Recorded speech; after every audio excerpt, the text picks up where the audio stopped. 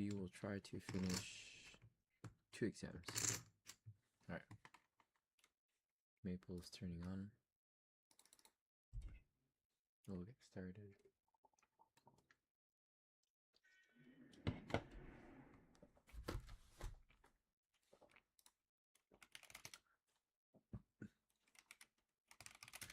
And what I do have, what I do want is playing some music.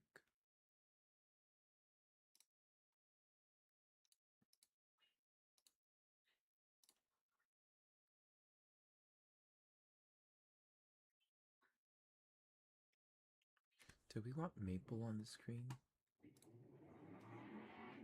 Yeah, we did.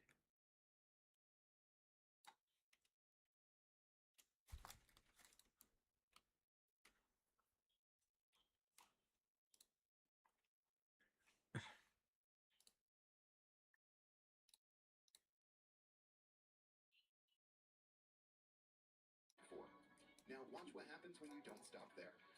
1.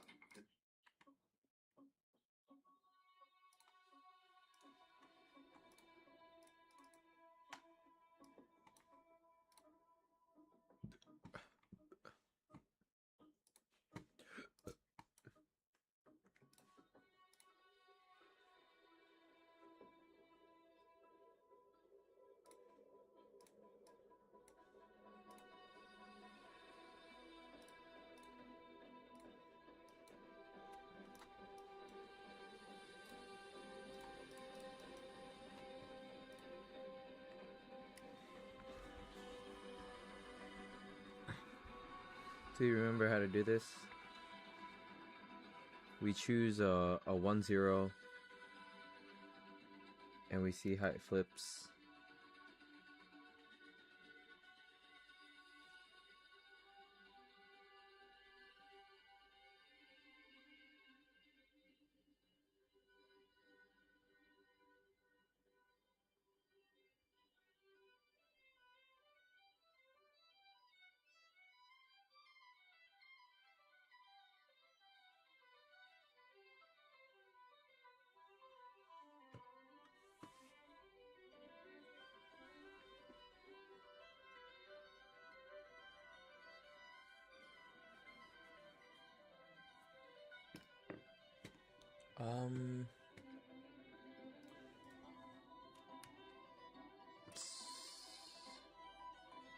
Linear solve, I think.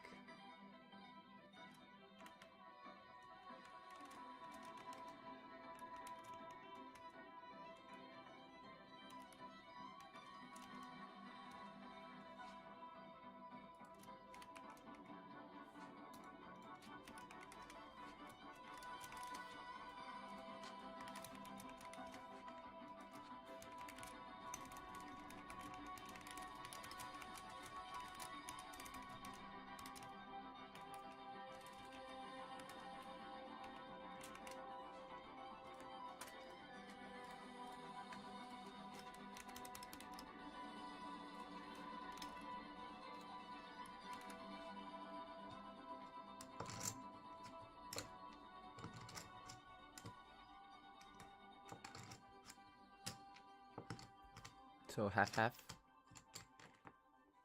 And the other one,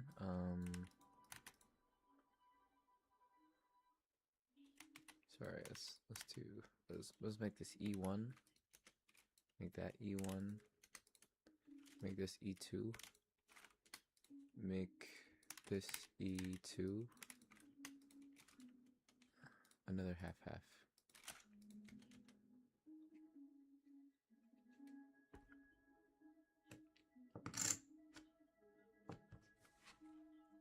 Sorry. Fourth minus a fourth. And then to find P, we want a transformation of all of these guys.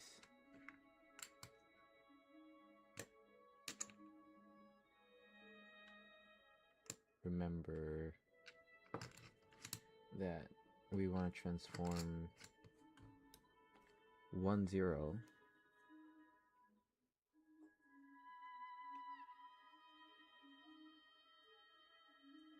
No, yeah, we gotta look at something like this.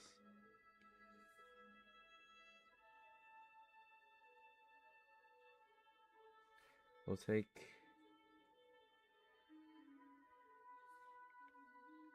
transformation of A.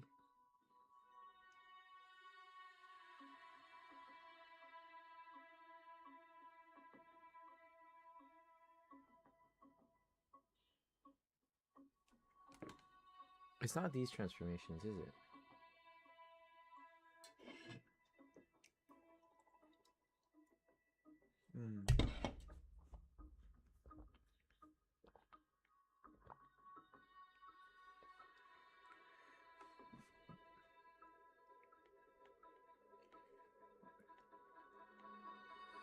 TA is the right hand, or the blue image is equal to the image at 1 2,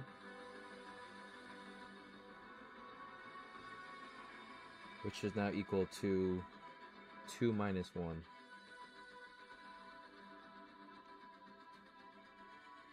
And TB is equal to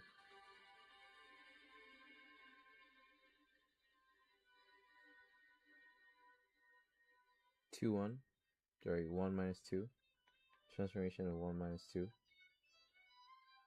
Which now ends up at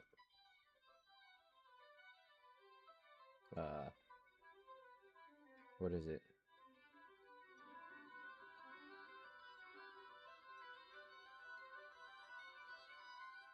Minus 2 minus 1. I see it's a clockwise movement, right? Do I remember how to do this? Is made up of, right? And I'm gonna say, okay, well, T transformation of this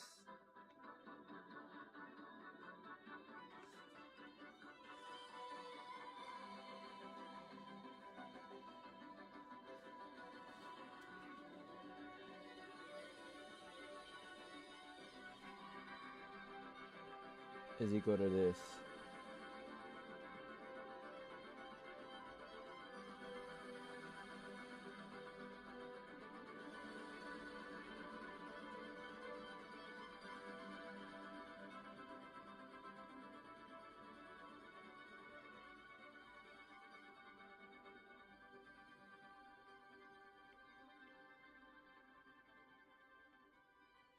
Dude, what?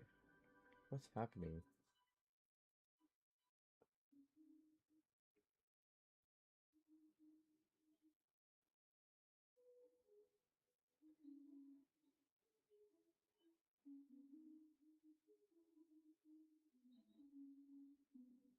What do these coefficients matter?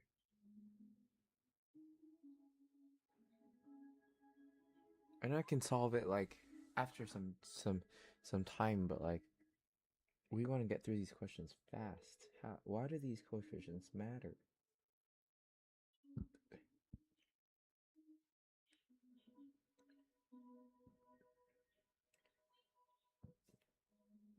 Okay. Well, there are this many combinations of B and this many combinations of A,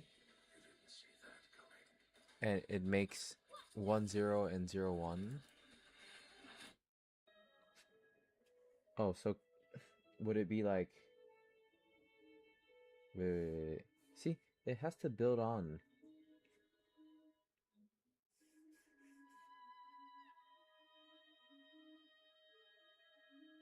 So it gives me those. And these coefficients are the coefficients that make this happen.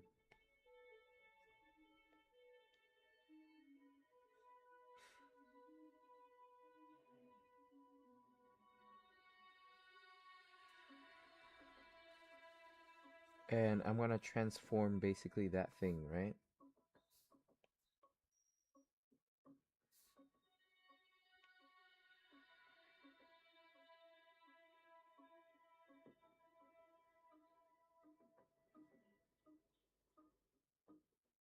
And the transformation of that thing brings me to something else. But at least I get the transformation of this and this. Okay. Um, I gotta ask, because I can't see it. I can't see it.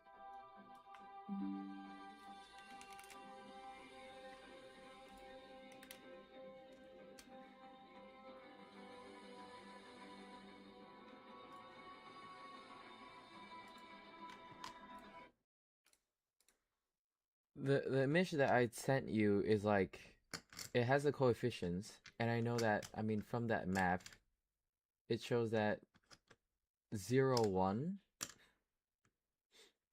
or the first, basically the first basis is made up of like half a vector of A and half a vector pointing to the position vector at B. And so it's like, yes, I can solve the question, but how do I link it so that I could find the matrix from the coefficients right away?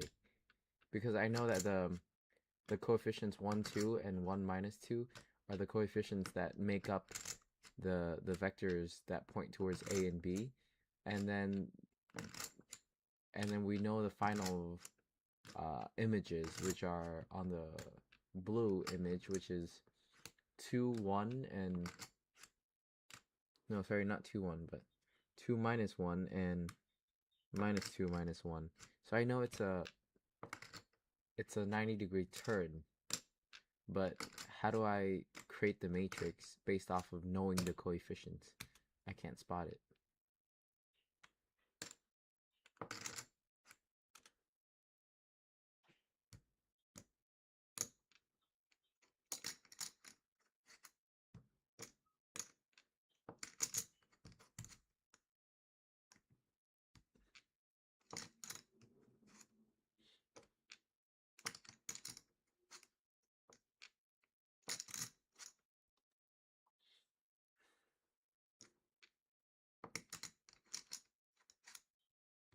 Put the two input vectors next to each other.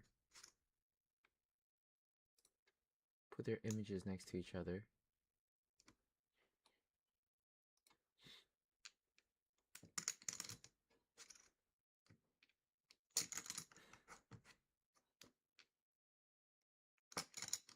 This is that same idea that we had with the way that they did the thing yesterday. Right? Like, let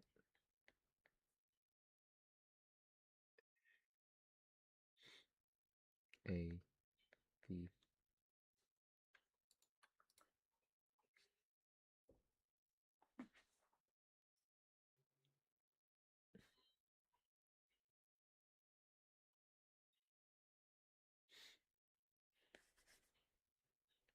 Let T X be equals to some matrix X.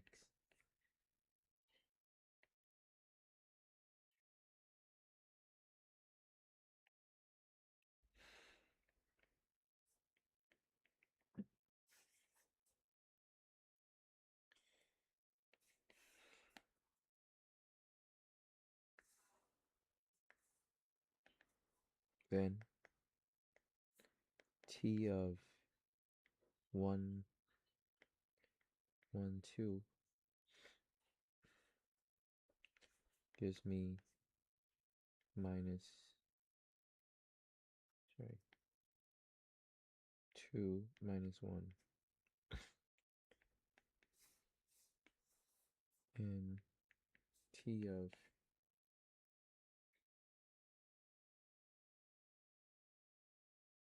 minus 2, 1 gave me minus 2 minus 1.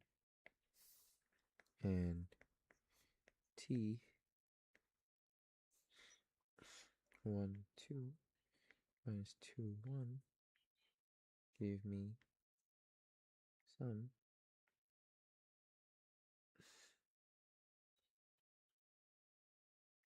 so you name that P, PQ, APQ. Let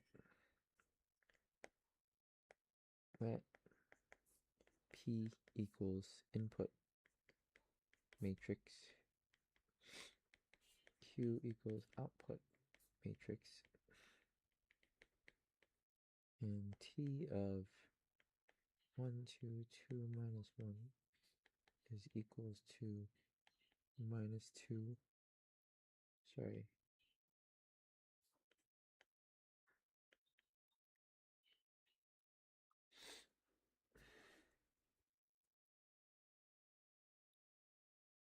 one minus 2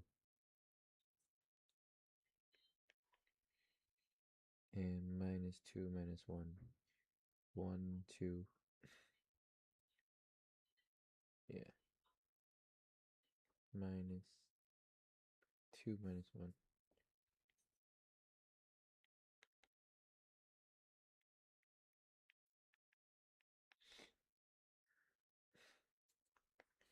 Transformation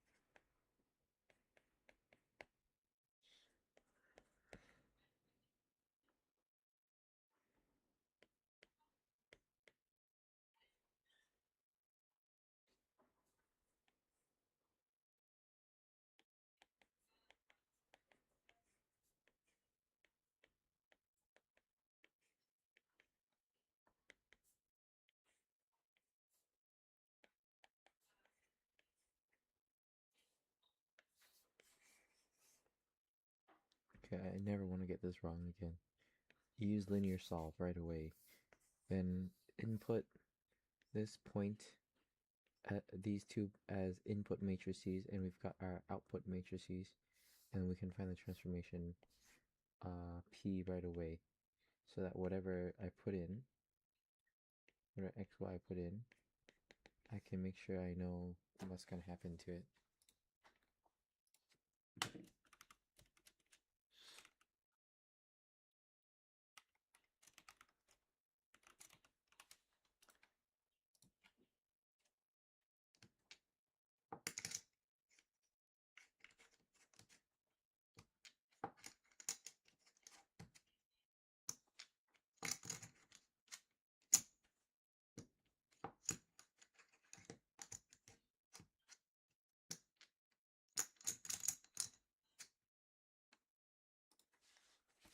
Should not take 10-15 minutes. That should take 5 seconds.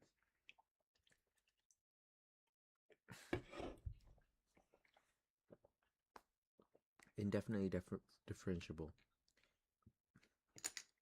So it goes to infinity near point x equals a equals 5. 1 plus 2 or 5, x minus 5.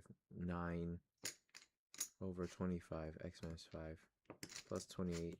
Okay. Computes the value of f and some of its derivative at 5. What's the derivative of f at 5?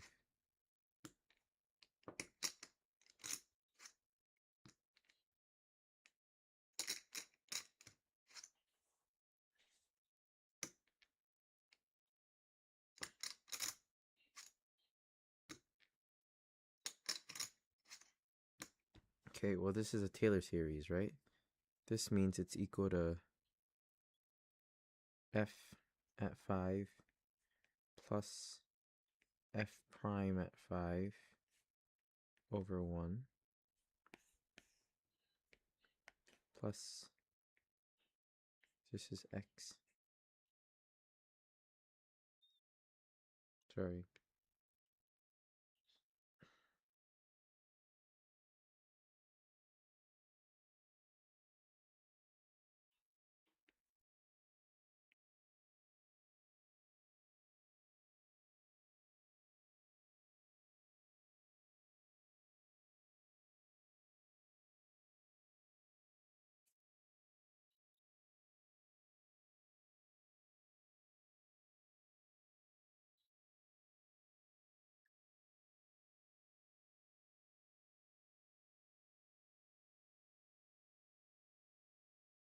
This is A.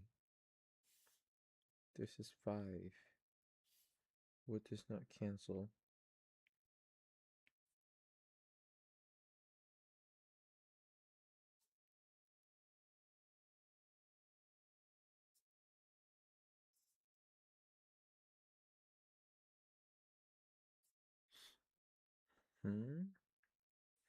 Looks weird as hell.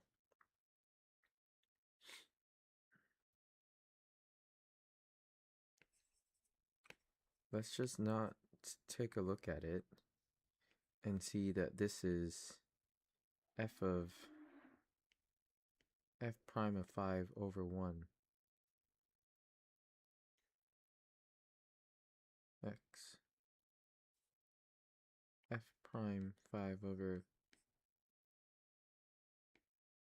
2 factorial x squared.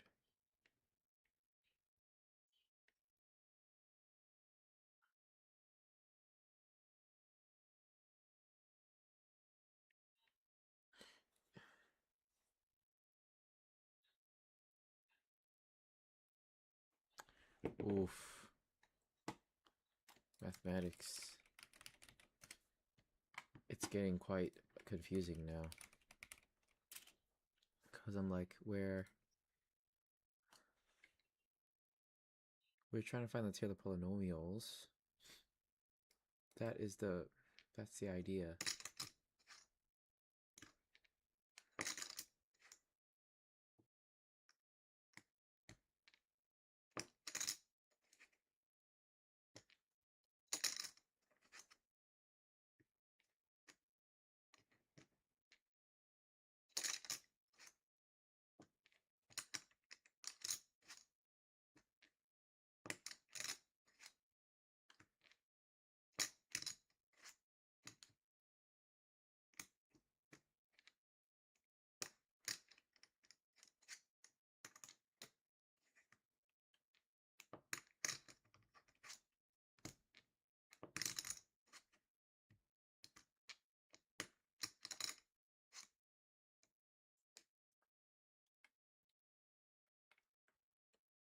It's making me feel so... Okay, f at a. This is a. A. So this is directly equal to this. So f at...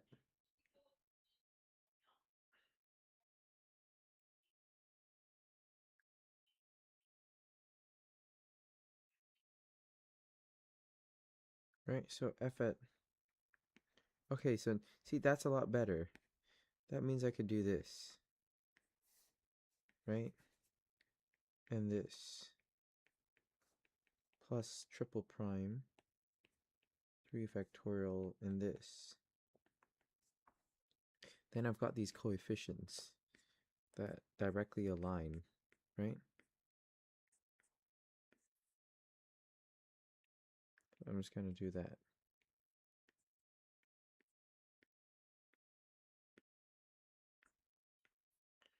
Right? And then we get, well, f of 5 is directly equal to 1. F prime directly equal to 2 on 5. 9 over 295 is equal to double prime over 2.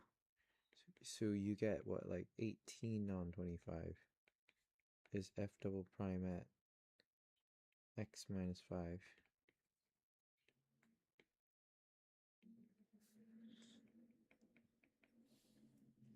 Right, and you get,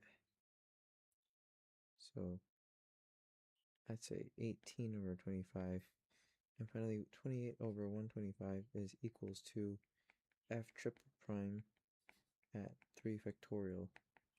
So 6.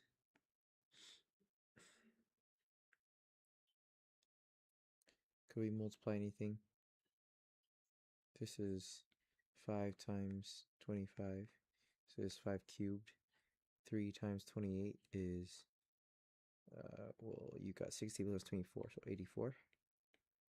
Or 125.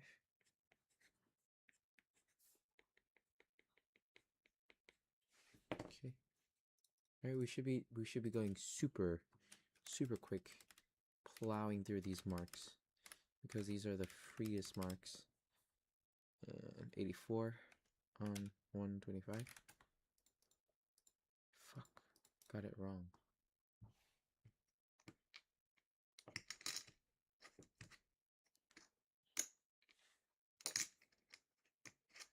Two factorial.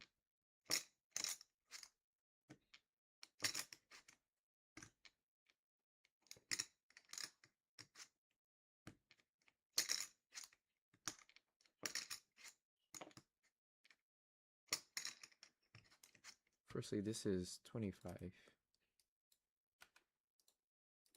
And 84 looks wrong because I probably multiplied it super wrong. This is multiplying by 6. 120 plus 48, so 168 over 125.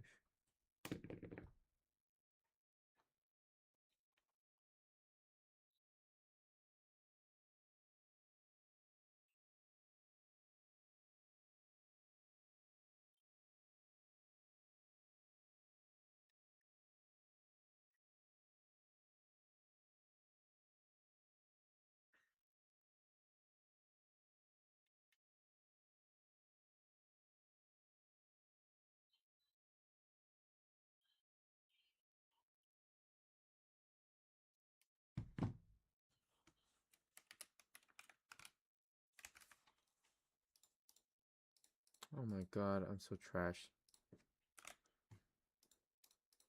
Find the radius of convergence. So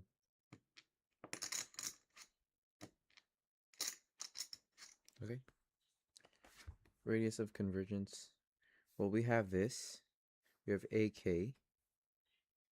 And by B part, fortunately, we're always going to do U. Right? So we're going to define UN is AN times X minus A to the N. So this is what? K cubed plus 1 over 5 to the K times X minus A on N on, let's do all N's. Yeah. No, let's do K. K. K. K. K. And K. Right? UK plus 1 is AK plus 1 X minus AK plus 1. So everything gets a K plus 1 on it. Plus 1. Yep. Multiplied by X minus K, X to the power of K plus 1, and then 5. What I do is I split it up, 5K times 5. Then we're gonna define the power series. Ah, shit, my bad. Define the power series from K is 0 of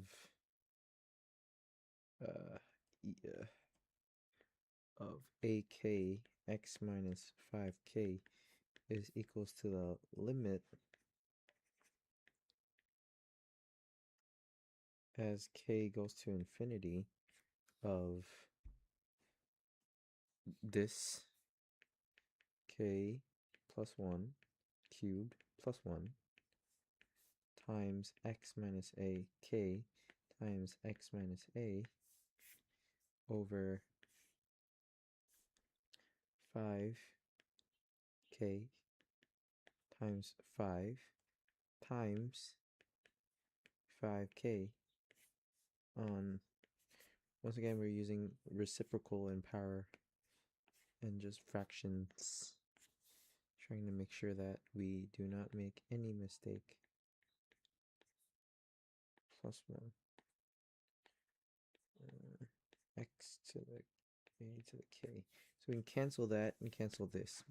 We're left with that. And then we can pull this x out. So what we are left with is, if we pull the x out, we have to define it with a. Okay, my bad. We're everything, let's change it to 5. It's okay.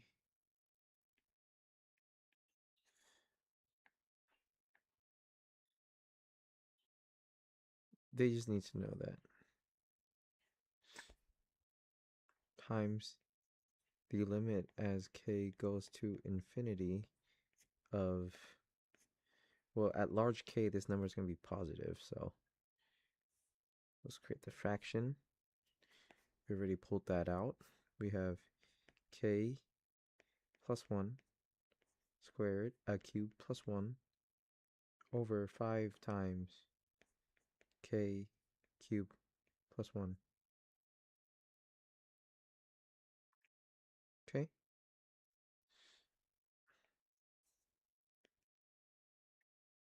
And once again, we can pull out another 5 here.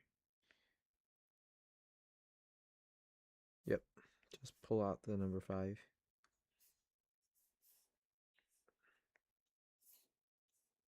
And now we're going to try to compute this limit. Well, this limit, essentially what it looks like is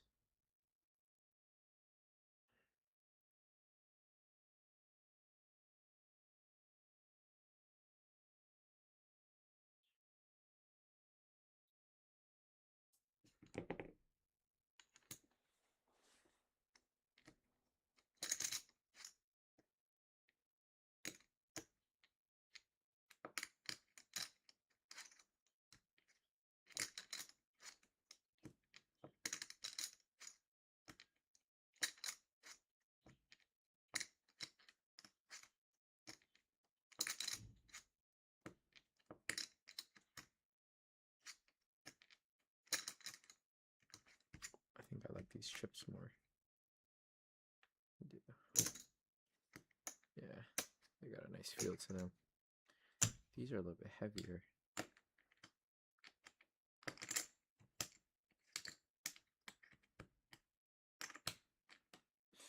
K plus 1 cubed plus 1.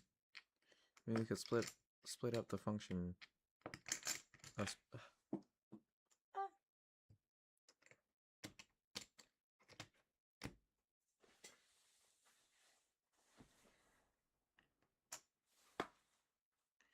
Ready, let's do this. That is, we just want to compute this part right now, so let's leave this aside. We want to compute, let's split up the limit to k plus 1 cubed over k cubed plus 1 plus 1 over k cubed plus 1. So we know that as large k, right, as k goes to infinity, this one is weak as hell. So this, over time, this disappears. And then we should work with just this. And so when we expand this one, we get k cubed plus 3k. Sorry, 2 times k, right? 2 times 1 times k. Oof. No. We get way bigger. We're using Pascal's. Right. We're using this one. We're using k cubed plus 3 times 1 times k, 3 times 1 times k squared plus 3 times 1 squared times k plus 1 cubed over 3 cubed plus 1. And guess what? At large k,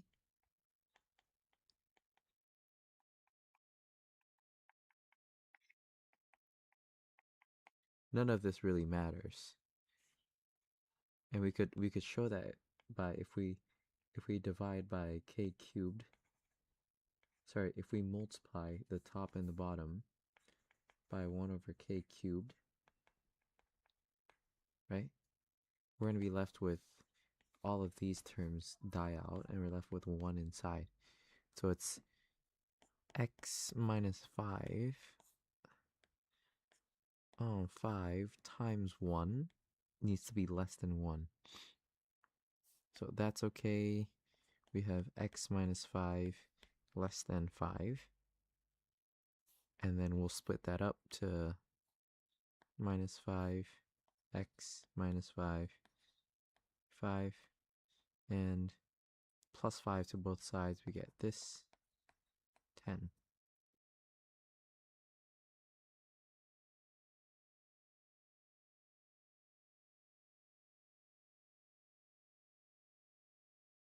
Radius of convergence right here is 5.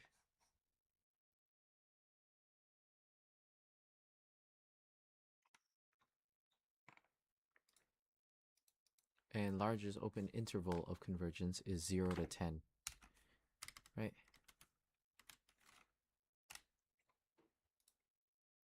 And for the right hand endpoint, 5 plus our r, determining whether the series is convergent or divergent.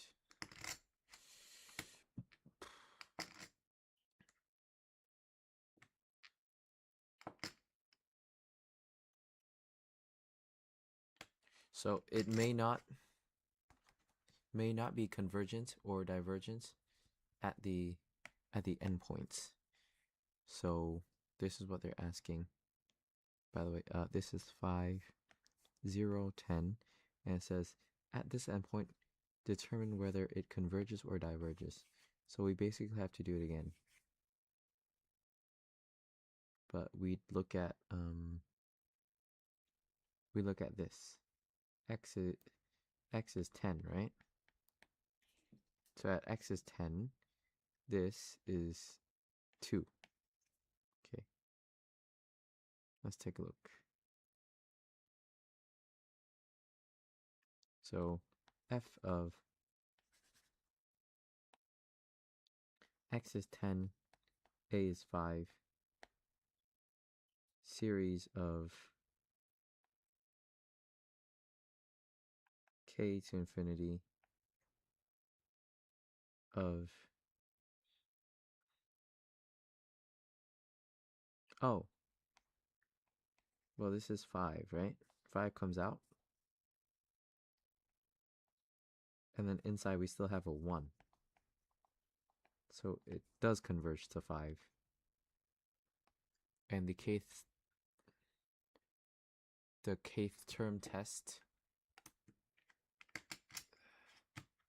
pretty sure the ratio test still shows us. Yeah, ratio test. Leibniz test, no. Not alternating. Second derivative test, no. Kth term test is a test for divergence. And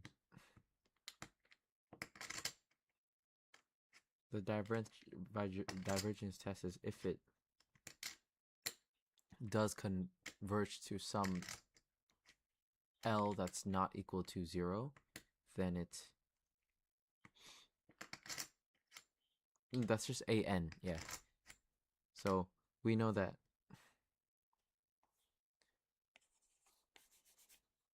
of an of ak, sorry, where limit of k to infinity of ak, sorry, of ak plus 1 on ak is exactly equal to 1.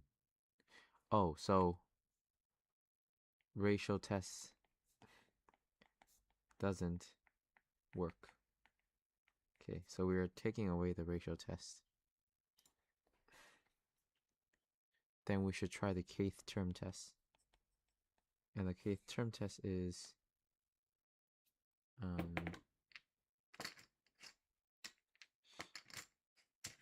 what's the kth term test?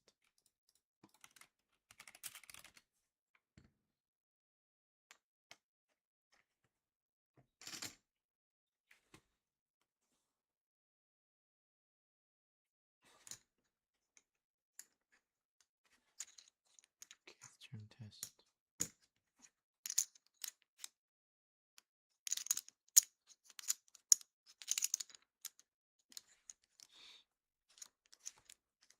So the ratio test helps us find some convergence, but now it's actually, we're looking at if the series does converge. The series of AK converges if and only if the series from K at N also converges. All the theorems presented are just true for the series in the form. Test for comparison for convergence. Kth term test, ratio, and alternating series test. So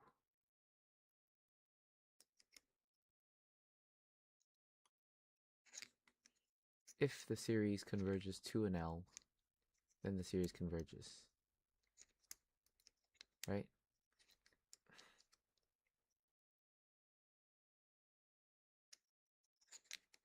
AK is what?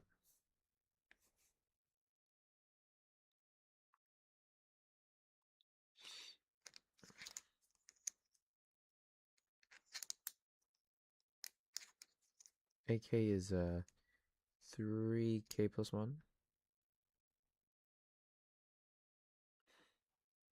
Sorry, k cubed plus 1 on 5 to the k.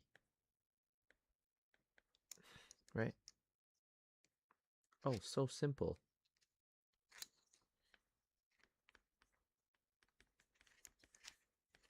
Wait, what?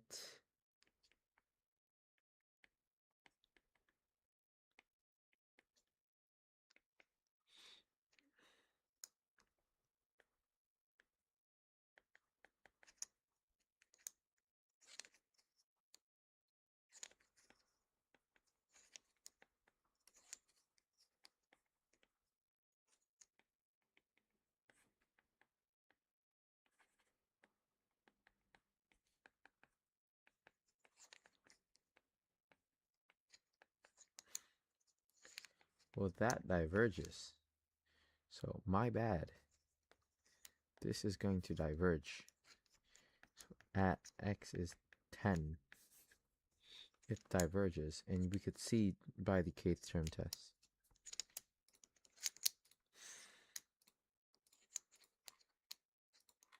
Yes! Let's go. Goated. So it doesn't converge, it diverges.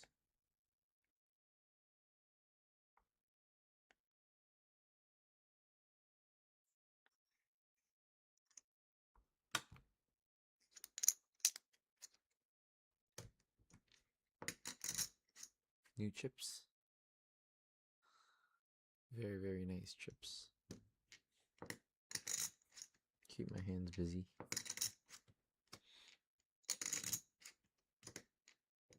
So ratio test gave 1. Leibniz test is about alternating series. Second derivative tests. Hey, what does the second derivative test do? Does it determine convergence or divergence at all? And what is there such thing as a Lagrange's remainder test? I know that the kth term test can determine whether or not a series converges based on the the AK or the kth term, right? So if the kth term or AK has the limit of AK is something that's not 0, right? Then we're basically adding that many sections of the AKth term to infinity, which means it diverges. However, if it does converge, if the kth term does converge to 0, that doesn't say anything, but it does help whether or not to see if it diverges or not, right? Or at least if it diverges. The ratio test fails at any ratio being exactly 1, right? So it's like at large powers, that ratio test we can't really tell. The Leibniz test is only for alternating series, is that right? And the second derivative test is what I don't know, and the Lagrange's remainder test is also what threw me off, so tell me. So once again, looking at the theory, it says the power series of the akth, or sorry, the power series of a kth term, and the kth term divergence test is if AK doesn't go to 0, then AK diverges. But from what we see that so it doesn't go to 0. Right? In this case, this is the akth term doesn't go to 0. So by kth term test the power series of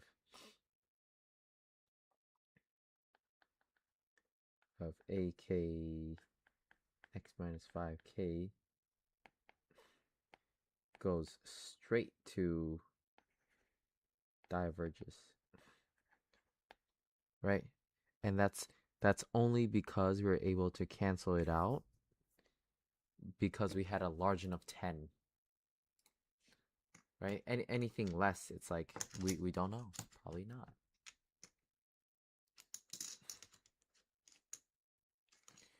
The main thing is that some of the tests are not actually convergence tests. The nth term test, if limit isn't 0, the series diverges. If limit is equal to 0, inconclusive. Yeah, because of the harmonic series. The limit of the harmonic series, or of the harmonic term 1 over n, it equals to 0. But we know that it's the first one that does diverge. The ratio test is the limit. The Leibniz or alternating series test. Second derivative test is it's not a test. Okay, so not a test. Just, they threw me off, but okay. Not a test. Okay. Do I want to, yeah, I do want to delete this.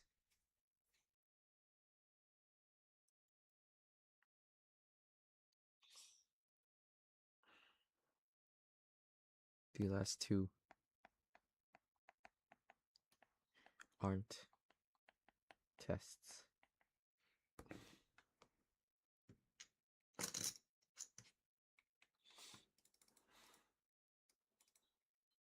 Yeah, so partial sum blows up.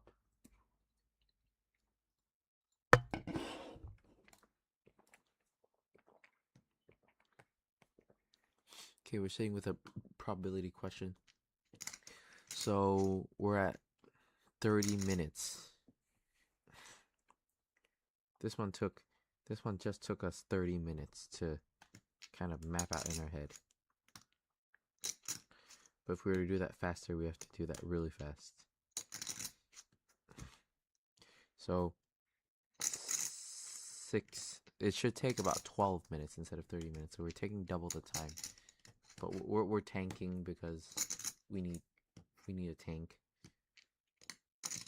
Jia Hui is experimenting with a coin that's biased. Probability of getting head is that, and each flip is independent. In a game, he flips the coin 11 times, and let X be the total of times the coin shows a head. Alright?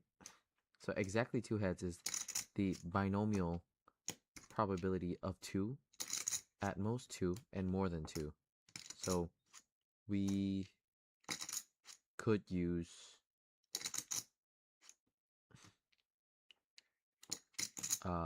direct binomial probability in this question, so we do not need to worry much. There's no continuity correction, there's no nothing. So we're going to define a variable x with the statistics package. Statistics, right? Yep.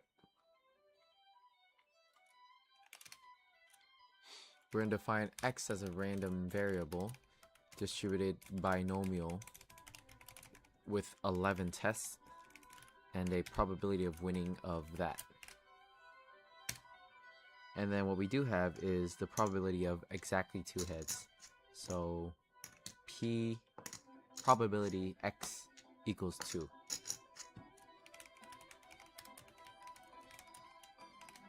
Right? And then probability of getting at most 2 heads. So P x less than or equal to 2. And then P1 minus Px less than or equal to 2.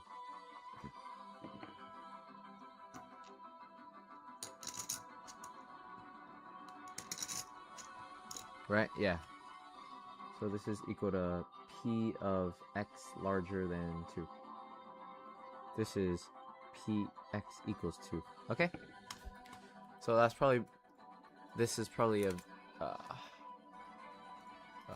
this. And this is probability of 1 minus probability of less than or equal to 2. Does this matter?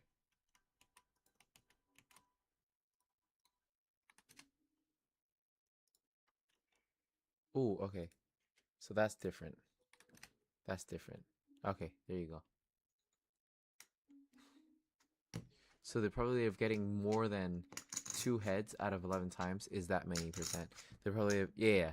So that checks out, by the way, because you'd say, okay, well, 11 times, and he's got like kind of like an 80% chance of winning. So you'd be expecting like 6 to 7 times.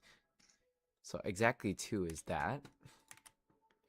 Probability of more than or equal to 2, less than or equal to is that. And so I do want to write our maple input here as probability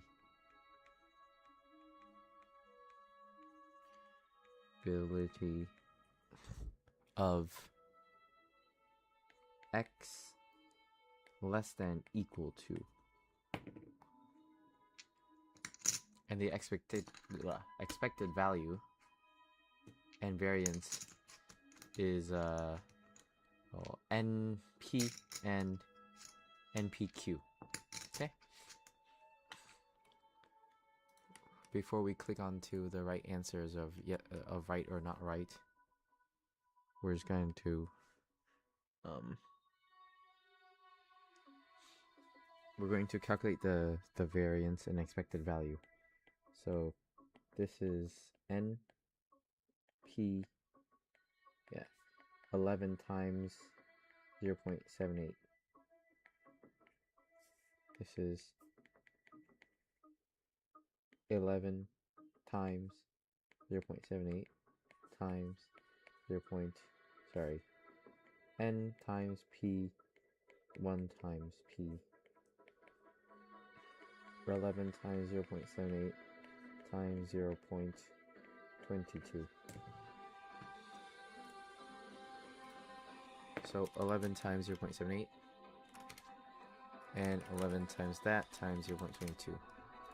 Okay. 3, 2, 1. Bang! We got basically everything wrong.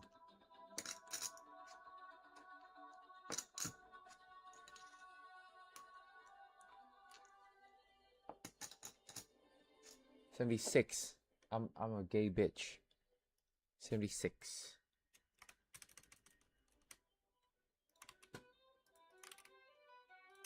One typo is gonna fuck me up.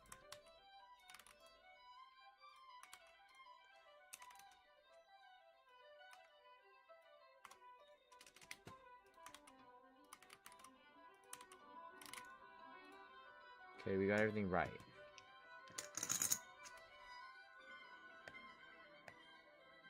$76.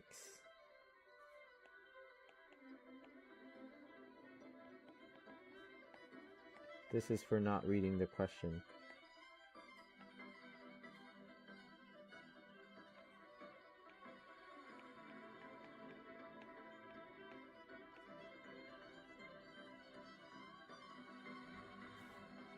Yep.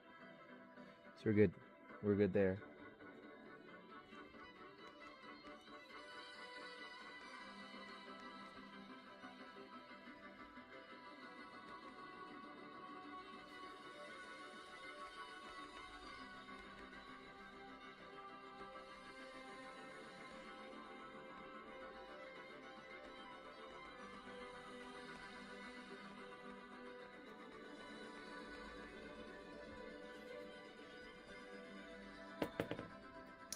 Differentiation with respect to something.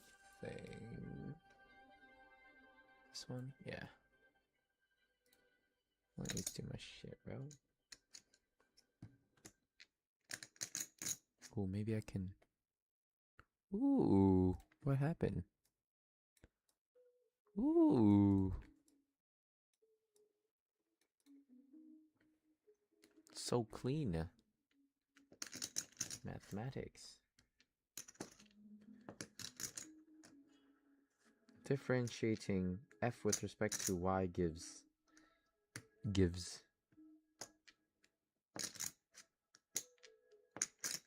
what?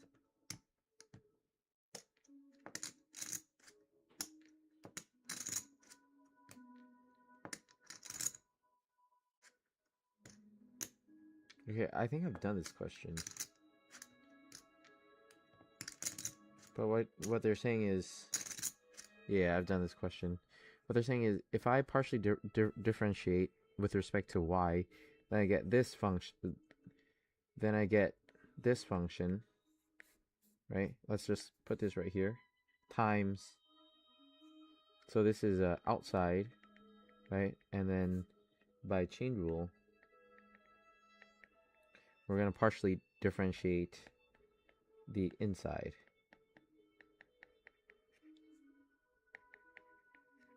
Right? And we get, well, that's a constant.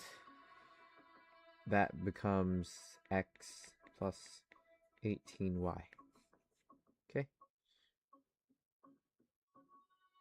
Don't get stuck overseas with a bank card that doesn't work. Bank cards get blocked, ATMs chew up cards, and you are left stranded. But Wise lets you spend around the world without any drama. Plus, they have 24/7 support no matter where you are. Be smart and get Wise.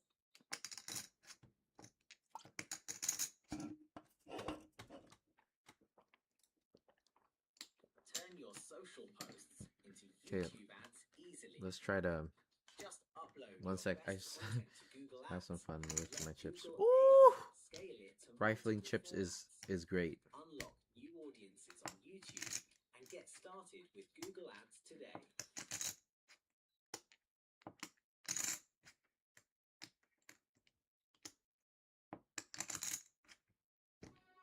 Oh!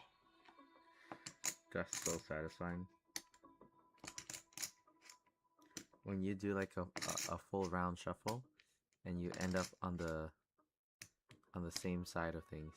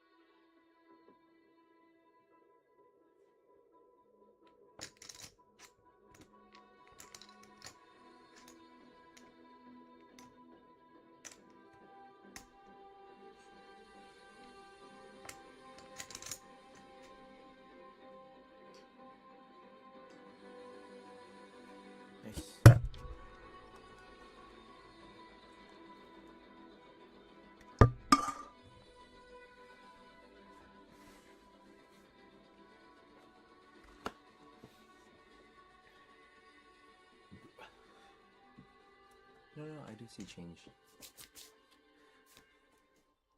Minimal cardio still, but a lot better with How to become a full-time creator. 20 months ago, I was still in school. I do this full-time at 19 Okay. years old. So here's everything I do. right. The name of the game is Satisfies the partial differential equation where hy. Hy is The easiest way to deliver value at scale is ManyChat. Picture this. Someone watches my reel. They want my resource, my product, my tutorial. Now there's a gap between the moment they want it and the moment that they have it. And every second in that gap, they lose interest. Hy is the But with ManyChat, they comment one word and ManyChat automatically sends them the link. I've sent over partial 5,000 derivative DMs with using respect to ManyChat, x. Every single one building trust.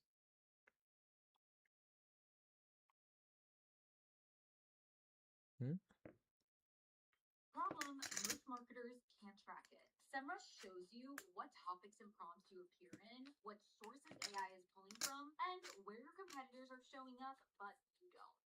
So you know what is working, what's not, and where to scale. So if you are done guessing and want real next steps, try SEMrush 1 free for 7 2x days. plus y.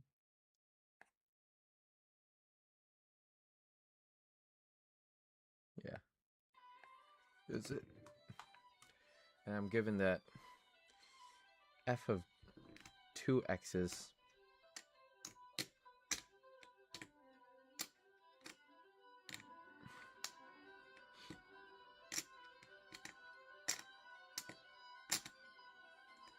Oh, I remember this. This is a weird one. Like f of t is equals to something. This might have been the core group. Right? Well, we want to try to find what the function on the outside means. And what we do is we isolate this bigger f function. So we know like f of x is equals to, well, x squared plus, in this case, x squared again, right? Because we're putting this x in this place, plus 9x squared. And we know that the right hand side they've given us is minus x on minus that squared. So let's just make sure we got 2x squared plus 9x squared is equal to 11. Sorry, is that right? Yep. So 11x squared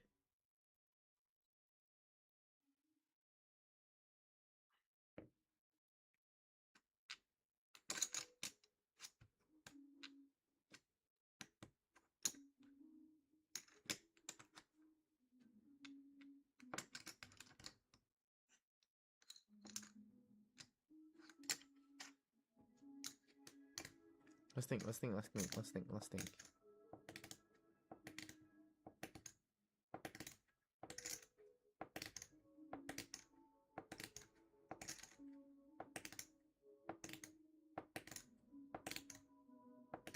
What's a rule for f of t? F of x is equal to f of this is equals to f of this is equals to f of this is equals to that. Oh yeah, I think that's how they do it. That made me understand that a little bit more. See, so now we have an input of something. This turns this into this.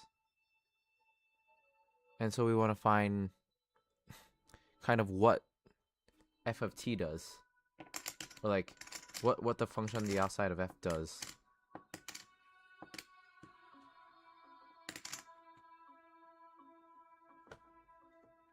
How do I do that though?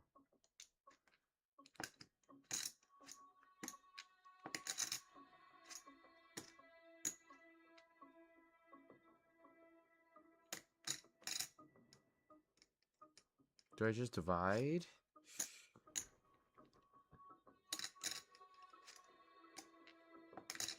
Yes. Pretty sure what I could do is like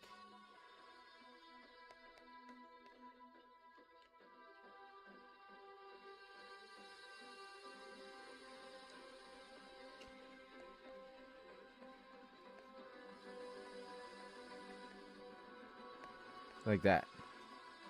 So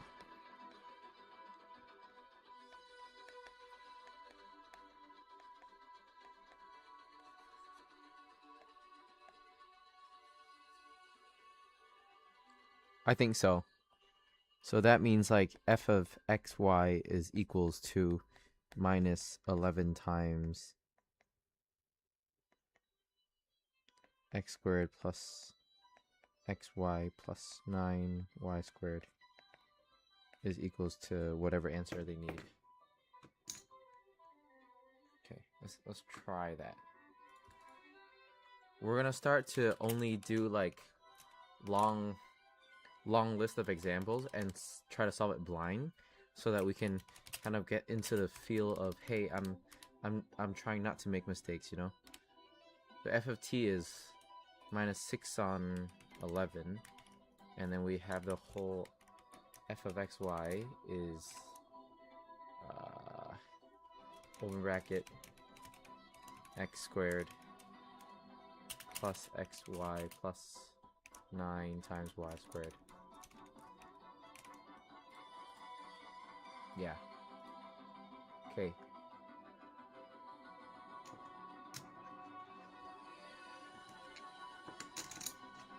Oh, I need a t in there.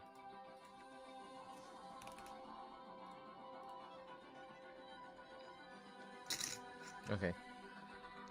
So this is minus 6 t on 11. This is minus 6 on 11 x squared plus xy plus 9y squared.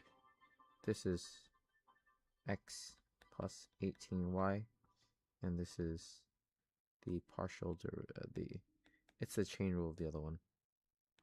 Okay, so that took us 20 minutes. 4 markers took us 20 minutes. Could be faster, needs to be a lot faster. Oh my god, I like these chips so much. I really like these lighter chips.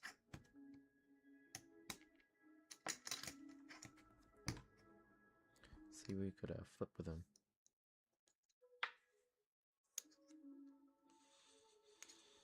Okay, we hope to get this one right. Well, if lambda is an eigenvalue, then lambda has to satisfy those properties.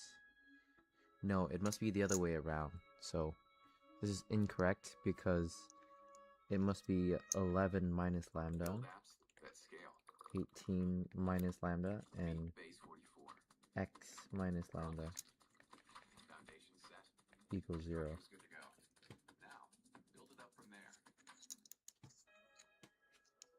Rank of A is 3. Where's A?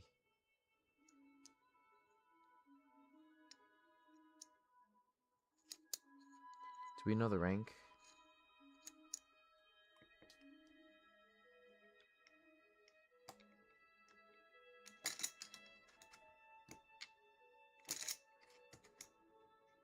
Are they eigenvectors of D?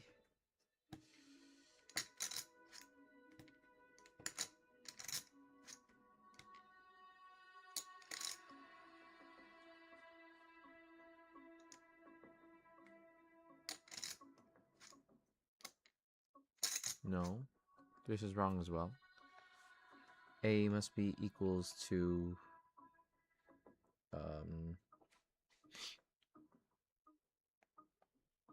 B, D, B inverse. And we'll type these matrices in right away so that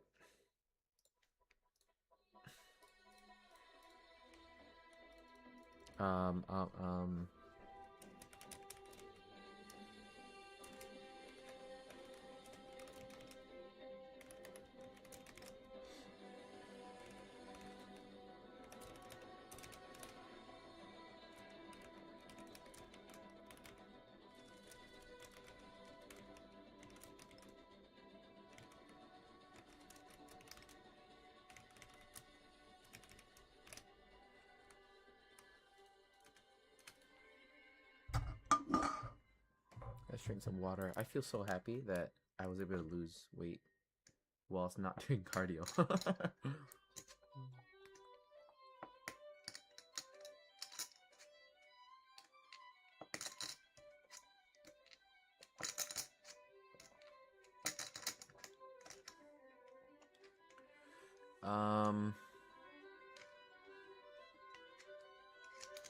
We're gonna find A, right? Yeah. We're not trying to find A. We are trying to find eigenvectors of D.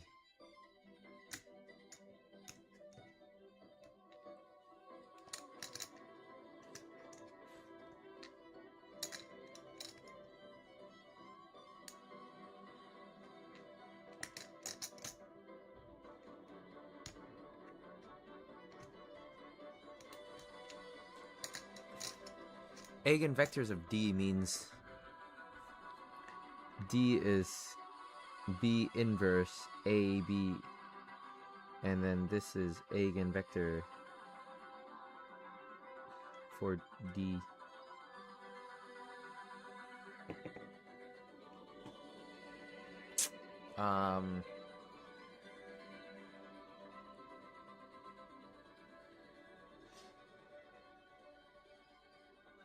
Columns of A are linearly dependent. Fuck me in the face, bro. I think we'll do, with linear algebra, we'll do matrix, matrix, multiply. Yep.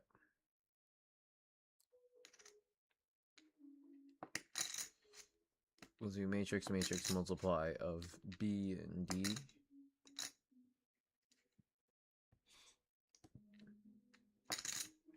We're trying to find A first. Yeah. So B double D. And we'll call it BD. And then we'll do BDB. So A is A being. No, let's call it A. A is matrix multiply of BD and matrix inverse B.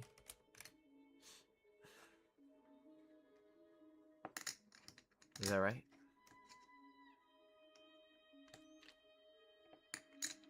Yeah. And then we could row reduce to see if columns of A are linearly independent. So reduced row echelon form of A gets us something good.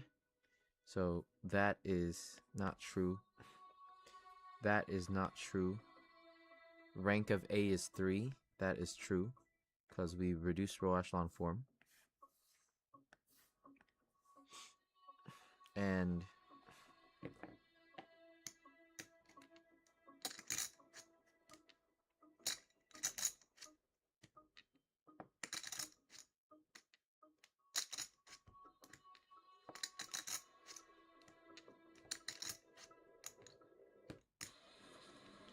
And those are eigenvectors of D.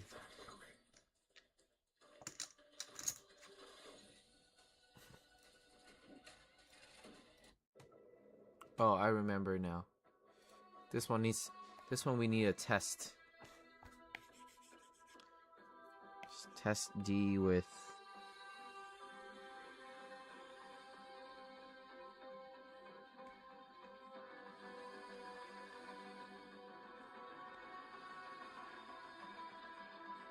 and you could just see that like D times 2 of whatever will give me, like, I don't know,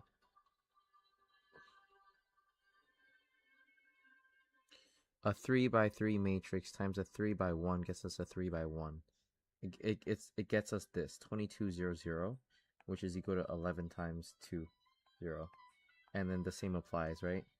D is equal to minus 8, 0 times. Yeah.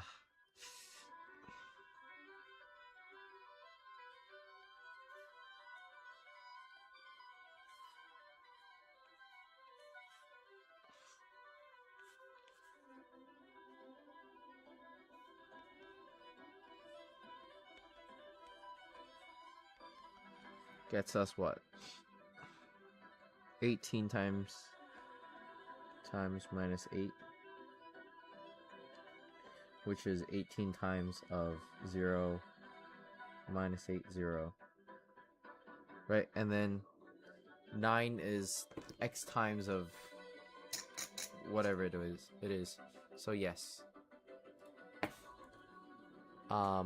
That is a rank and just 2 of them. I'm not gonna check, but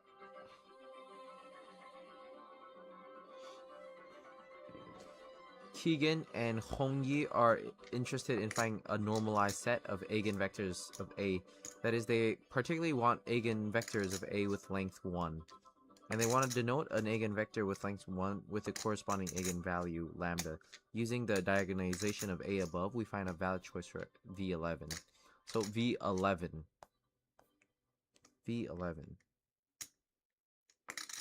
Vector with lambda 11. So we're going to subtract everything by 11, right? Yep. And then we're going to row reduce.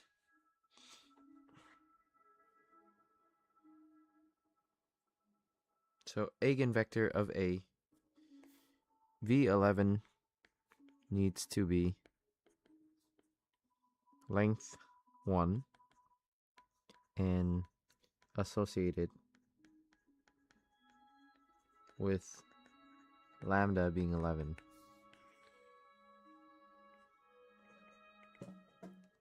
Is there anything that we need to think about that? We are going to well, first row, right? First row is lambda first row. No.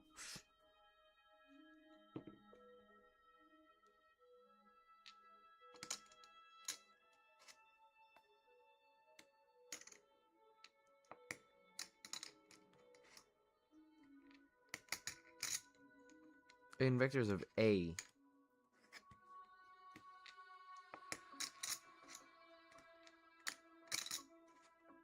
So this one.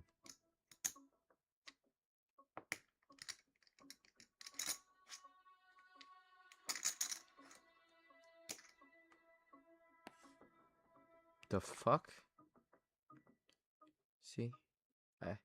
I've done these questions before and now I'm just like so confused.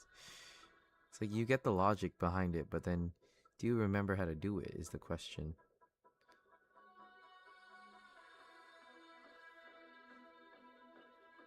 Okay, then A is equals to B times D times B, and these are eigenvectors of A.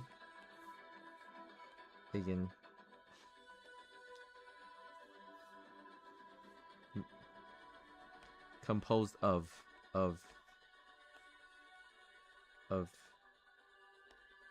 eigenvalues of A, right? So with lambda being 11, you get this eigenvector, but then unit vector of this.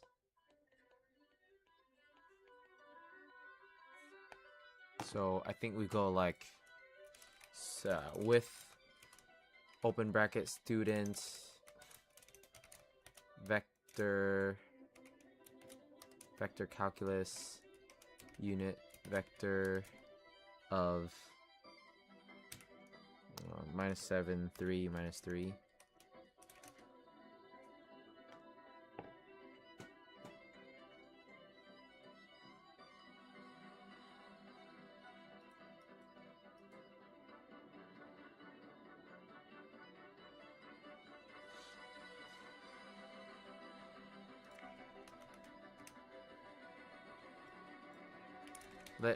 Let small a be that.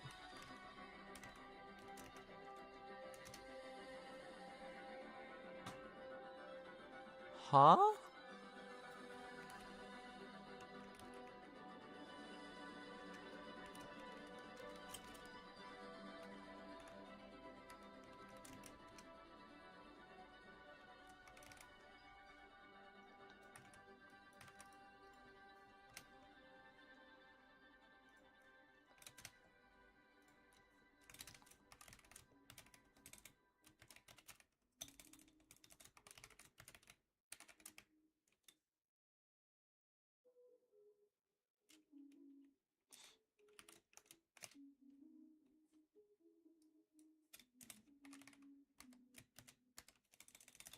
Well, I'm so fucked.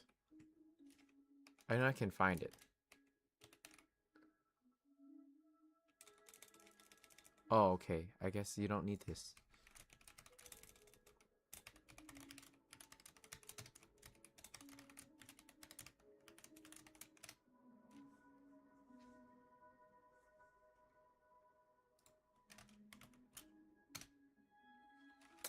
Stupid. Normal. A. Norm.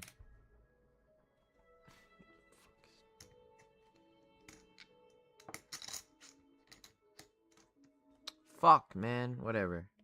1 over root 49 plus 9 plus 9 times this. That's basically the vector. So we're gonna write the same.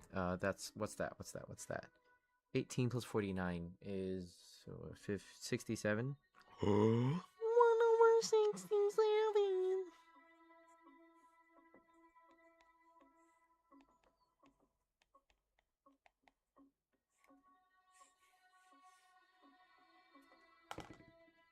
So 1 over root square root 67 times vector given by -7, 3 and -3. Okay, I'm not gonna be checking anything. And then in one trial, he considers that vector y is 11, 0, 10.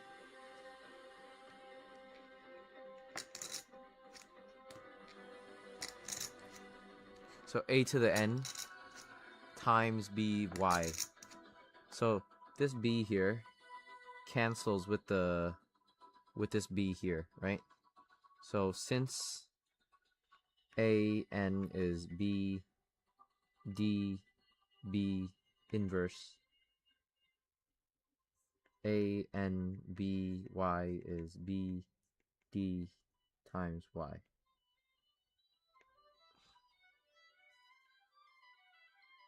And then we just go, well, we just go by maple. We just find all this big expression for n. So we just want BD here. And what we do want is we want everything here to have a, we just want to restart everything. Oh, let's take this restart away and put n towards everything.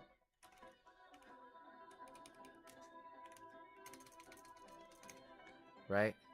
And then now we have this, or basically this.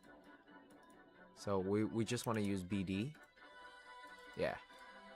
And a BD times y. So we have a y. We're gonna take everything here out. Sorry.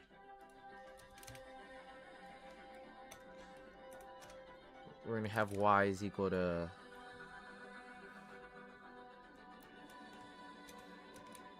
11, 0, 10. Why is that like that? No.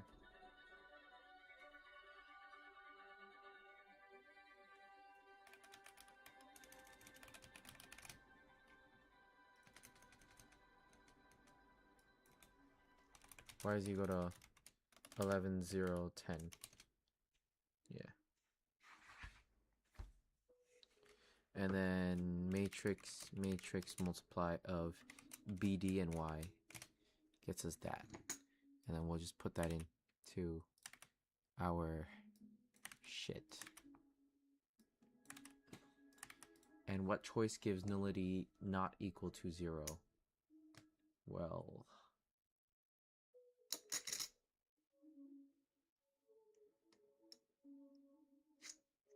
find the nullity when it equals to 0.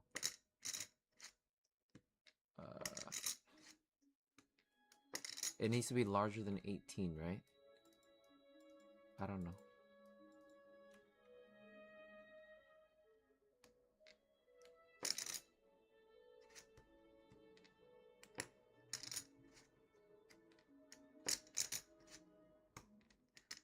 I don't remember.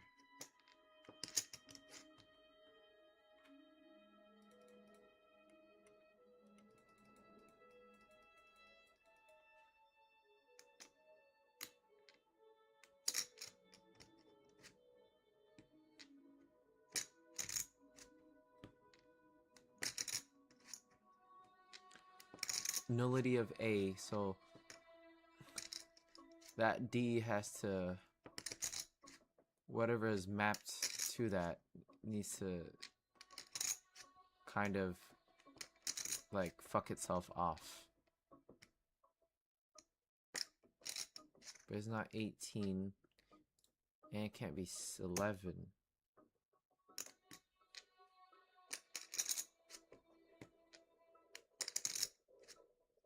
Overlooking the assumption.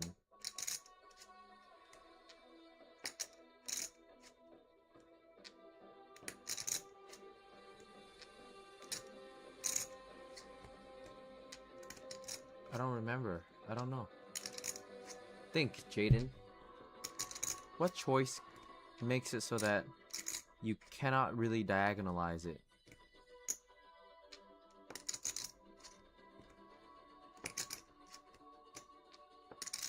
You would look at DD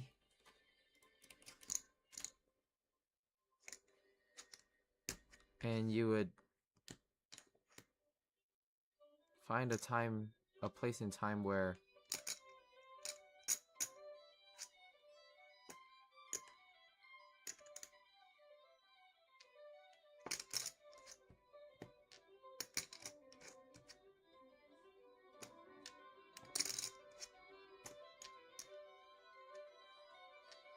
oh, 0 overlooks the assumption that x is larger than 18. 0. Because if you have a column of zeros, you can't diagonalize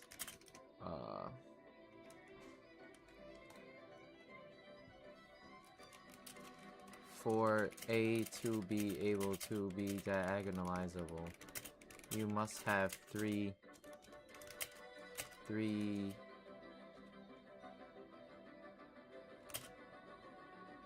eigenvalues.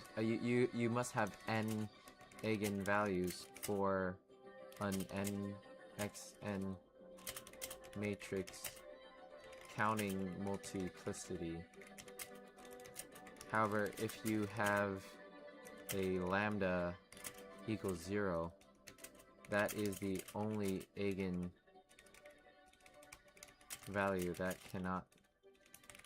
that will send whatever matrix into the kernel, to the 0 vector, which will make nullity of A not equal 0. Okay, I got a few things right and a few things wrong. Okay, it's not good.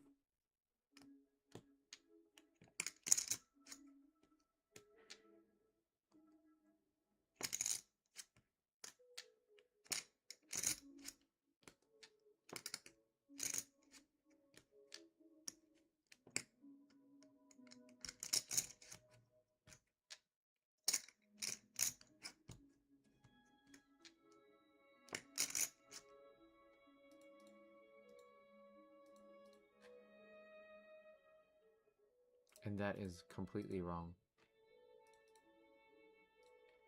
So this must work. This must work both ways.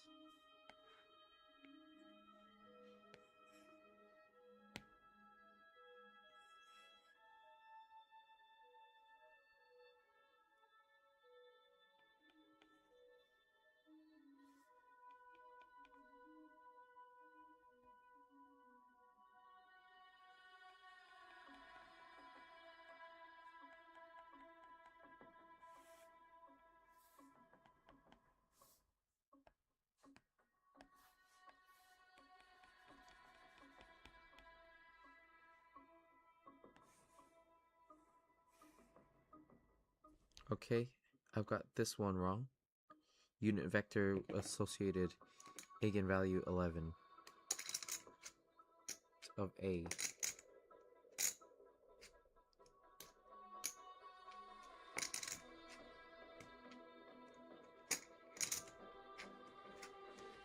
Could we just go fucking eigen values A? 11n, 18 to the n, eigenvectors A.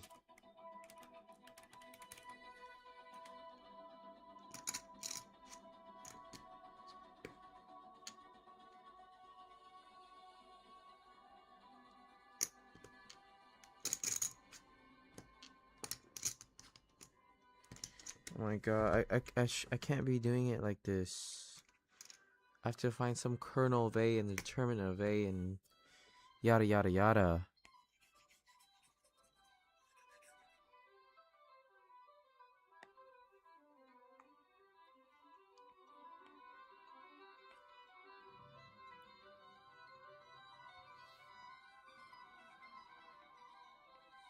No, it should be this. 6, 7, 27, 18 plus 49.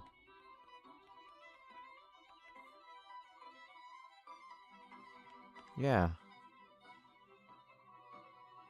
Oh my god.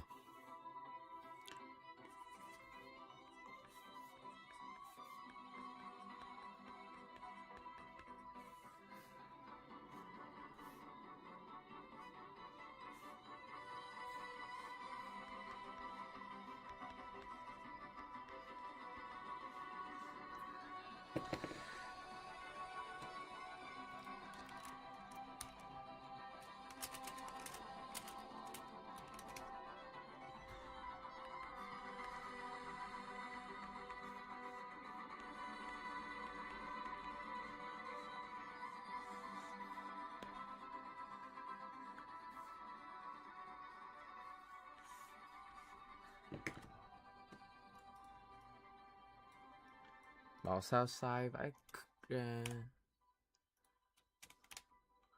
the last one, they say this part is wrong.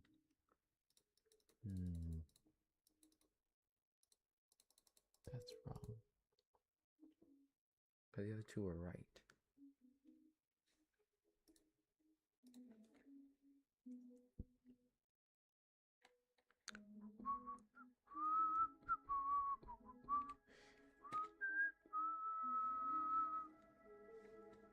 Oh, I had things wrong from the start.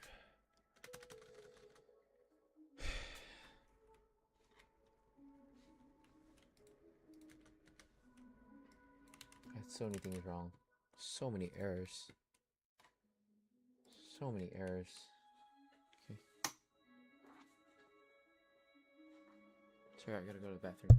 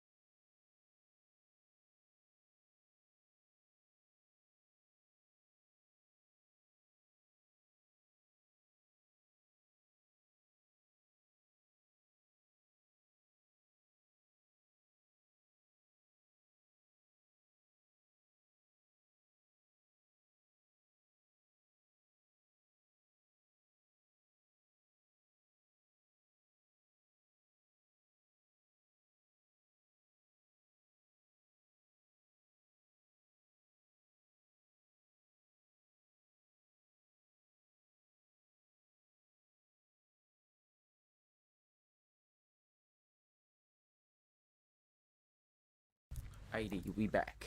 We back. It's been an hour 50. And how many questions am I in? I've done most of these questions. 6 questions in for an hour.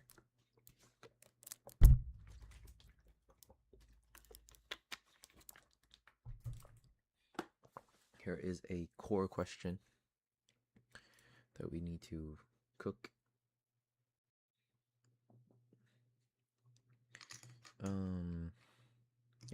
Yep. Look at the xy plane to find the value of e and concludes that e is what? So when z is 0, what do we see here? When z is 0, we're trying to find e, right? So we could see that x is 0 and y is 4. And if we have x being 0 and y is 4, we can cancel everything. 0 to the 1 is 0. Yeah, okay. So p times 0 to the 1 or 2 plus 4 plus rz equals 0 as well of 1 or 2 is e. So e is 4. Very nicely done. And he likes the method and realized they can deduce a lot of things.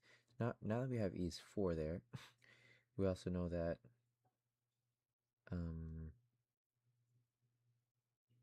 in the xy plane,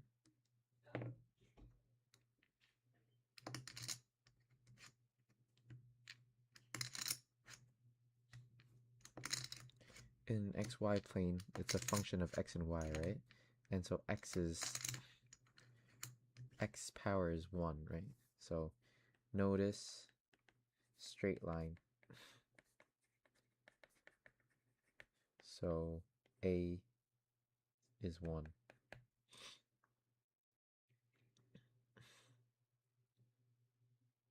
Is there anything else we can notice? No.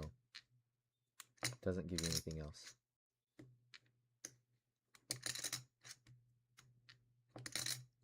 It does give a hint, right? It says now find b. Well, b is when we'll be looking into the maybe the YZ line. Yep. So the YZ line. So this is a parabola. So b is 2, right? 1, 2. Now, is p larger than 1 or no?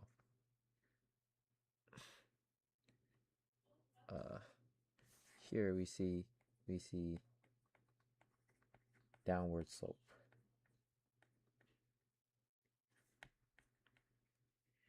Right? So p, because it's p times x something, right? So p must be less than 1.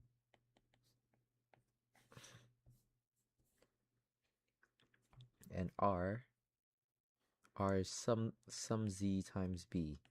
And once again, r is expanding in the negative direction.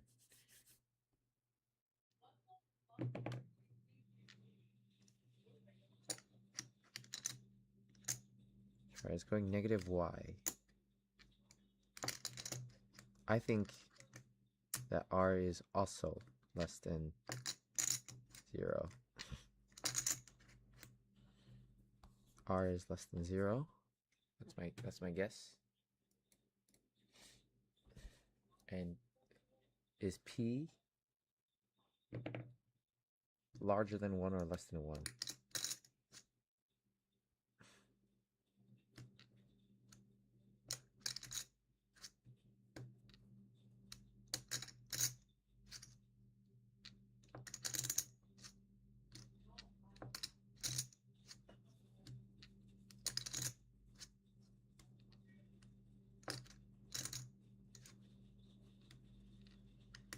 Like, is it a fat slope or a not fat slope?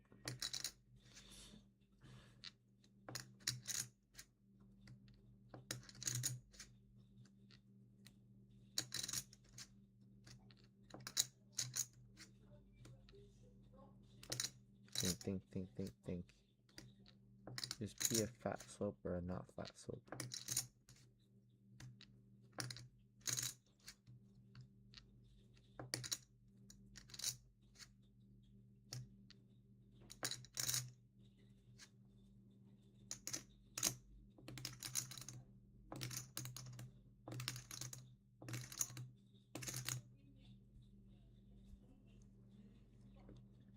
I don't know. Maybe we can look at this.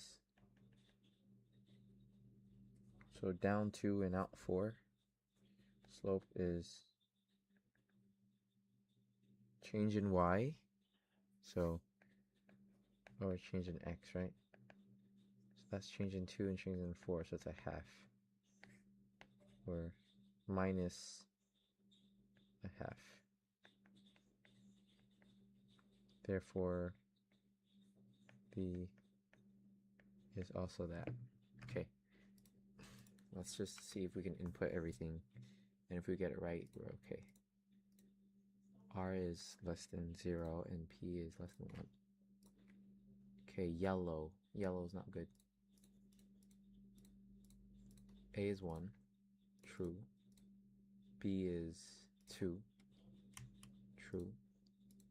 P is less than 0. False. Sorry, P is more than 0. No. Why is it? Why is it less than 0?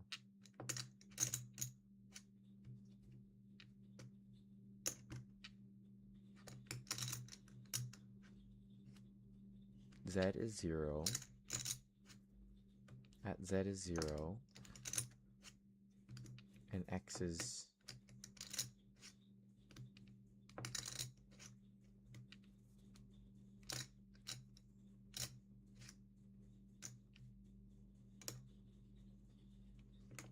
minus 1. P to the 1.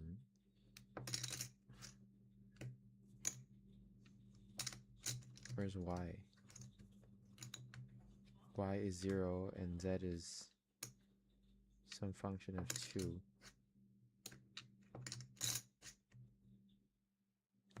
This is a core question.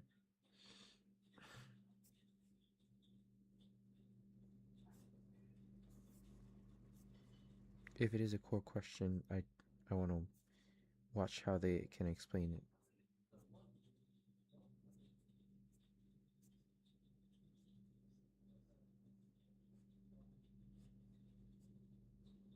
I want to see how they explain it.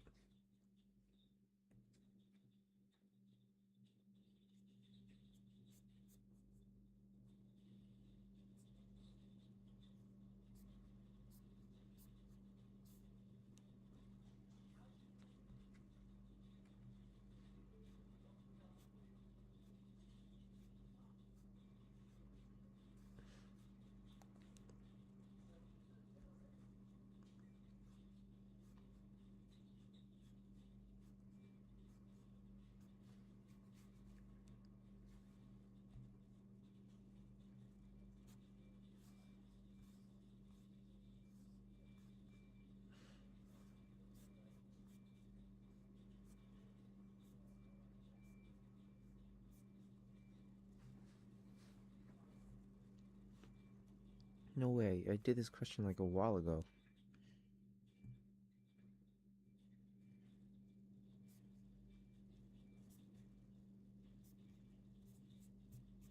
Hmm?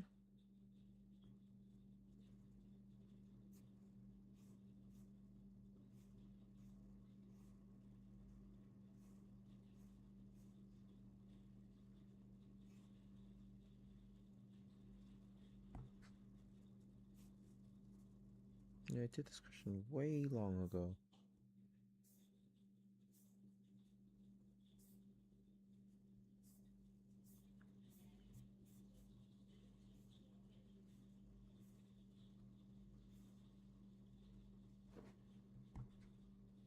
It must be like this one.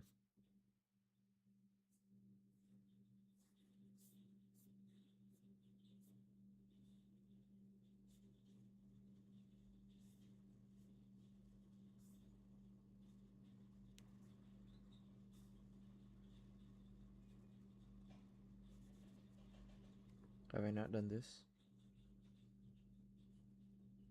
Oh my god. Question 18.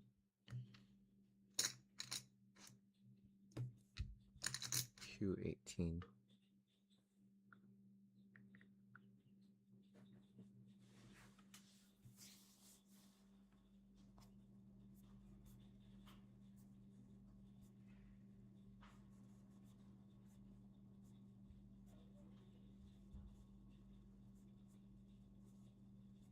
Huh?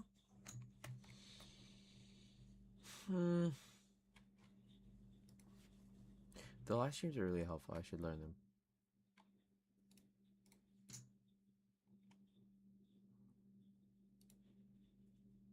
It's a calculus question. Calculus question.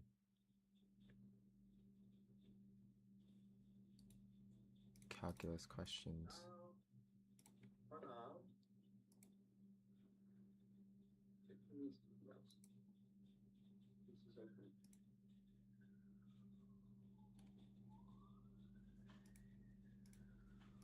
Welcome to High.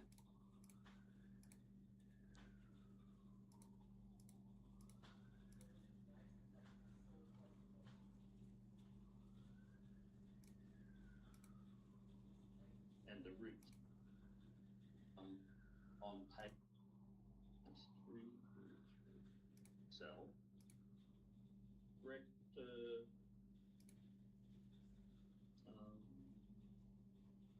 Nice. Good question. and so on pi. So Okay, good question to know.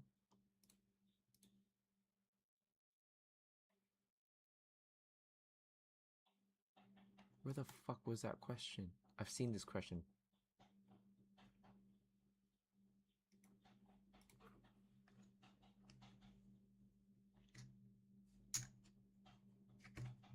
Surfaces question.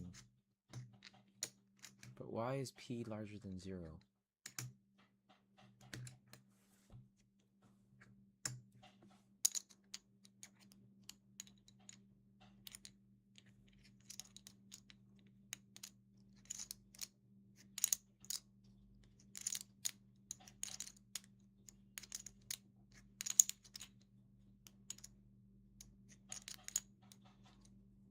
Wouldn't P be decreasing?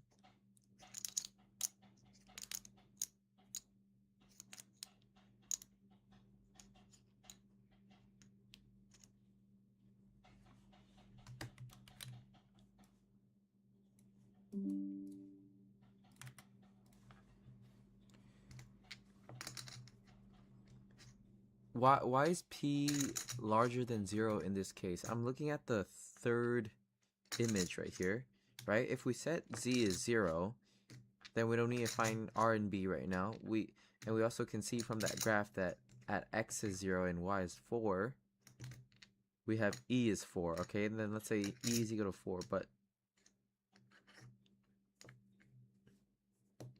why is P larger than 0 in that case? Because I'm looking at it, I'm like, huh, okay, that looks like a downward slope.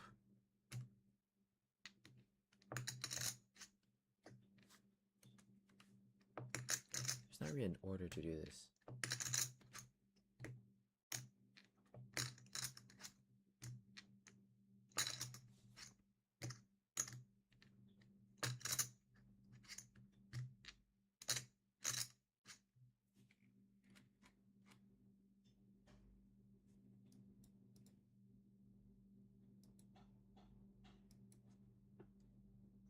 The slope is minus P.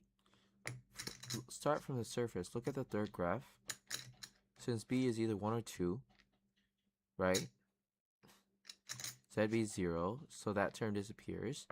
And we have Y is 4. So when E is 4, that's Y is 4. So Y is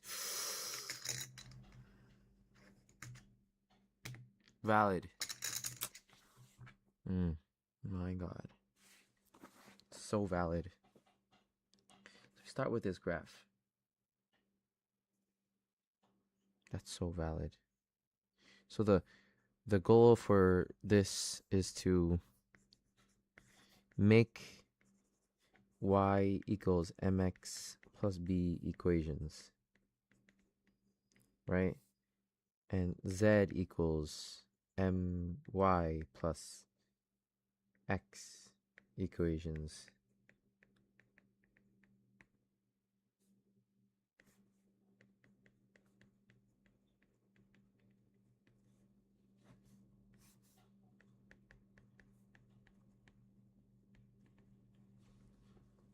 From this graph alone, I had to infer that z bang 0 and a and b is 1 or 2. X is 0, y is 4. So into the first graph we have 0a plus 4 is equals to 0b.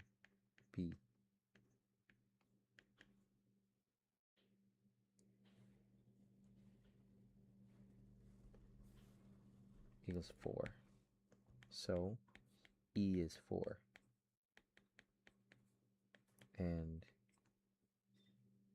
Y is 4.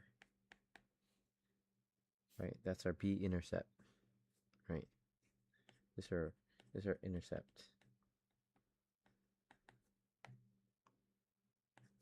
Therefore we have at Z is 0, we'll now have some P of XA plus 4 is equal to E is equal to Y.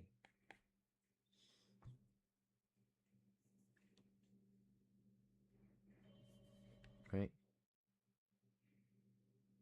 Wait.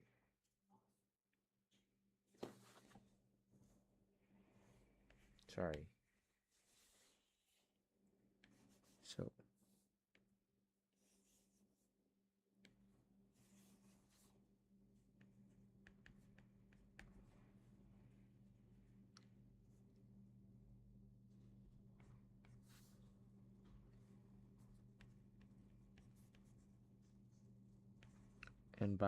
and the first equation that I need to make is y is equal to 4 minus p xa, equation 1.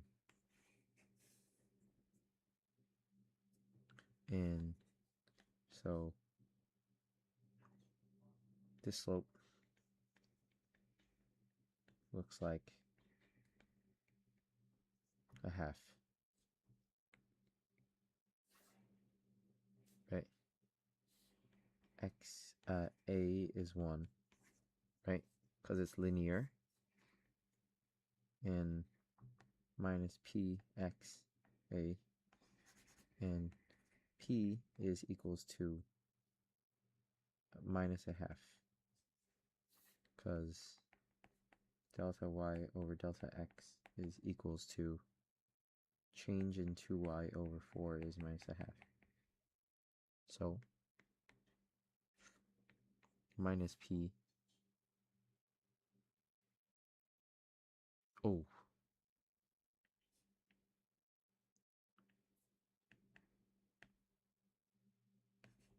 So p is, so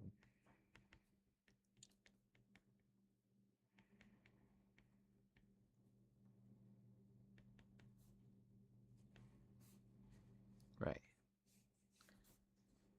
So p is a half. After that, we can go into the next equations. Right? Now we have this one. Second important one.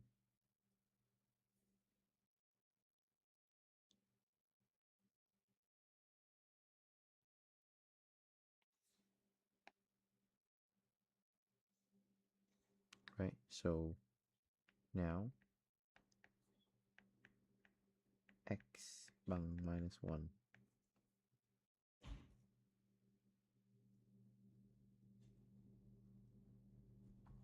Or should we do y0?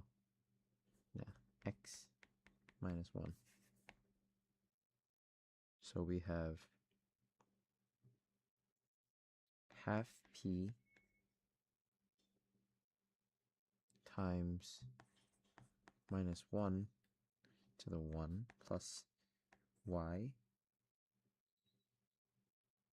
plus rz to the b is e, right?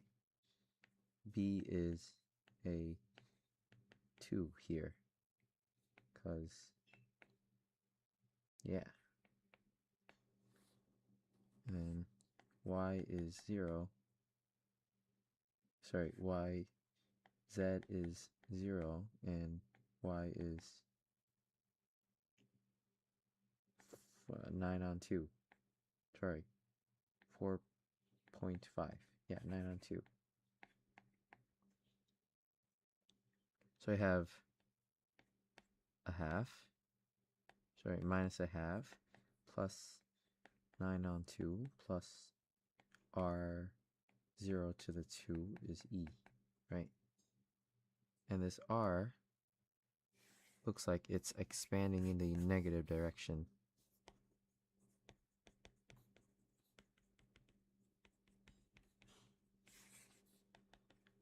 So r is less than 0. So now we know a is 1, b is 2, p is larger than 0, r is less than 0, but p is less than 1. P is less than 1, r is less than 0, p is larger than 0, b is 2, and a is 1. Still got it wrong. Would r be larger than 0? R would be larger than 0.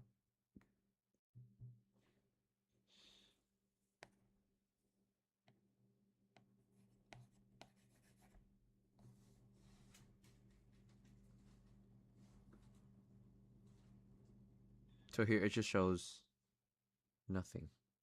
Then there's this r. We'd find r to malah.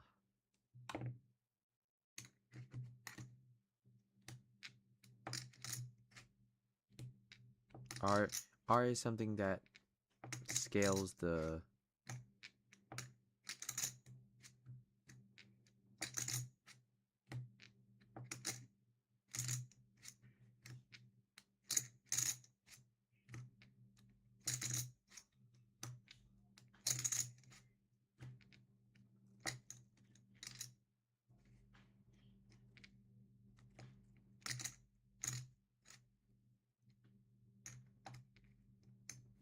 we have to create an equation for z and yeah. Create an equation for z and y. If we turn that equation for y, create equation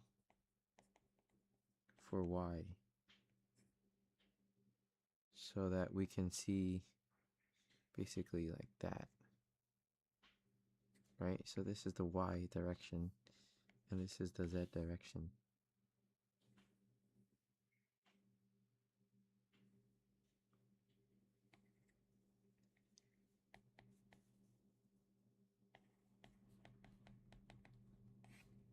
So x is minus 1, z is 0. Sorry, so we have y minus a half plus rz squared is equals to 8.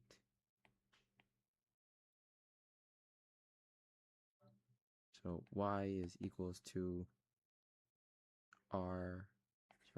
minus rz squared equals plus a half.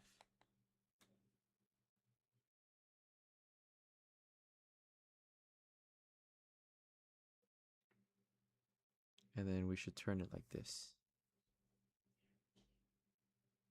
So in the positive, so in the yz plane, it is growing down. R is less than 0 because minus R, because in y is equal to minus R z squared plus a form. Oh my god, this is fun. Fun. This is fun. Wow, this question might take a little bit of thinking to do. Okay, cool.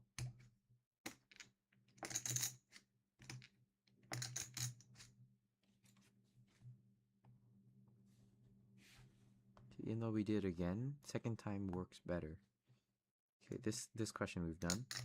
We're going to use these guys. Right? Find a rough lower bound using f of x at 3 and at 8. Is that right?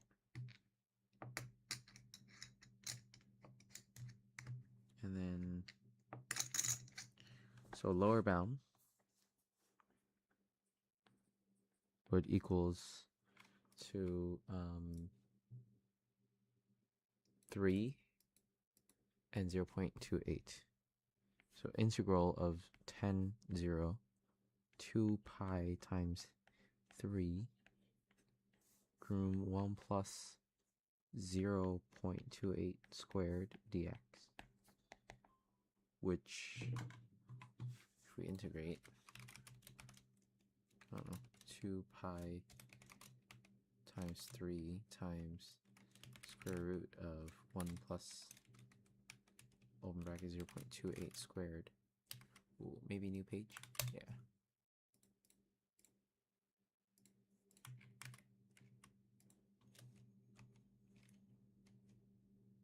And then x from 0 to 10, we get that is equal to 195.74. So round down.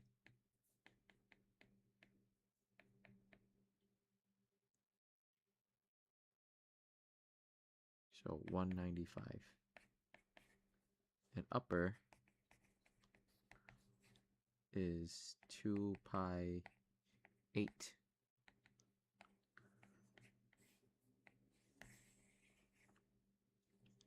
One plus 0.6 squared. Same thing. Right. 0.6. It's 586.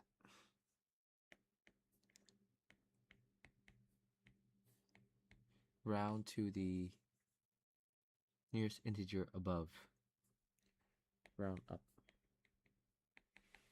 5,987. Okay. So this is A part. B part is they think they can find better bounds. So instead, we want f0. So change f of x bounds to f of 0, sorry, yeah, f of 0 plus mx is the f of x for f of 0 plus mx. So that is equals to 3 plus 0.28x and 3 plus 0.6x. Okay, so now we have lower is integral 10, 0, 2 pi 3 plus 0.28 times the same 0.28 squared dx. That's something, and upper is 2 pi 3 plus 0.6x root 1 plus 0.6x dx is equal to was used the same integral, but now we have 2 pi 3 plus 0.28 x square root x, and 3 plus 0.6 x square root x. So we have 287.09. So 287 and 439.6. So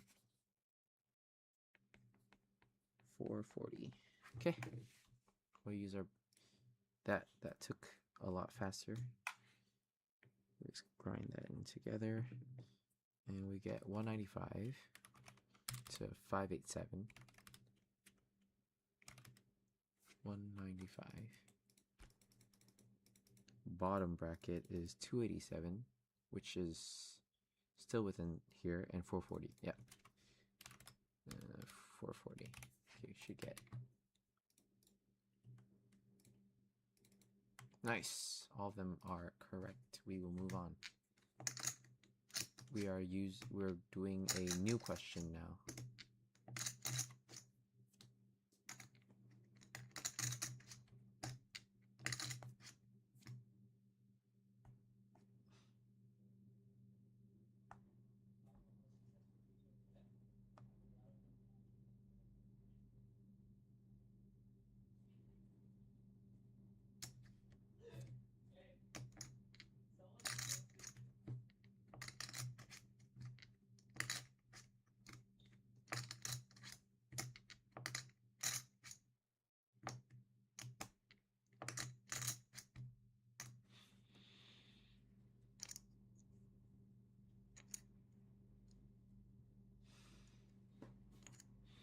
Jason and Mitchell are playing the following random game, and Jason places 4 tokens, 1, 2, 4, 7, in 4 identical boxes, 1 token in each box.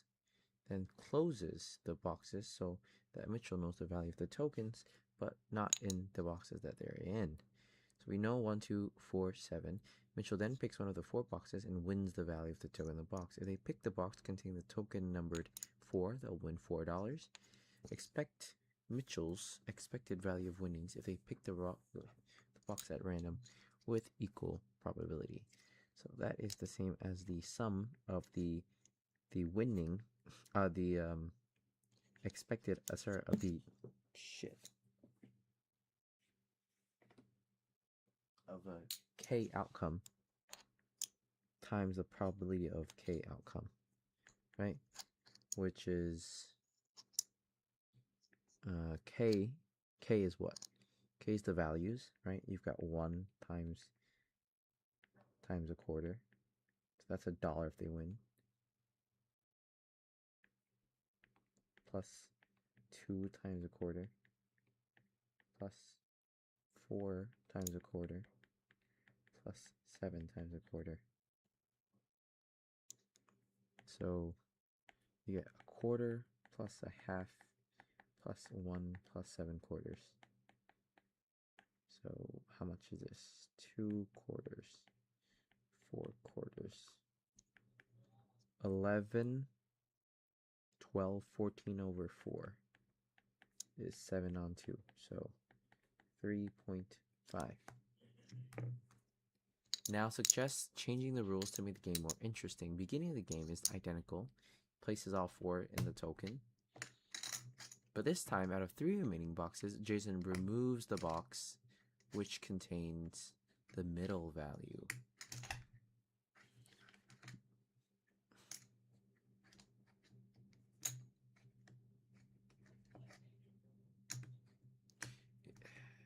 Mitchell is then given the option either to keep their original choice or to put it aside and take one of the 2 remaining boxes from the table instead. If Mitchell swaps, calculate the probability that the token they get in the end is valued 1, 2, 4, or 7.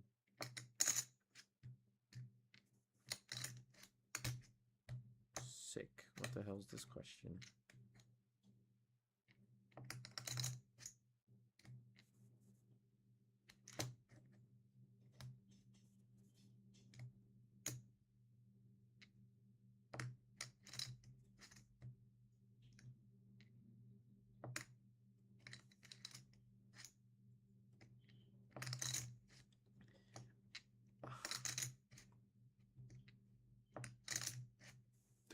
Well, intuitively speaking, the 1 is always on an end and 7 is always on the other, right?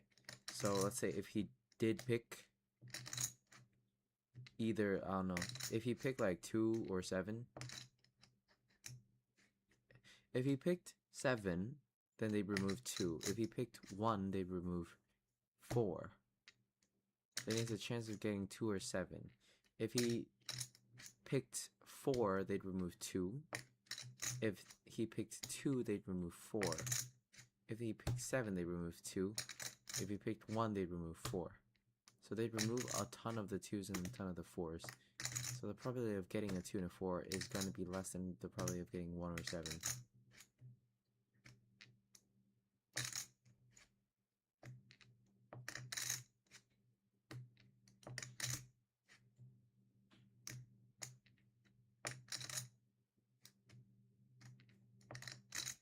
Do we make a fat tree diagram or do we create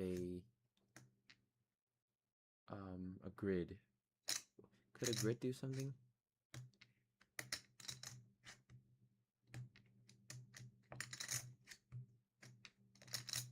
A tree diagram would win, eh?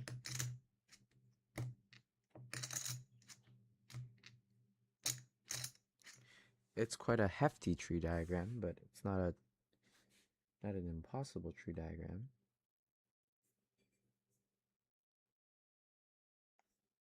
You get 4 choices.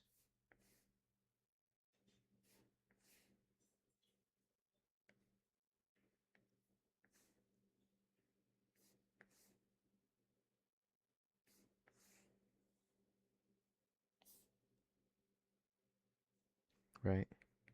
You pick 1, or you pick 2, or you pick 4, or you pick 7.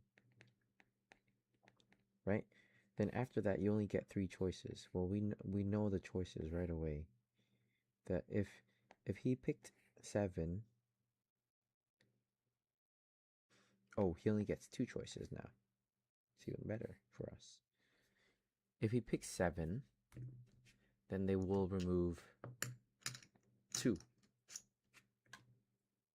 Right? So now he only has 1 or 4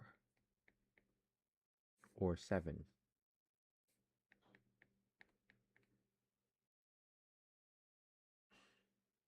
So keep, right?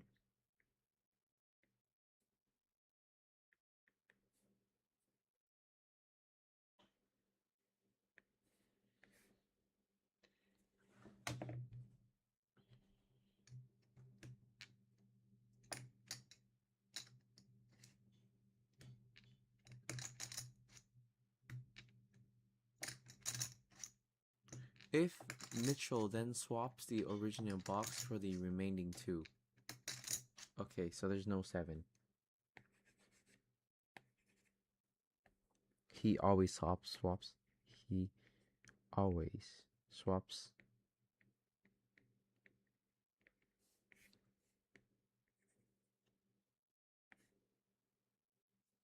Seven or 2, right? 2 or 7. If he picks 2, he could choose 7 or 1. If he picks 4, he could choose 7 or 1. Right, let's do this again. If he picks 1, he has to throw away 4. If he picks 2, he has to throw away 4. If he picks 4, he has to throw away 2. And if he picks 7, he has to throw away 2. Okay. So, in the end, those are all the outcomes that we have, right? So now we have a table of outcomes. And then we have then we're going to have a table on the side that says, okay, well, probably of getting these two p of x after 2 picks for B part. Right.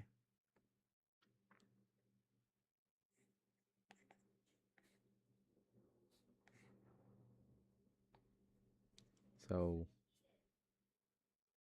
2, 7, 1, 7, 1, 7. Is this 1 and 4? 1, 4. Yep. Tons of 7s and 1s and like a little bit. So this outcome is, how do you get it? It's a fourth times a half. Right? So everything's a fourth times a half. So this is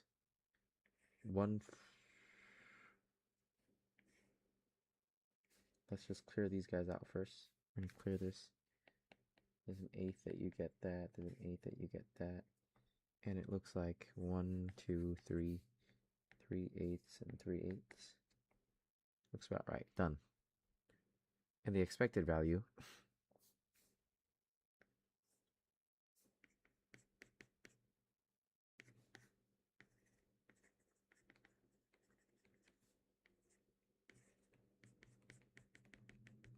so e to the x is sum of, I don't know, we call it AK or something. AKPK. 3/8 plus 2/8 plus 4/8 plus 21/8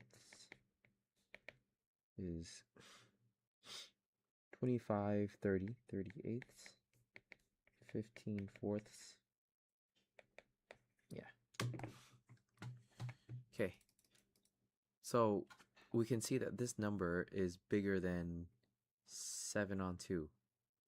And that's because, like, there's a slight change because we're picking less of the big numbers, the small numbers, and we're picking more of the big numbers. Evaluate Michael's expected value. So this is 3.5. The probability that they get at 1 is 3/8. Sorry, this one? No.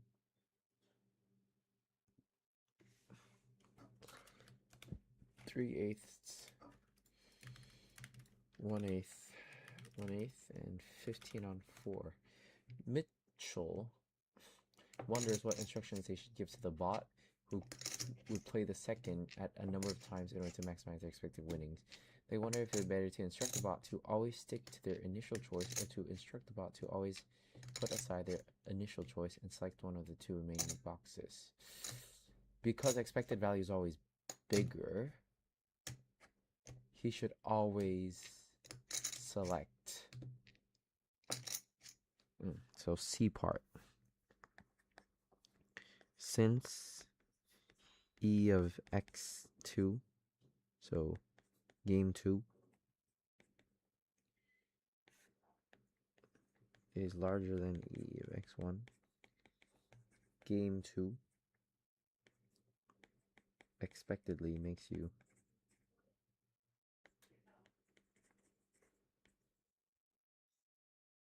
better. So he should always swap.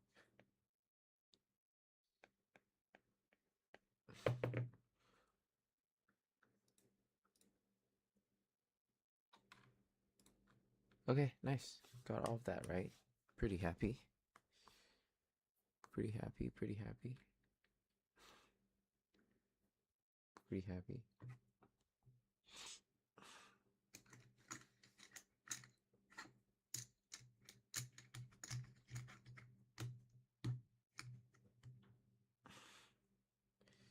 They're given 4 sets of vectors in R3 or R6, and the set like that.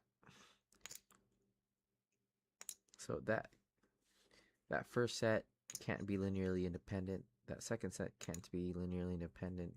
That third set cannot be spanning, and that fourth set can't be spanning. For each of the first set, they're asked to determine if it forms a spanning set. It could. For the third and fourth set, they're asked to determine if they're linearly dependent or linearly independent. Okay. Oh, looks like I've done this question before. Lance and Tamzik think that W1, W2, W3, W4 spans a forming set. To prove this, they could check that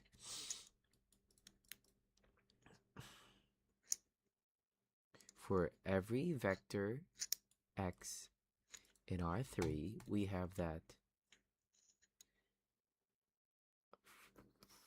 for some y1, y2, y3, y4 in R.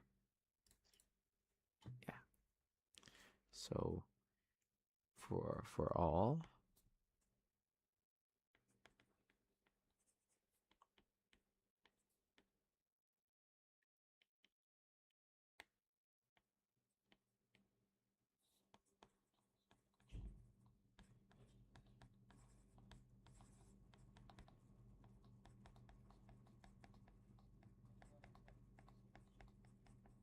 okay, so it means we could make that. On the other hand, they think that this is not a spanning set.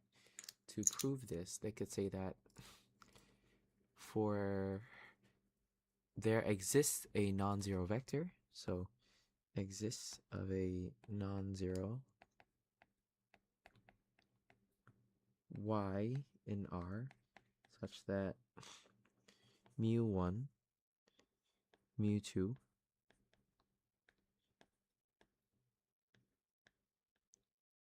mu3, mu4 can't create.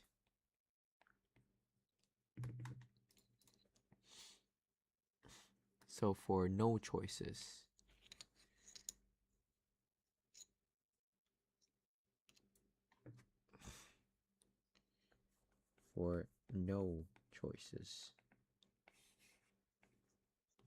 Lance and Tams, I think that x1, x2, x3 are linearly independent.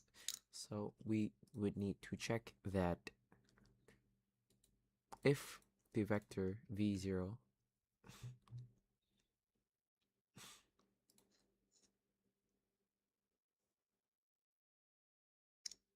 yeah, then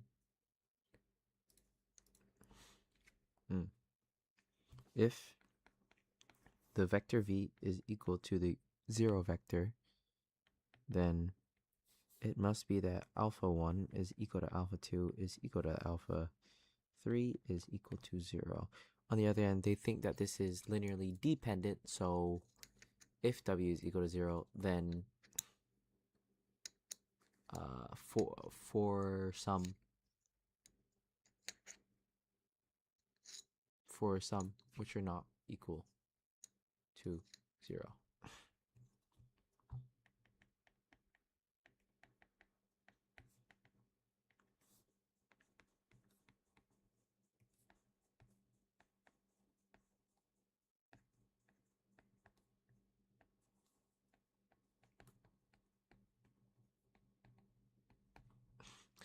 Now, Lance and Tamsit want to know if it's possible for this to be a basis. Assuming Lance and Tamsit are all correct in parts A to D, select one of the true statements below.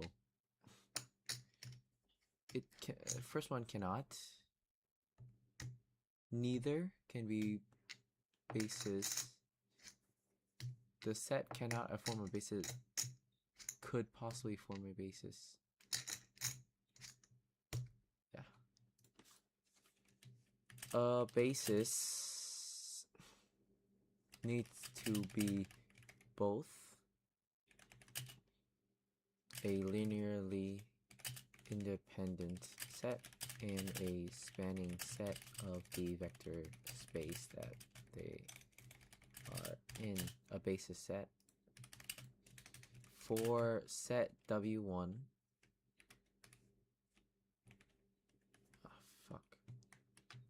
For W1, W2,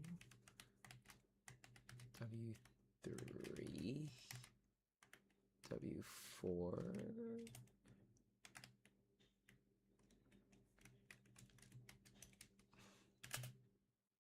there are 4 vectors in a dimension space of 3.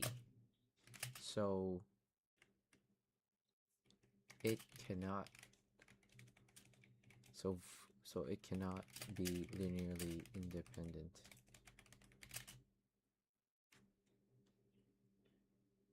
right? No way. Right. Dim of R3 is equal to 3, but they're 4 vectors. It could be a spanning set,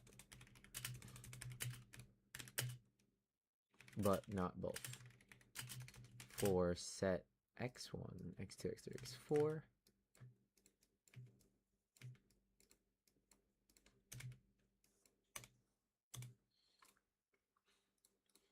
it could be linearly independent, but it lives in the dimension R6, which needs at least 6 vectors to form a spanning set for R6. Therefore, it could be a linearly independent set, but not both. Therefore, neither the sets can possibly be bases of their respective vector spaces. Done. Okay, we're all correct there. Good.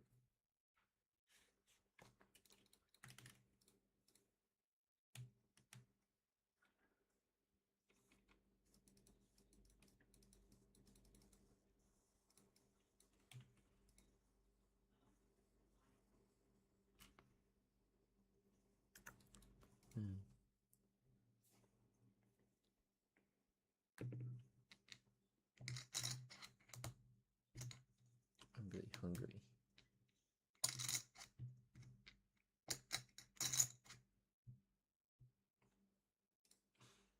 Question 11. A randomizer machine produces a normally distributed, it says normally distributed, random real numbers with fixed unknown mean.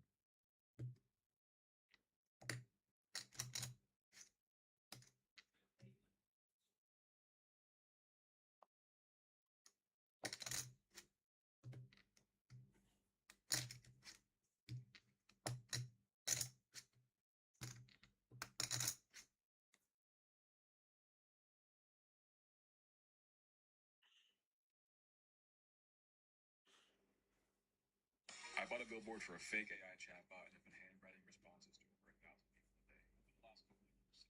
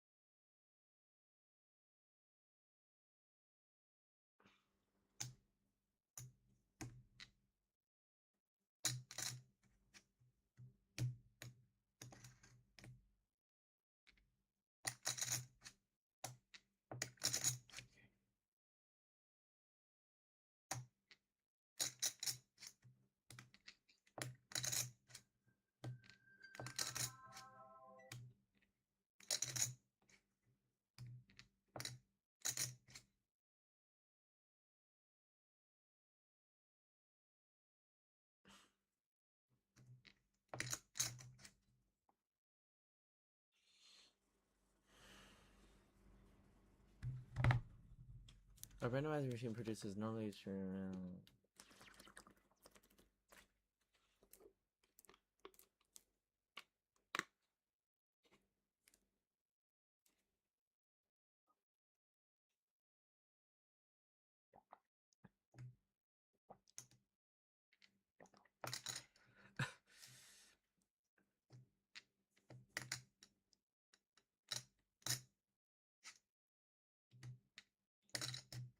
So something like this.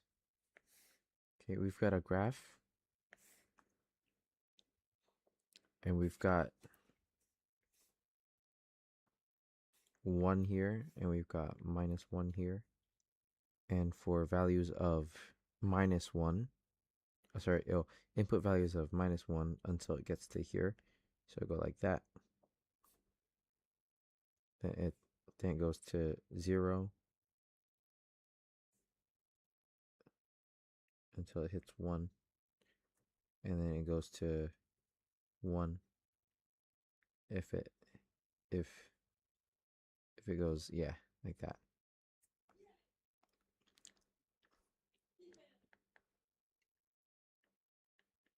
Okay. They studied the output of the computer and determined that the cumulative distribution function of the output variable y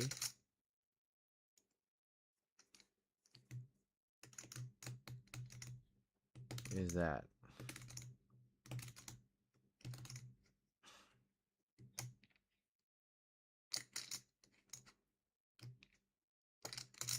Okay, so 0, 0, 0, 0, 0 at -1, 0. Then it grows to, this is 1 by the way, then it grows to what, like 7/17, right? And then at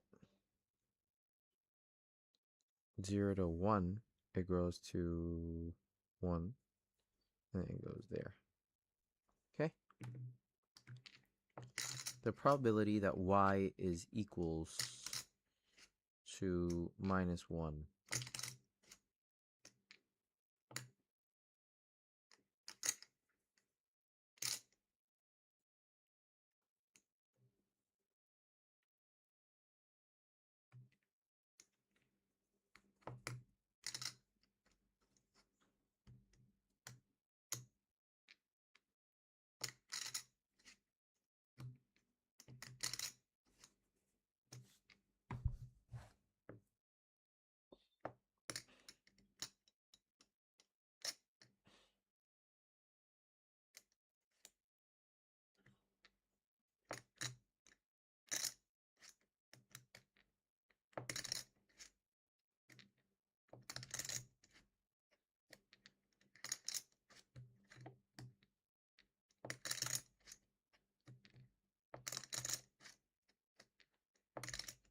Should be 0, right? 0.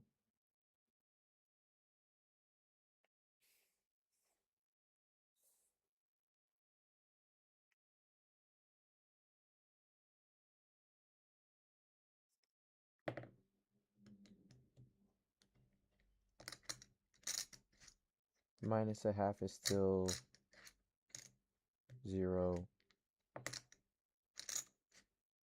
right? We're looking right here, right? X is 0. X is 0. And then Py is between -1 and 1. So between -1 and 1 is also 0. If X is at 1, that's also 0, unfortunately, because they have this one here.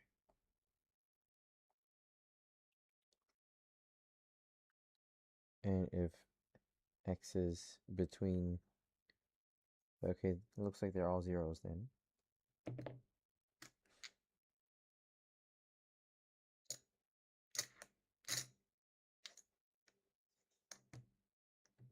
Yeah, no corrective continuity. No such thing.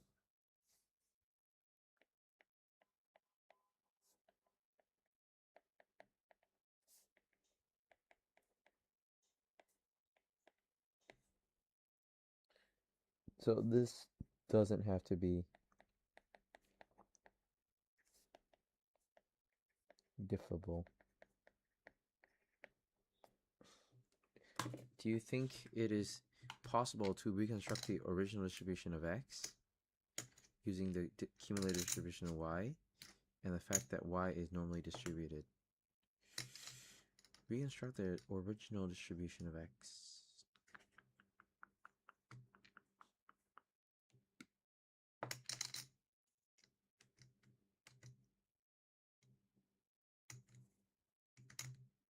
Probably.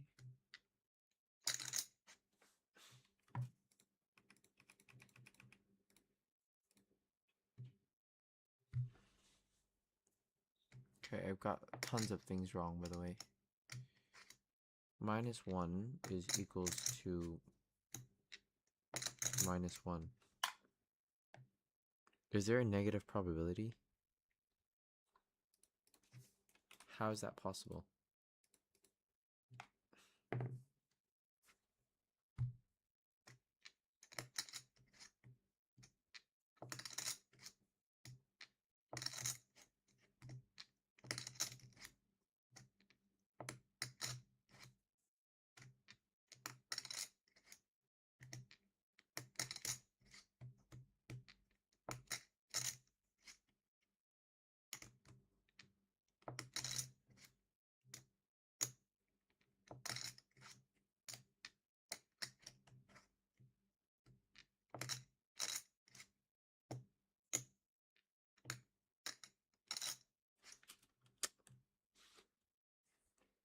Wrong.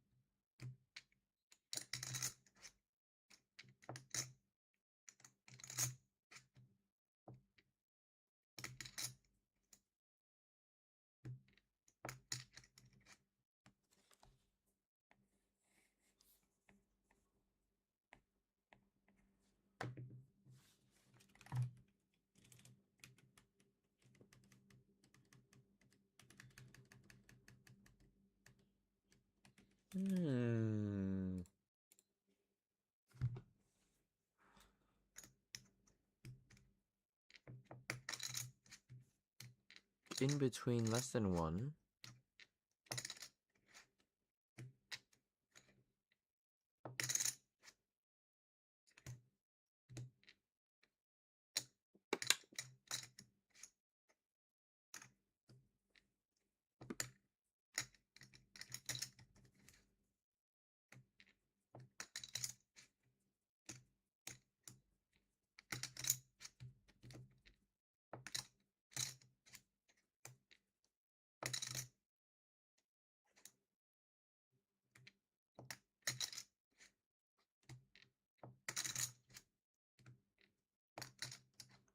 can't be 1, is it?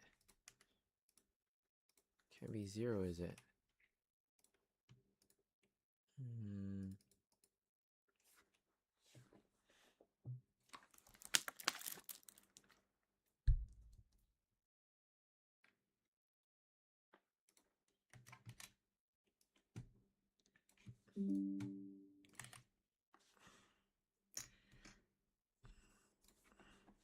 Can you try to draw images and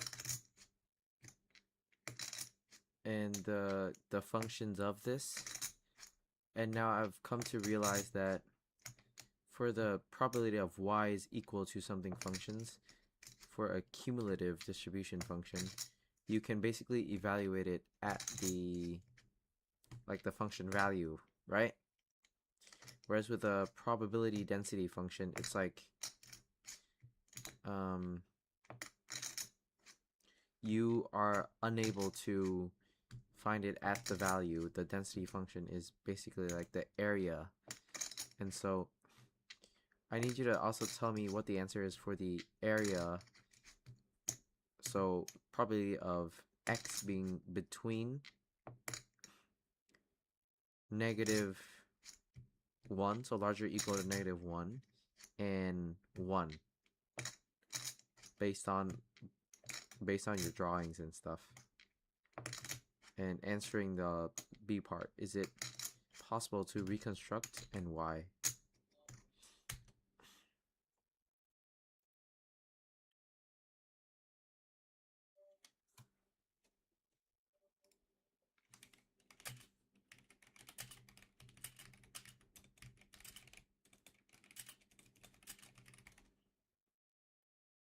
Still closed? It's been almost 3 weeks.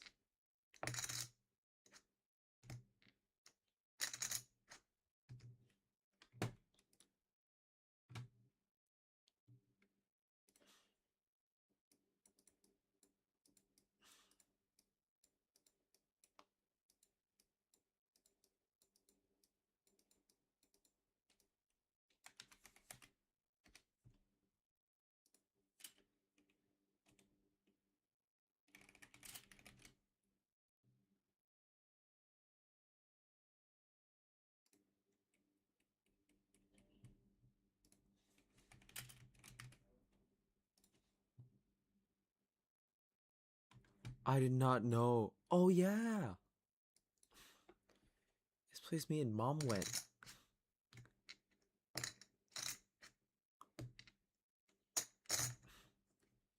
Is it the closest spot? Yes, it is. Let's go here then.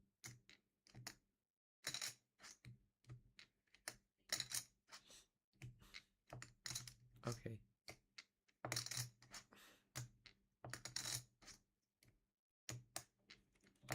They said it's quite busy right now, so.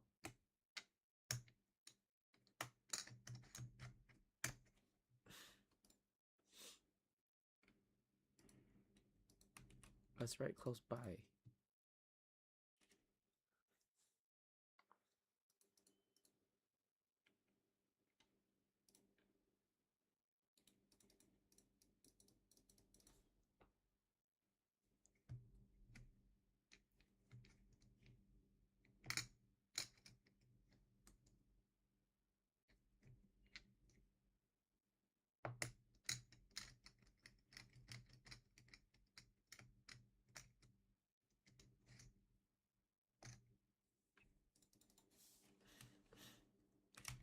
Differentiate and use the fact that it's normally distributed using phi and z and x minus mu on st. I don't know.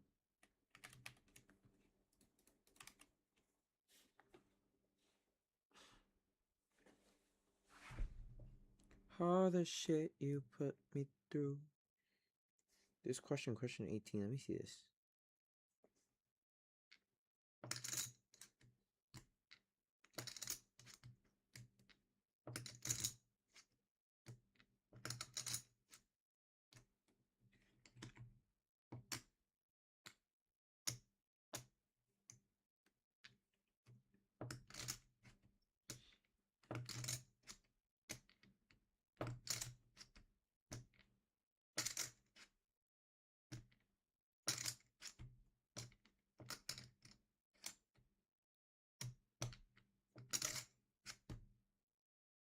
Oh, I was close.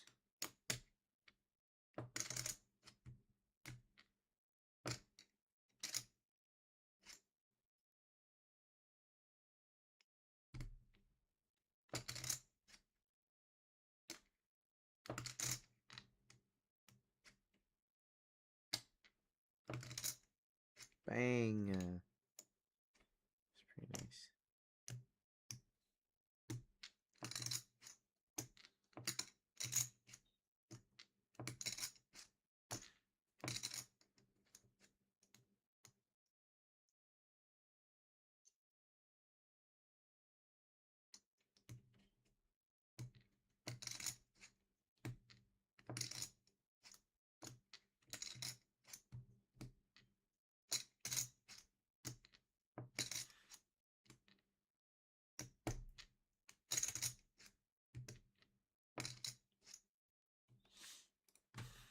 Transformation of x to y.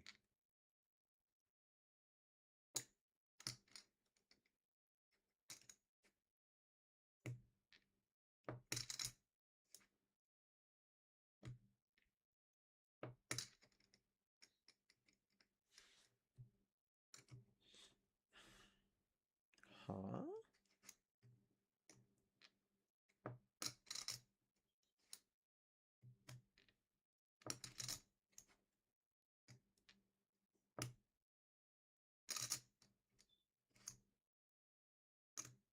Really? I never thought it like this.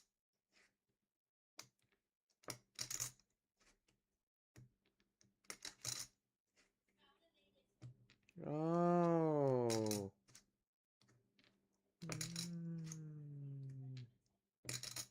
So this is a probably density function so that has nothing to do with this.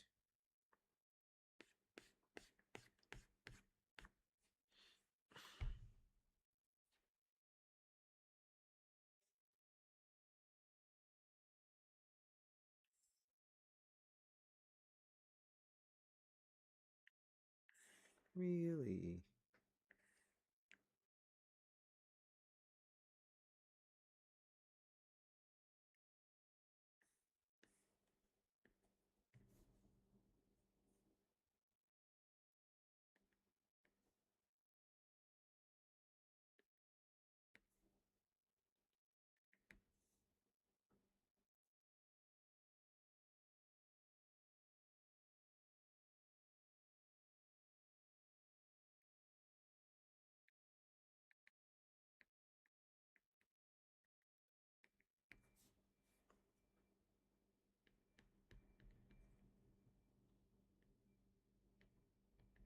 How do you know it's 2 on 7?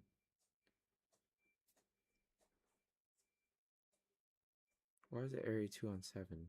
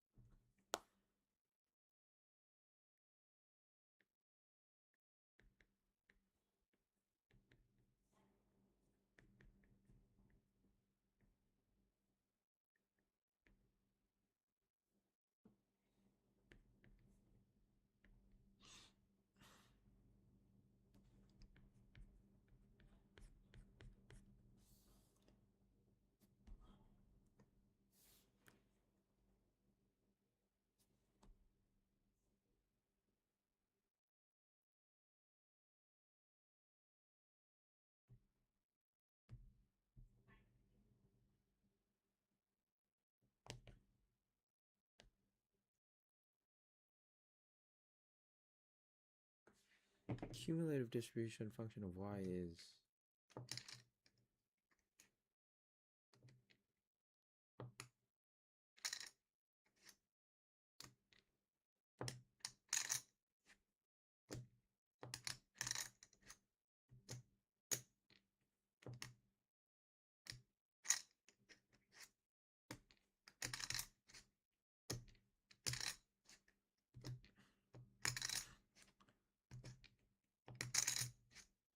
I didn't know. That's very cool.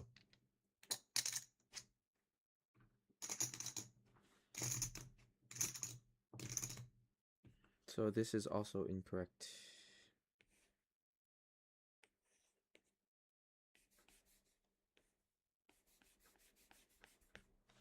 Because right, there's no curvature. There's just straight lines. It's just straight lines. You're correct. He is correct.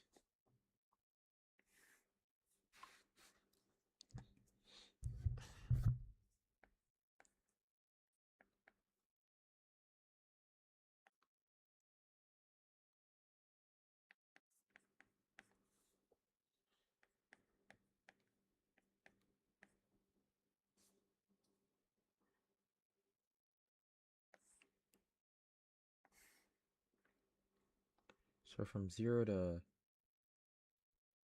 Sorry. Yeah.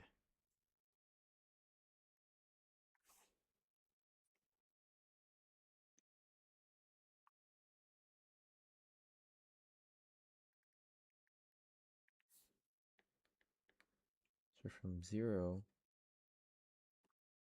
to minus 1. Let's use green. -1.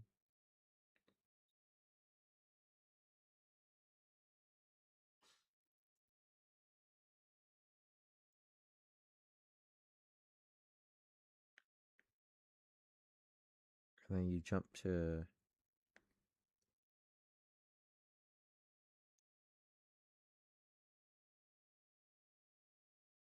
this to jump to 0.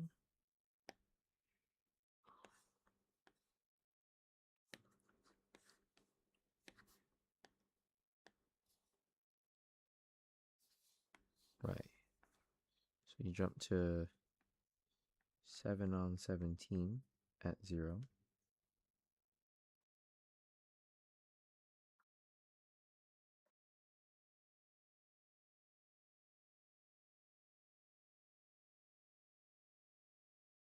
Then you jump up to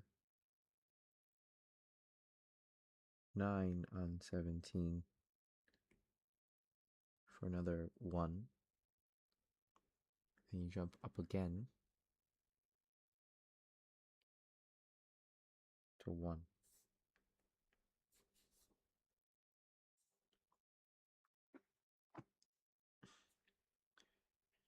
So this is 0, 1, -1. So area at y is -1. So this is P is... Sorry. Yeah. P is y is a half, minus a half.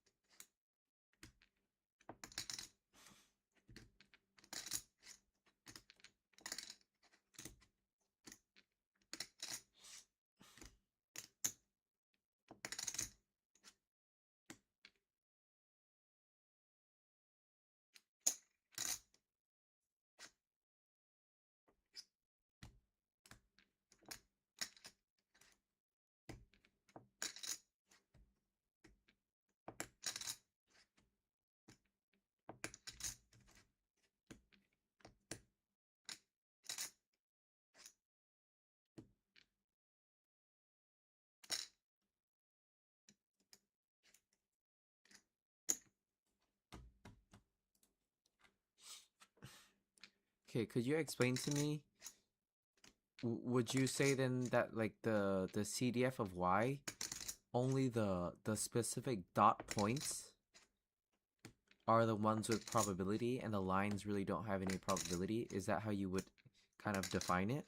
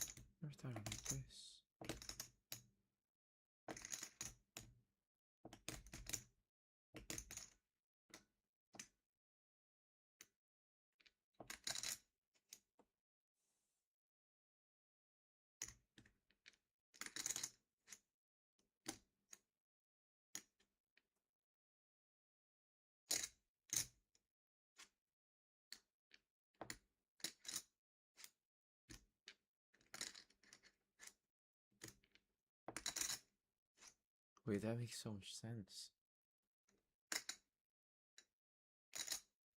That makes so much sense.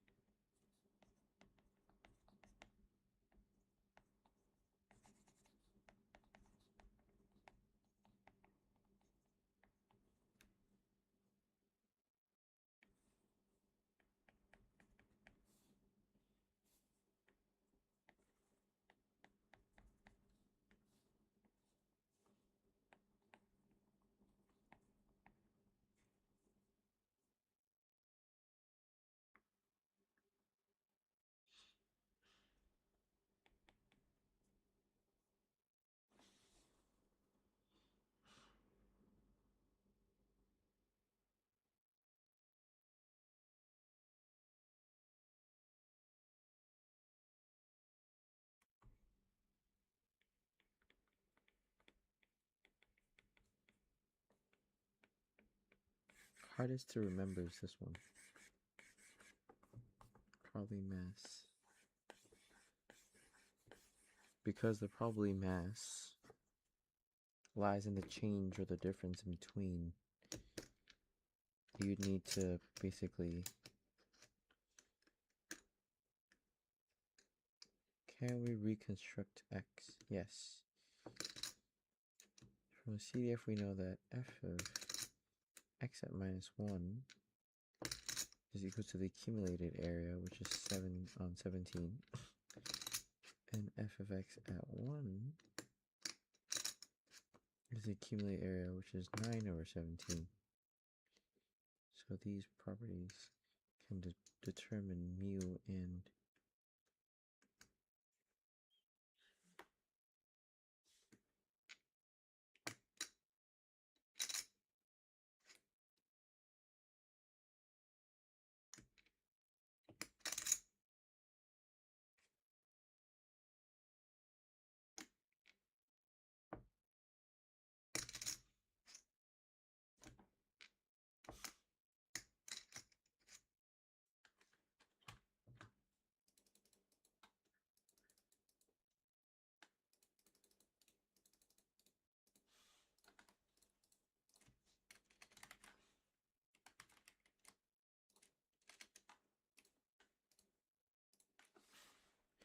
how can I explain that we can reconstruct x to get full marks? So, by the way, the graph that you created really opened my eyes, but the order you created it was kind of confusing because they start with saying, hey, there is a normally distributed function with a with values, right? Y minus 1, 0, and 1, and like unknown area. So we don't know the area yet, and we don't know like basically the scale of x. And so when you created that first, it was like, why? But if you start with modeling the probably density function, that's where I could understand where the gaps were.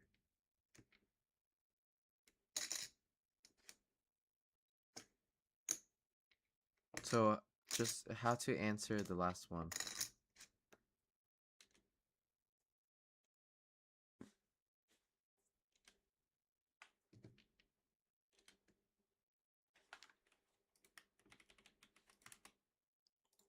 All the shit you put me through.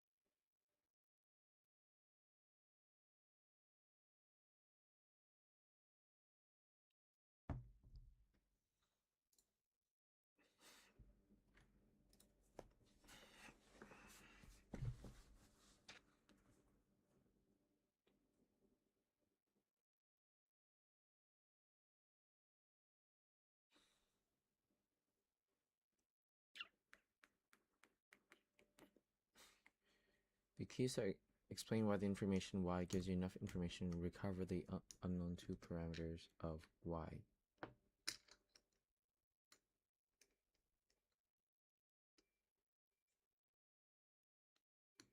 So the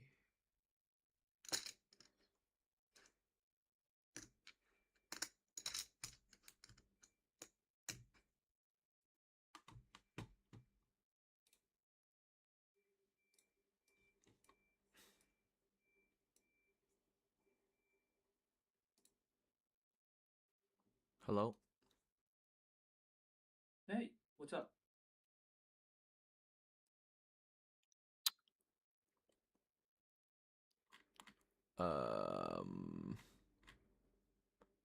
Could you explain that part again with the discrete random variable? Yeah, of course. Here's the clean version. Y is discrete because it can only be -1, 0, or 1. All the probability sits exactly on those 3 points. The CDF jumps at those points and stays flat in between. Those flat parts don't carry any probability, just show that nothing new is happening. Also, can you speak a little bit slower? Sure thing. Think of it like steps. You walk along flat ground, no probability being added. Then at -1, you step up by 5 per 7/17. At 0, you step up again by 2/17. And at 1, by 8/17. Only the jumps matter. Between those jumps, the probability at any exact in-between value is 0. Okay, so would you start with the... Wait, is the probability mass function and probability density function the same? Not quite. For discrete variables, we use a probability mass function, PMF. It assigns probability directly to points, like P of y equals 1 is equal to 8/17. For continuous variables, we use a probability density function, a PDF. Their probabilities come from area under the curve. With a PDF, the probability at a single exact point is 0. The CDF works for both types. It accumulates probability as you move to the right. Okay. And for the parameters, would I know that, hey, the mean? Sorry, I'm talking about the last question, okay? So the question is asking, like, why, from what I know, we're able to find the mean and the variance. Is that right? Then the mean, would the mean be at 0? And then the variance be, what's the variance? One moment, checking that. You're super close, but don't assume the mean is 0 or that the variance is anything up front. That's exactly what you're solving for. What you actually know from y is 2 area facts. The probability that x is at most -1 is 7/17, and the probability that x is at most 1 is 9/17. Those give you 2 equations and the 2 unknown parameters, the mean and standard deviation. That's why you can reconstruct the normal distribution.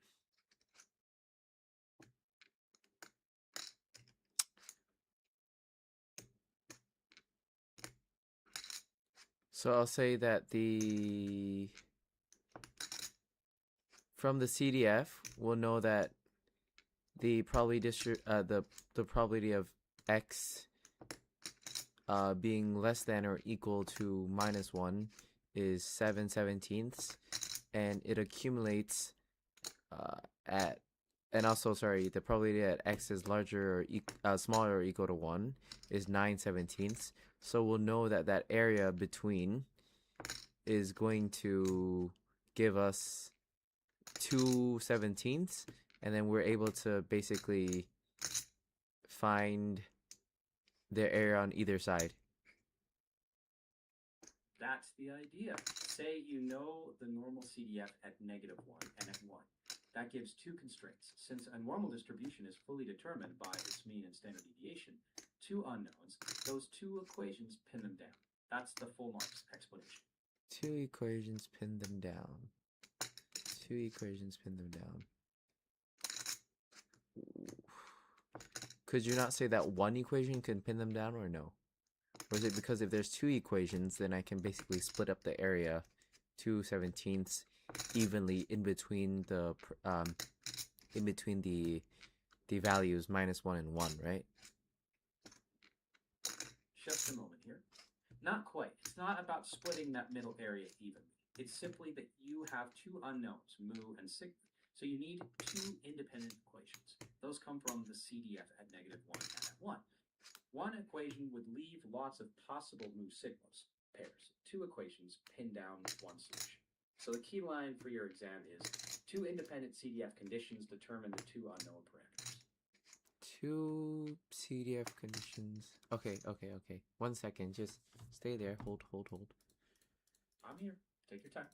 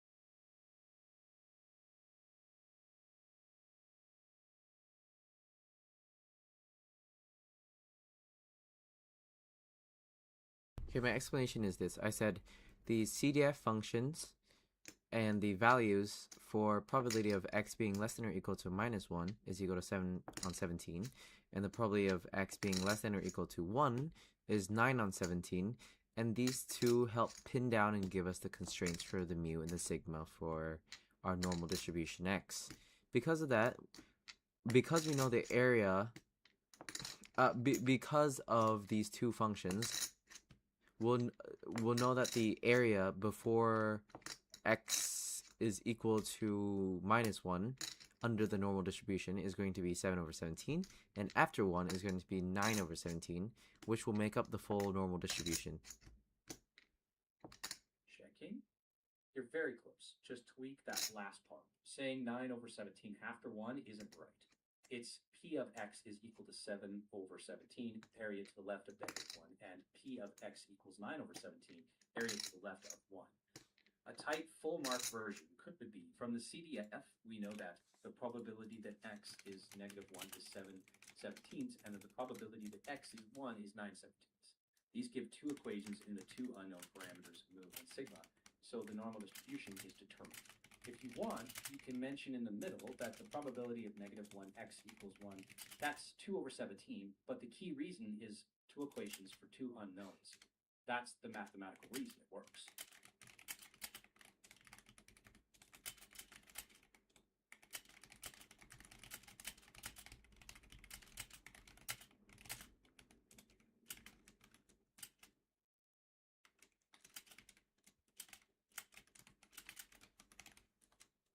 Okay, thank you.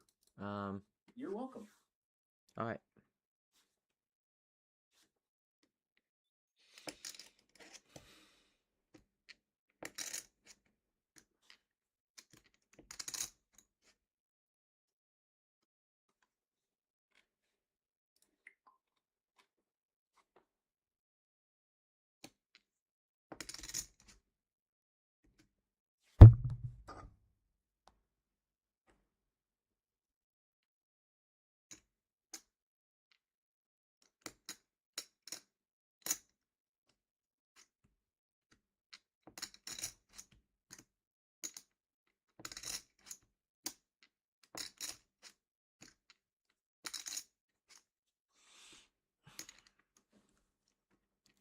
Ali is studying a certain signal, and they process using old software. Oh shit. This software outputs a model for the derivative of phi. Is that phi? I don't know. Phi. Yeah. Phi prime of t is 4 times cosine to the 65 of 2 pi t minus 7 on 4 sine m 2 pi t minus 7 on 4 for some positive integer m. However, the software is not designed to find a formula for phi itself, so Ali decides to calculate it by hand. So he is going to expand this into a sum of terms, cosine, sine. Oh, okay. Integration techniques and certain integers. Assuming that they're doing everything correctly, how many terms like this will there be in Ali's expansion?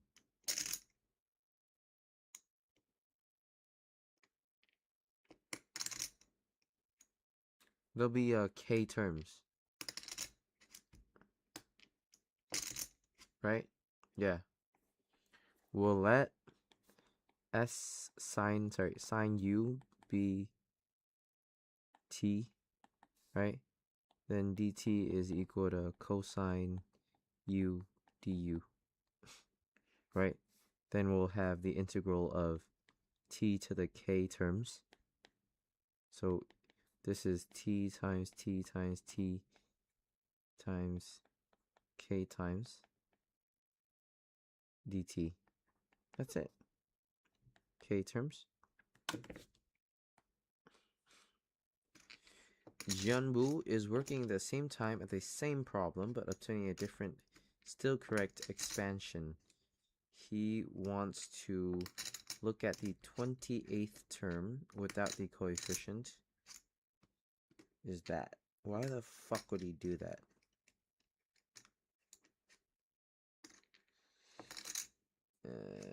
Assuming that the constant of integration is 0,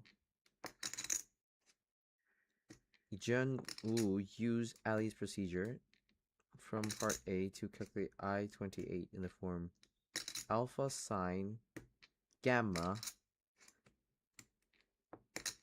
plus some other sign b sine gamma plus 2.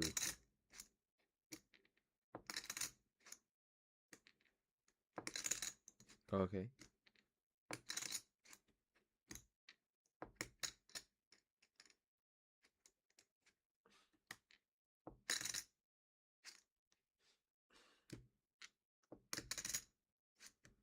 So he wants to switch this to a bunch of signs.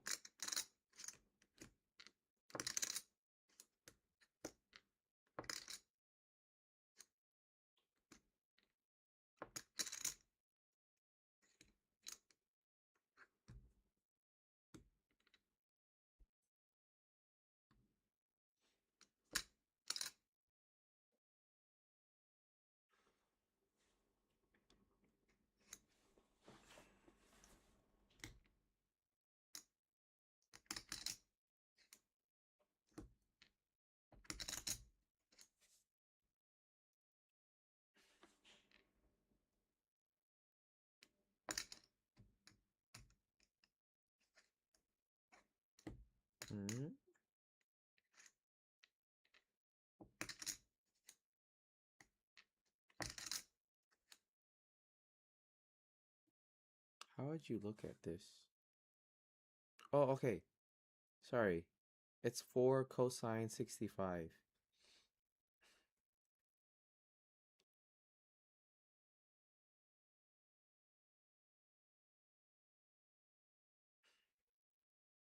And no, this isn't k terms.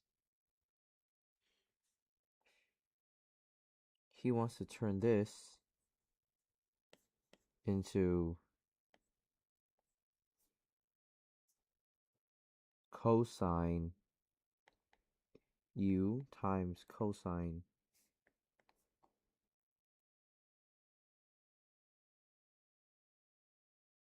64 u times sine mu.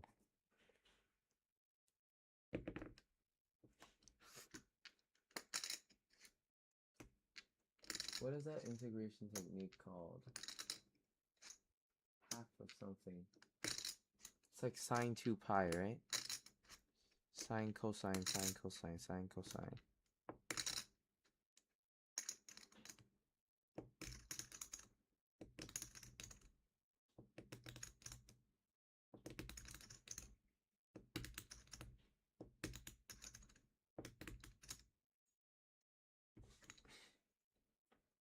Sorry, I'm gonna need Milan Pahor's notes again.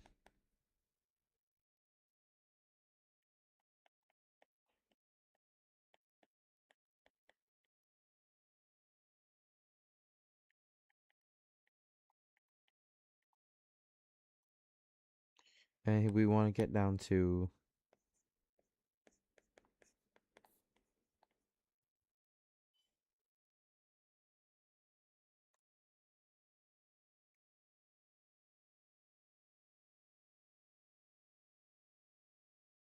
pull the lambda out.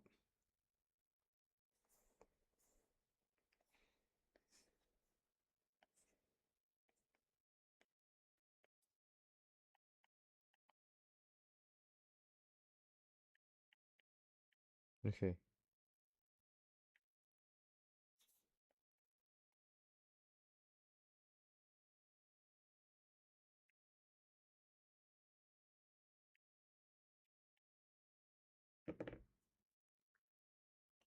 So this is an odd number of cosines. M is unknown, but they are using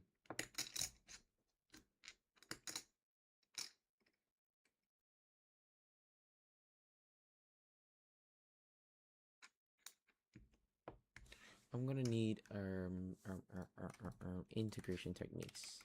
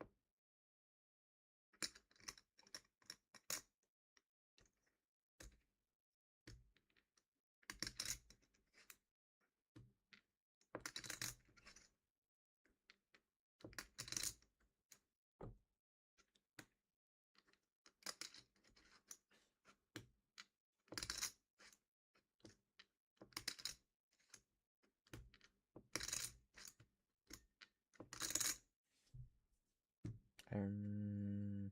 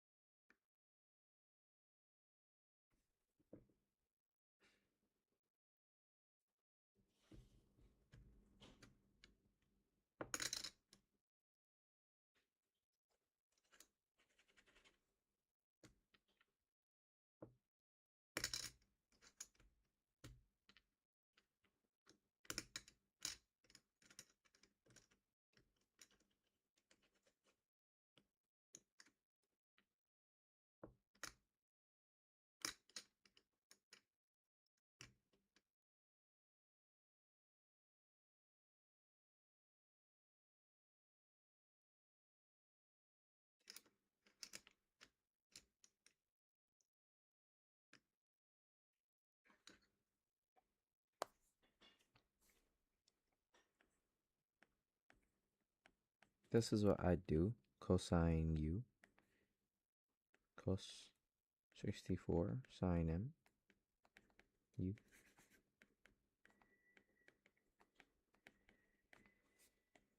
Right? And then swap this guys into the dt. Right? And then you'd have what? Sorry. Let sine t sine u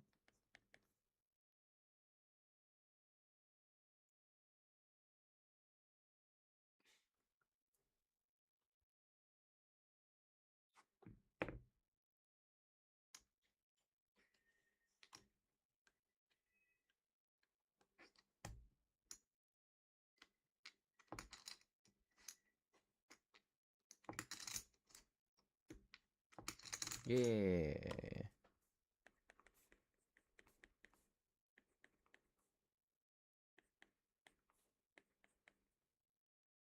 Right? And you'd have like 1 over cosine to the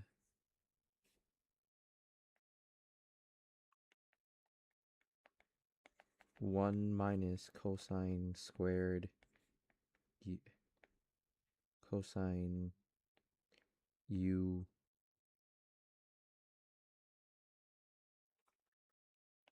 sine squared u like 32 times sine to the m u. So you'd have m plus 32 terms. Is that right?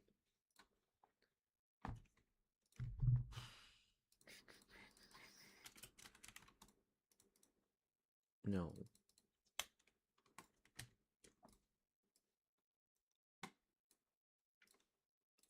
Yo, chat. What's up? Okay, so there's this function derivative that is derivative phi function of t is equal to 4 times cosine to the 65 of inside bracket, we'll just call it as a u, multiplied by sine to the m u, where t is larger or equal to 0 for some positive integer m. Are we clear with that? Could you read that back? Give me just a second here. Yeah, so I'm getting phi prime of t equals 4 times cosine of u to the 65th power times sine of u to the mth power, with t equals 0. And m is a positive integer. Is that exactly how it's written? Yeah. Perfect. Then we're on the same page. Just one tiny thing. I still need the actual expression for u of t.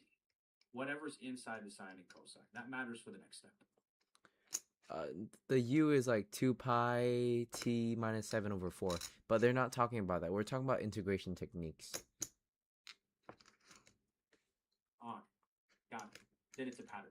Okay, yeah. If cosine has an odd power, just peel off one cosine factor, switch the rest using cosine squared equals 1 minus sine squared, and let v equal sine u. If sine has an odd power instead, use the mirror. Peel one side. But m is a positive integer, right? And the second question, it says, hey, there's this person, he's able to expand it into a sum of terms in the form lambda times the integral of cosine u times sine to the k for some lambda in the real number system and integer k. And they said, assuming they've done this correctly, how many terms like this will there be in Ali's expansion? So does this mean that they are, what is, give me a hint. Let's just take away the u's. Let's take away that 4 and bring that 4 constant outside of the integral. And so inside the integrand, we're supposed to have 65 of these cosine terms and m of these sine terms. And they've switched it to a sum of terms, right? A sum of terms in the form cosine u sine k. So does that mean that that is one term and then we're adding a certain number of that terms? Checking. Yes, that's exactly what sum of terms means. Each piece, like lambda, int, cosine, u, sine, ku, do, counts as one term, and they're adding a bunch of them. Here's the hint. Focus on how many terms appear when you expand 1 minus sine u as 32. Just the binomial count. Don't worry about the integral. Sorry? How many terms does... Let me double check. Say, No worries. no, Go sorry, on. say that again. Sure. Focus on how many terms appear when you expand 1 minus sine u has 32. Just the binomial count. Don't worry about the... 1 minus sine u to the 32? Exactly. That binomial expansion tells you the number of terms each power of sine u it corresponds to one of those intervals. That's 32 binomial theorems. That means 32 choose 1, 32 choose 2, all the way back to whatever, right? Are you asking me how many terms that is? Just a sec. Yes, that's the right track, but count from choose 0 up to choose 32. That gives you 33 binomial terms, so 33 integrals in that form. 33 integrals. Why choose 0? Because the binomial expansion starts with the term where you take no sine cube u factors at all. That's the binom 32 0 term. Then you go up through choosing all of them. Okay, one sec. Sure. Okay. Let's just say I use the first. I'm just looking at a pattern for the first 4, like, things in Pascal's triangle, right? So for like a minus b squared, right? We're gonna get 3 terms if we expand that, right? A minus b to the 3, we're gonna get 4 terms.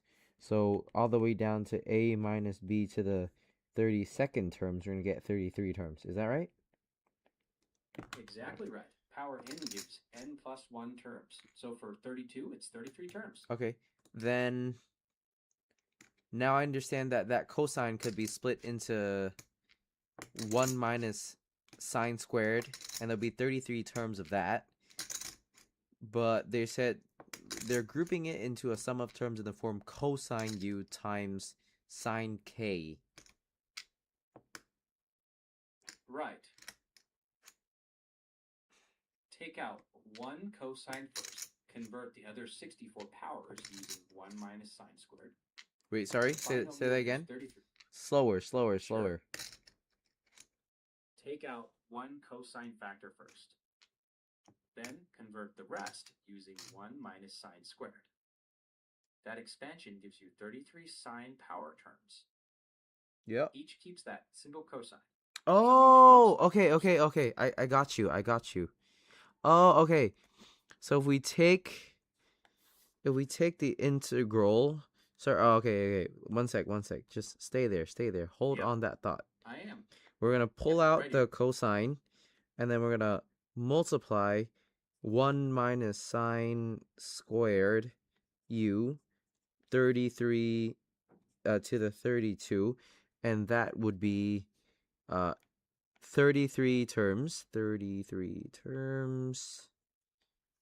and that would be cosine u minus sine u squared 33 times. Is that right?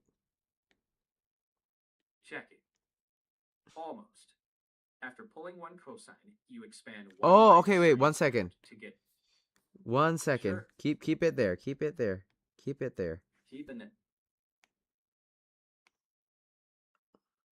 Oh, okay. The one sec.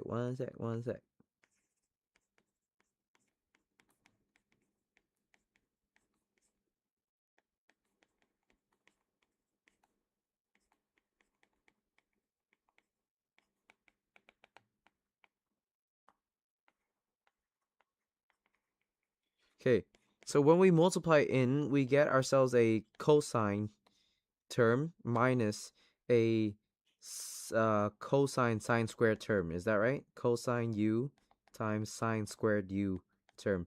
So we'll have that many of those terms, but we'll also have 33 more terms of cosine. very close. The key is it's 33 terms total after the expansion, not 33 plus another 33. Every one of those 33 terms has exactly 1 cosine u times the sine power. Yeah. Are they just asking for how many terms that follow that cosine sine to the k? Sine to the k terms? Yes, exactly that. They're asking how many terms of the form lambda cosine u sine ku appear. The binomial expansion Well- gives 33 such. Okay, thank you. So 33 of those terms. But this is just one small group, right? Of the integral, right? Check it. Exactly, that's one stage. You turn the original integral into a sum of 33 simpler integrals. After that, each individual one is routine with a b equals sine u substitution. The question here is only testing that you see the number of resulting terms. Oh, okay. Jianwu, somebody else, is working at the same time but obtains a different expansion. The 28th term of the expansion is cosine cubed u times sine 56 plus m u dt. Assuming that the constant of integration is 0, he used Ali's procedure to calculate I-28 in the form alpha sine gamma u plus beta sine gamma plus 2 u for some alpha beta gamma in the real number system. What are some hints, or how could you walk me through this one then? Sure. First, notice what changed. It's one term from someone else's expansion. Ask yourself, what's structurally different? Then apply the same odd power trick locally to this term. Peel off 1 cosine u, turn the rest into 1 minus sine squared. What power of sine are you left with in each piece? That will tell you why there are just 2 sine powers in the final form.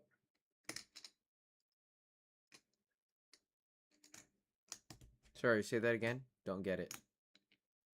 Sure. Look only at that one term. Cosine 3u times a big sine power. First, split cosine 3u as cosine. No, not cosine times 3u, okay? cosine u. Cosine to the 3. So double check. cosine cubed times sine 56 cosine plus cubed. m. Right? Sine to the power of Right. 56 plus m. Exactly. So first confirm that exponent with me. Is it cosine 2u or cosine 3u? It's cosine u to the third power. Great. So here's the slow version. Take out 1 cosine u and turn the remaining cosine 2u into 1 minus sine 2u. Now you're multiplying 1 minus sine 2u by that big sine power. That gives you just 2 pieces. One with sine 56 plus minus mu. Oh, okay. And I one see it. Nice. Wait. So, one sec. Alpha and beta would... Sorry. One more sec. One sec.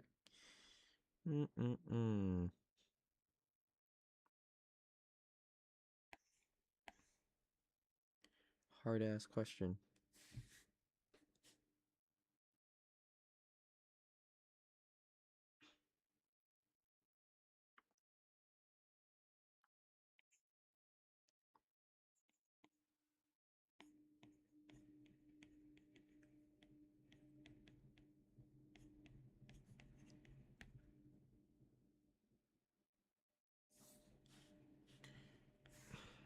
Right, so you're telling me to break off cosine u, then we have cosine squared of u times sine 56 to the power 56 plus m of u, and then we're turning that cosine squared into 1 minus sine squared of u, times sine to the power of 56 plus m.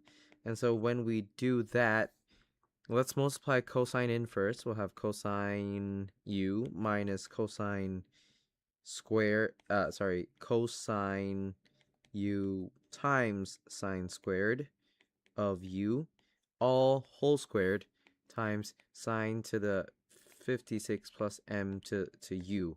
So if we multiply that in, we get cosine u times sine to the 56 plus m u minus cosine u times 50 times sine to the power of 58 plus mu. Is that correct? One moment, checking that. That means our Yes, that's alpha, right.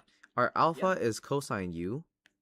Our our gamma is 56 plus m, and our beta is minus cosine u. Checking. Almost. The cosine u disappears when you integrate.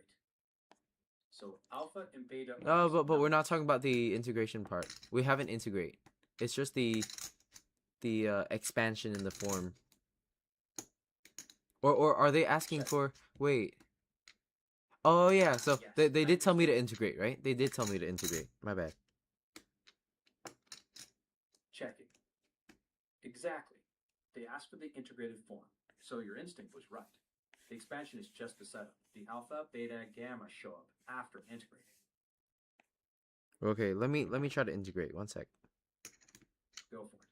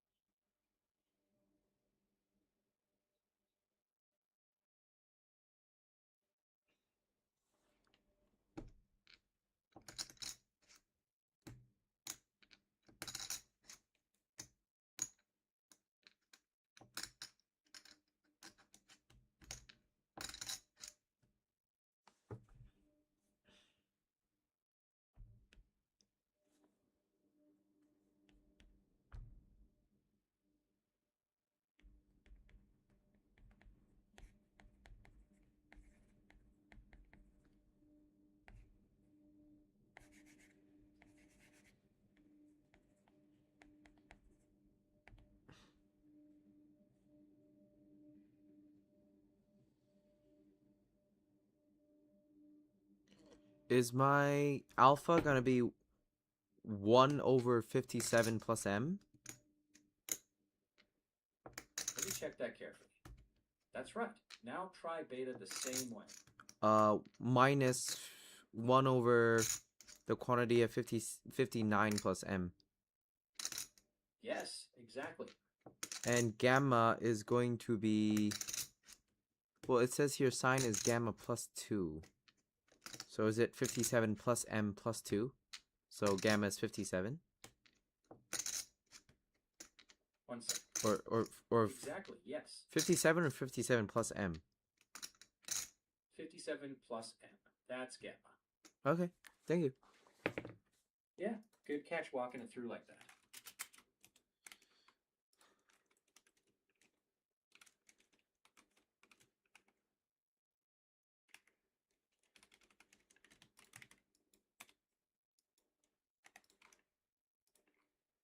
Wait, no, it's all wrong. Okay, let's fix it. Can you read me the question again, or maybe send the image? Yeah, we'll start with the question again, okay? Jianwu is working at the same time on the same problem, but obtains a different expansion. For example, the 28th term in her expansion without the coefficient is I28 is equal to the integral of cosine cubed u times sine to the power of 56 plus mu dt. Or du, sorry. Assuming that the constant integration is 0, Jianwu uses Ali's procedure to calculate I28 in the form of I28 is alpha sine to the power of gamma plus beta sine to the power of gamma plus 2 for some alpha, beta, gamma in R. Checking carefully. Okay, I see the trap. They're not telling you gamma explicitly. You get to name it so the pattern fits. Your result has exponents 57 plus m and 59 plus m. Notice that the second is exactly 2 more than the first. So just set gamma equals to that first exponent. Then everything matches the required pattern. But alpha and beta are also wrong. So I think it's just me doing it wrong. Hold on, checking. I don't think that's it. Read the part that says without the coefficient very slowly again, or send a photo if you can.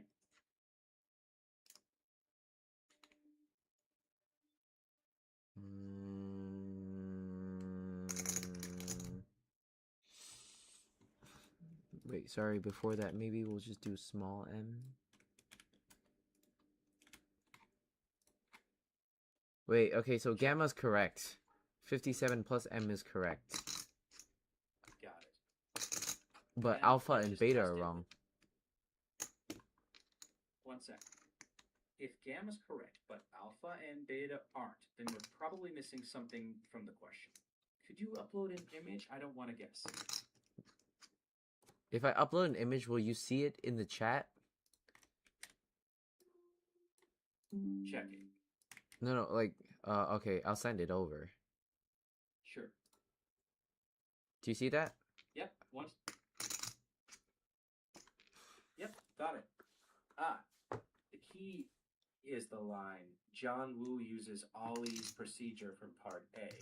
That means you can't just integrate directly. Following that same move here, you rewrite cos cubed u as cos u times 1 minus sine squared u, then expand and integrate term by term. That gives sine 57 plus m over 57 plus m, minus sine 59 plus m over 59 plus m. Yeah, Sure, go ahead. You're right? So sine over sine to the power of 57 plus m, right? Over 57 plus m minus sine to the power of 59 plus m over 59 plus m. Yes, that's right. If the answers say that alpha and beta are different, could you upload that answer key? I want to compare it side by Oh no, side. it just says that what is alpha, gamma, beta? Yeah, what is it? 1 sec. Let me send you the whole thing then. Whatever. Sounds good. So match your result to that pattern. Gamma is 57 plus m. Alpha is 1 over 57.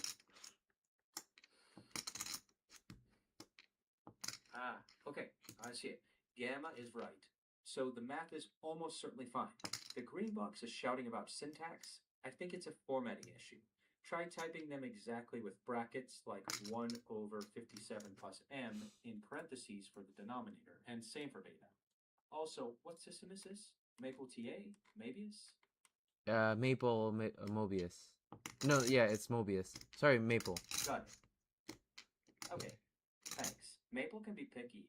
I try exactly as the syntax box says, with parentheses around the whole denominator. It is That around the still whole fails. denominator, though. But is this the correct answer, though?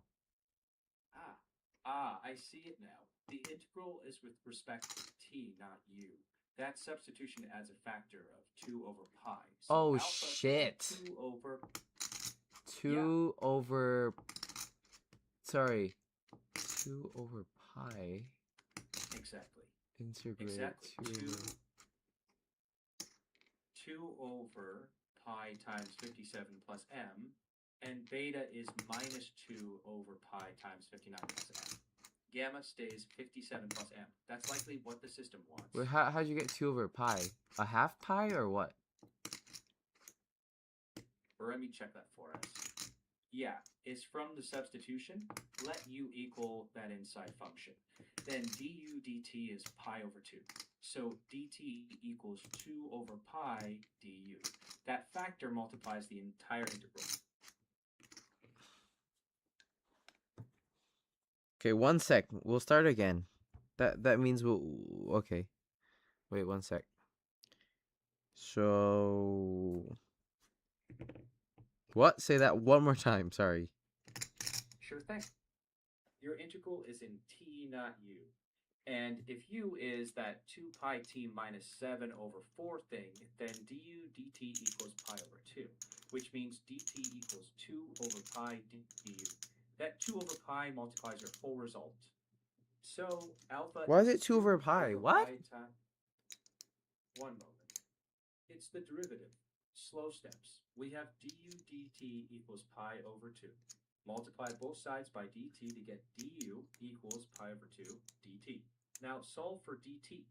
Divide by pi over 2, which is the same as multiplying by 2 over pi.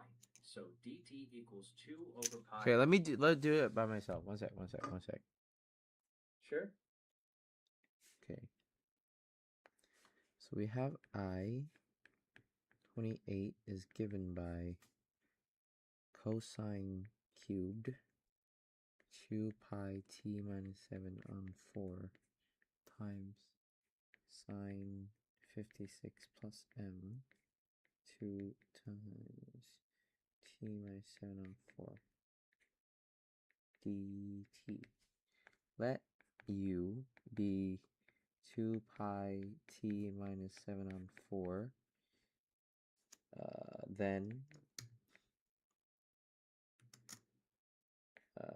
Then du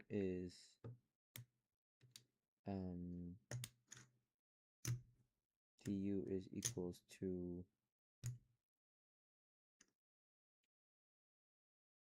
half of pi, right? Half pi dt. Let me check.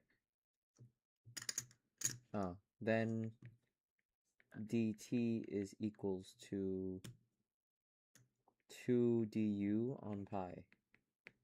You're almost there. Small fix. It's du over dt equals pi over 2. Multiply both sides by dt. So du equals pi over 2 dt. Then solve for dt to get dt equals 2 over pi du. Oh yeah, that's good. Okay. 2 du over pi. Exactly. Okay, then we do not need to check the limits of integration, right? So we're chill there. What we do have is we do have to bring the 2 pi outside the integral, right? And then solve cosine cubed u times sine to the 56 plus m u du. And then this is where we do the let's use an x substitution, right? So x is cosine u, dx. Sorry, x is sine u. Dx is cosine u. And then we get we absorb that du with cosine u du, and we get dx, and we also get 1 minus sine. Oh, actually no. What are we doing? We want to just break. No, we just want to break shit up. One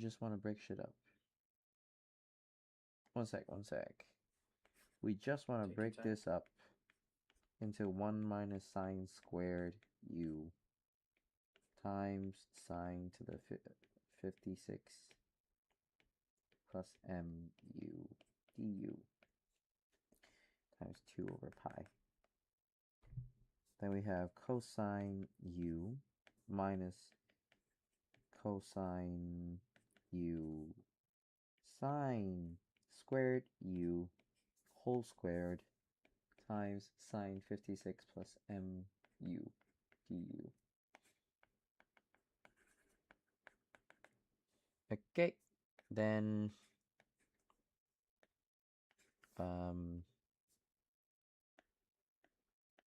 multiplying that in and then doing another substitution, that's where we have 2 over pi times t. Wait, sorry, before I do anything, we're doing let t is equals to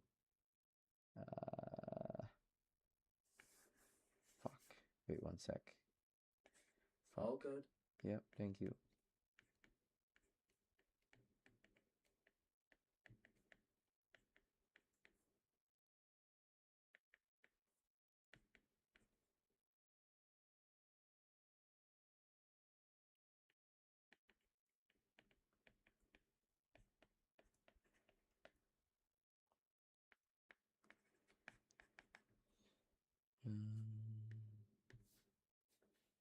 Right.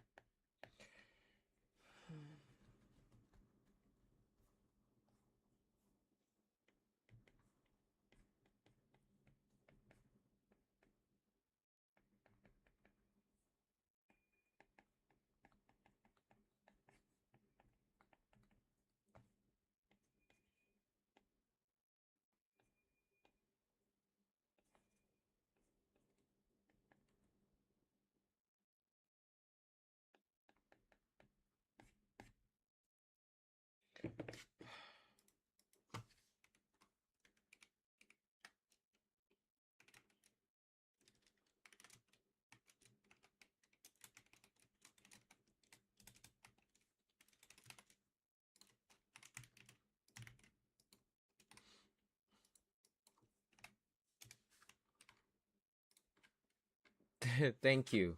Alrighty. Of course.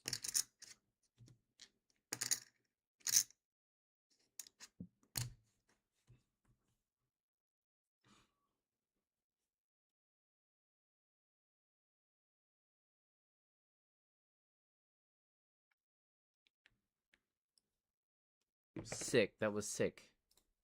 Nice. You're helping me blaze through this shit. Thank you, man. Yeah, let's go. Oh my god, private tutor.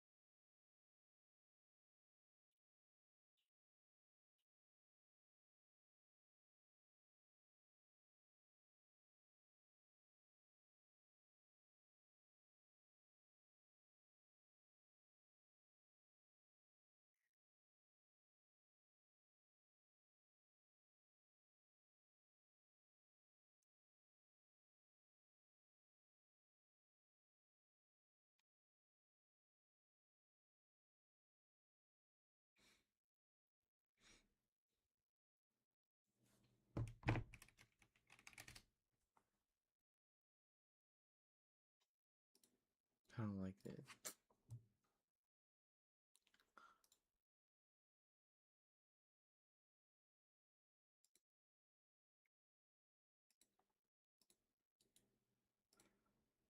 I don't know how to say it, but mỗi ngày Jin đóng hơn mười mấy tiếng. Just like làm bài, you know? Like right now I'm live, right? And yesterday was at least 10 tiếng as well. You know, like 8 days ago, 12 hours on the screen. Right? So like 7:43. Like if I could be streaming or not streaming, but I'm just studying. Like I'm just studying. So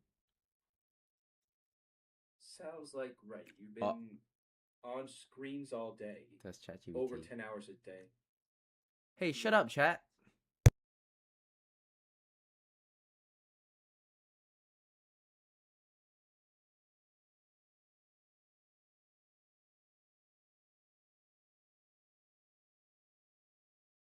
Hey, we gotta get back to work.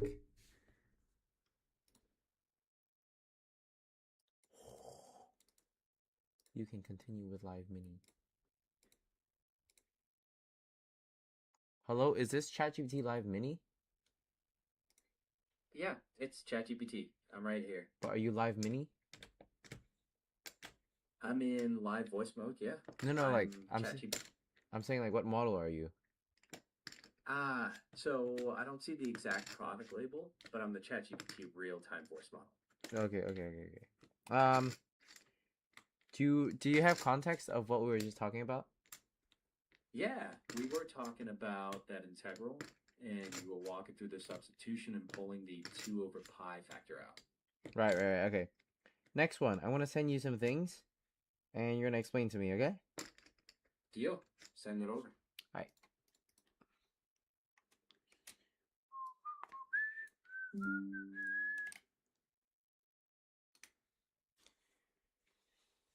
So before you say anything, just keep it on hold right now. I'll ask questions as I'm going. So be more like my Send tutor. it. Okay. Yeah, I have it sent over. So just wondering if you saw that. Let me check. Yep, I got it. So here's what it's one linear algebra question with. Yep. There you go. Don't say anything. Yep. Stop it right there. I will ask you when.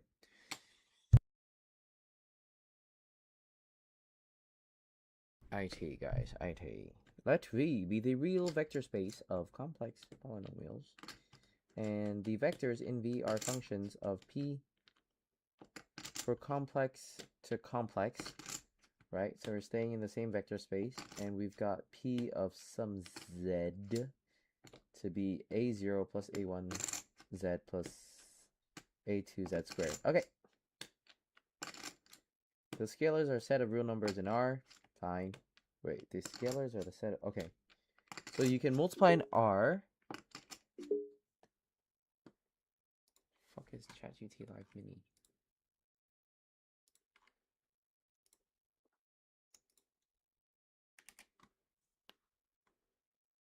How do I use different model? Is it like this?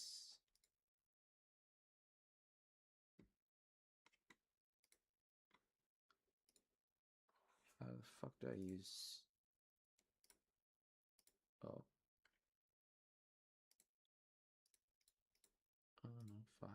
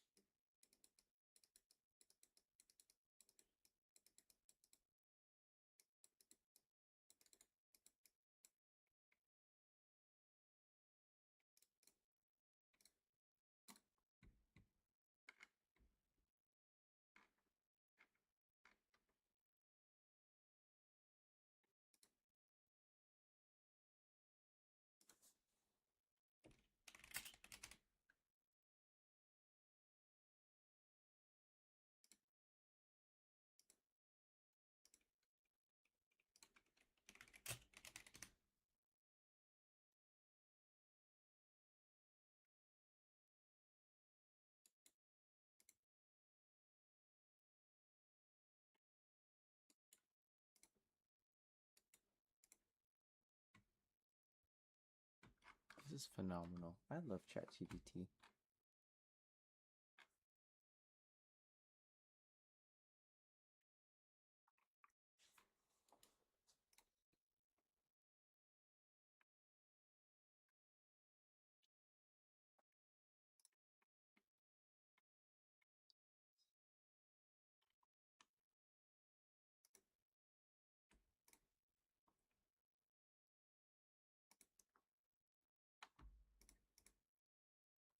Hello? Hello? Yeah, I'm here. What's up? Nice. I want to send you some images. And just stay on cue, because I need to ask a few of these questions. Sure, send them through. I'll hold until you ask. Do you see it though? Checking. Yep. I see it. Thanks for sending it. Just to summarize, this is a question about a real vector space of complex valued polynomials up to degree 2. Yeah. Only real scalars allowed. So just Go wait, ahead. just wait. Sure.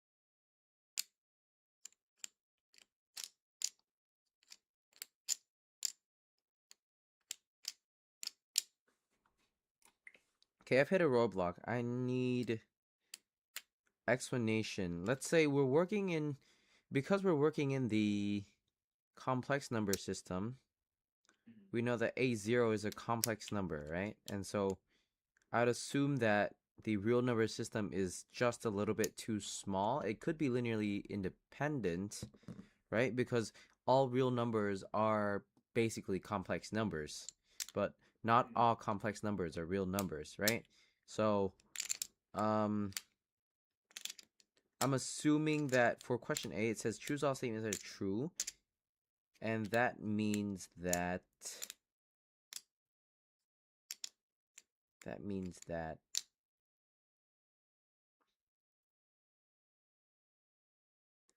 I'm assuming it's the third choice. IZ, and IZ squared are linearly independent. Let me check carefully. One sec. You're thinking along good lines there. The subtle point is that linear independence depends on what scalars you allow.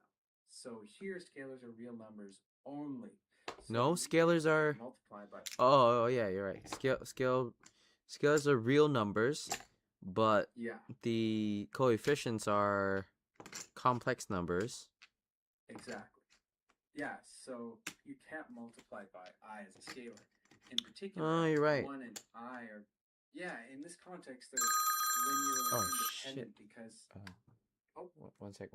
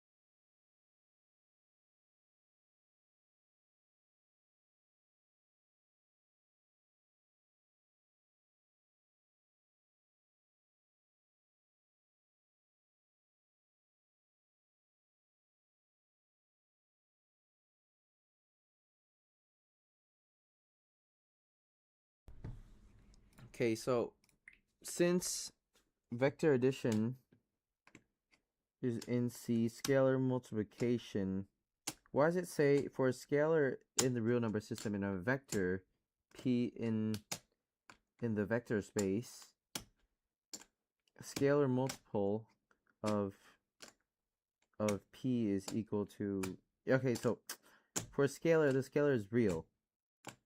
But how would you explain to me that the set of polynomials given by the complex number system isn't linearly independent?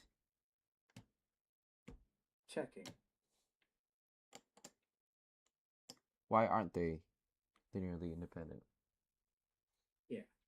So the key point is that coefficients of the polynomials can be complex, but the coefficients in a linear combination have to be real. So In a that linear means you combination, can't- wait, one sec. Let me think of that.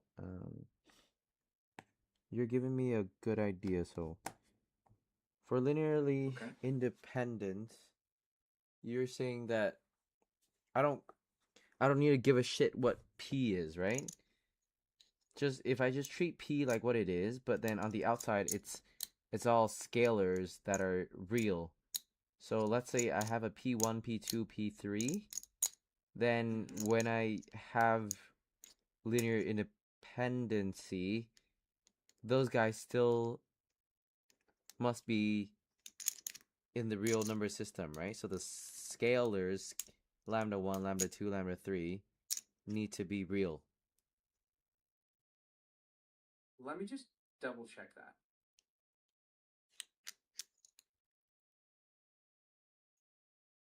Yes, that's exactly it. Your scalars have to be real. So P1, P2, P3 can have I inside them, but the coefficients in the combination have to be real numbers. That's the whole crux. What the hell?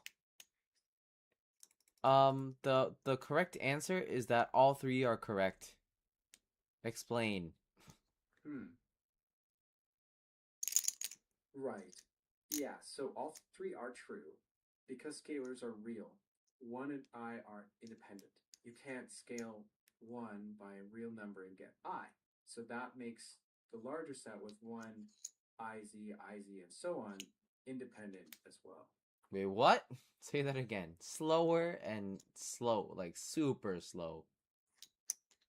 Over the real numbers, 1 and I point in different directions because you aren't allowed to multiply by I. So Right.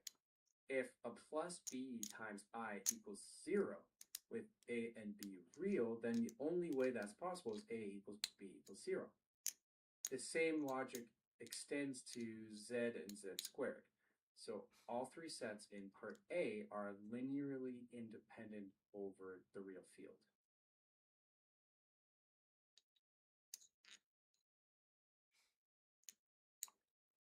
Okay. Let S be the set P1, P2, P3, P4, with P1 being Z minus I, P2 being IZ minus I minus Z minus 1, P3 being 1 minus I, and P4 being minus 1 plus I. Is it linearly independent subset of V? Let me think. Don't say anything yet. Sure.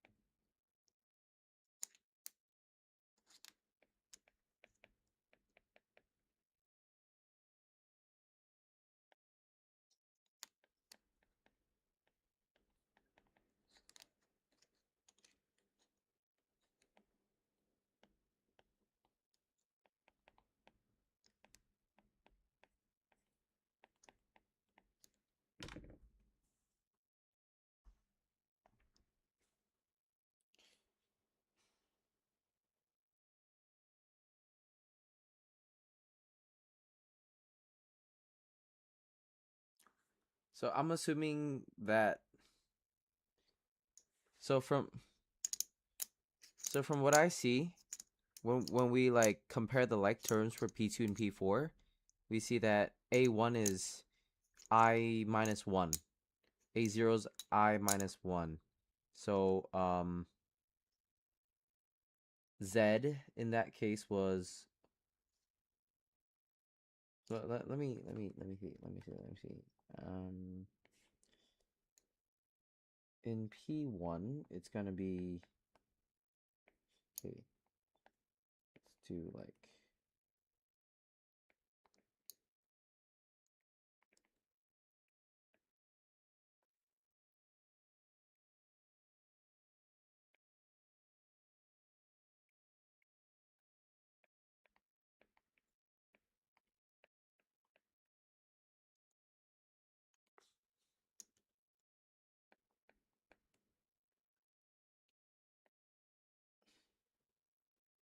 Take your time. mm-hmm.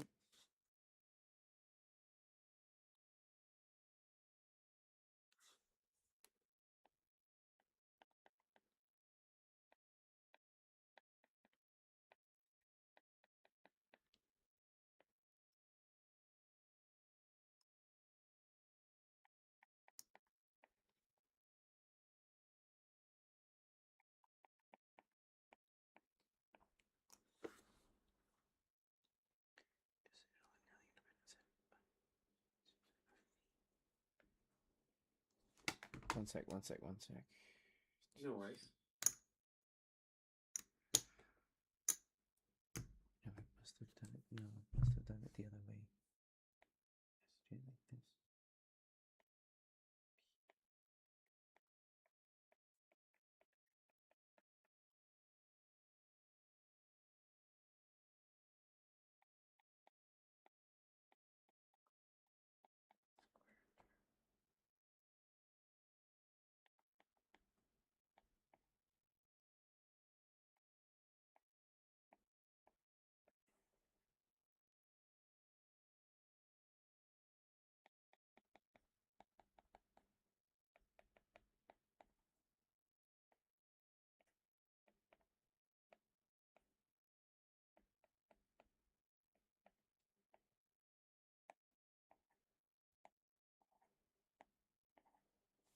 Oh, so ugly.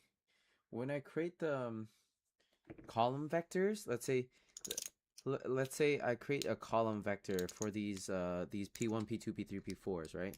Because it just looks nicer. That's P1 is the column vector for P1 is minus I 1 0. Column vector for P2 is minus I minus 1 minus I minus 1 0. Column vector for P3 is 1 minus I 0 0. And column for P4 is minus 1 plus I 0 0. And so I could be able to row reduce this, I'm assuming. Let me check.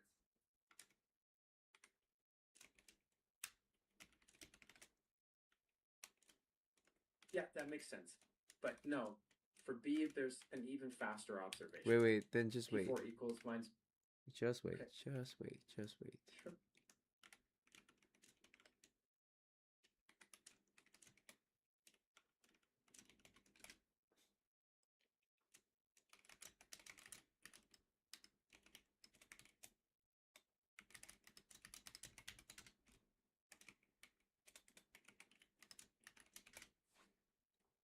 Okay, so it is not independent because there are two non-leading columns.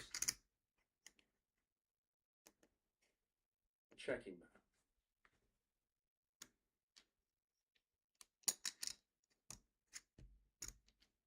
Your conclusion is right. It is not independent, but there is a simpler reason. P4 equals minus P3, since minus 1 plus I is just minus 1 times 1 minus I. So You're so P3 smart. plus P4 equals.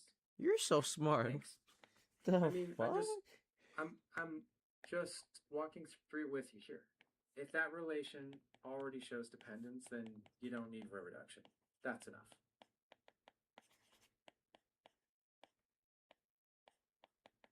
One sec. Sure.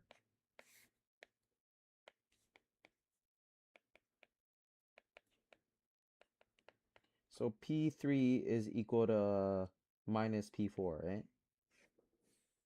Sorry, the other way, the other way. P4 is Yeah. P4 is minus Exactly. P3. Okay, one sec. Yeah.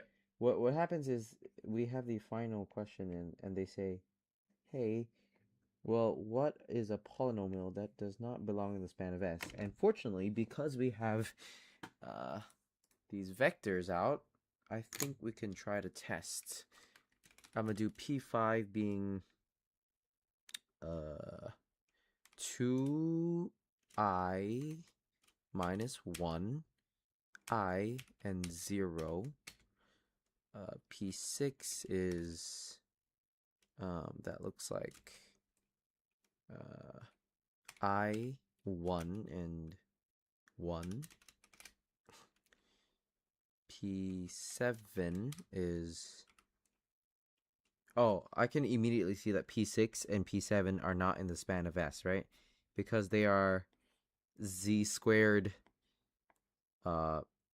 functions, or they're z squared coefficients that none of P1, P2, P3, P4 have. But we can test P5, so I think I'll test P5.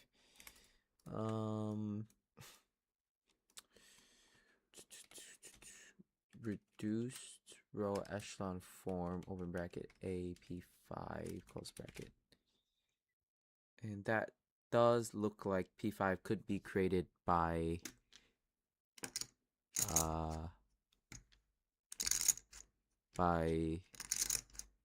the P1, P2, P3, P4. Okay. Checking. You don't need to check, because I'm right. Thank you. We're moving on to the next question. Sounds good. Yeah, your reasoning there is solid. P6 and P7 have z-squared terms, so they cannot be built from S. Also, P5 actually is in the span. In fact, P5 equals P1 plus P2. So for part C, pick P6 and P7 only. Okay.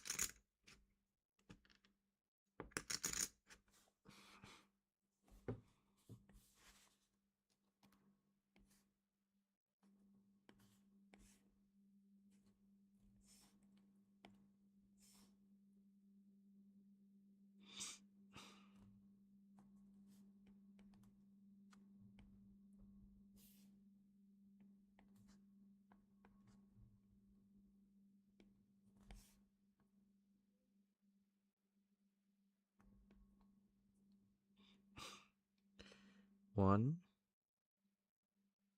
0, minus 1.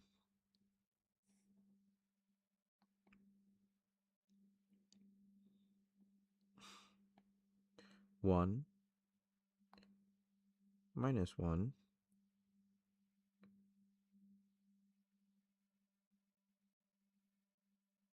One.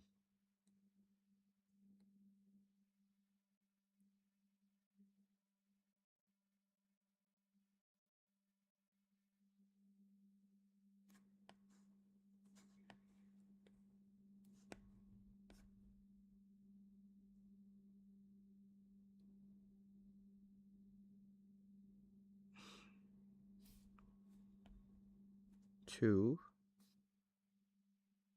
1.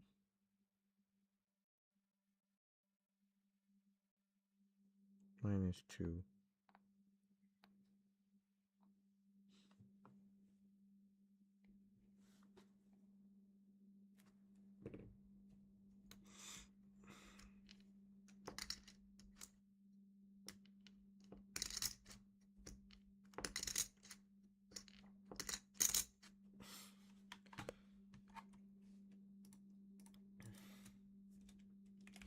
H is given by the span of these, so we can use these as matrices. Sorry, not matrices, vectors.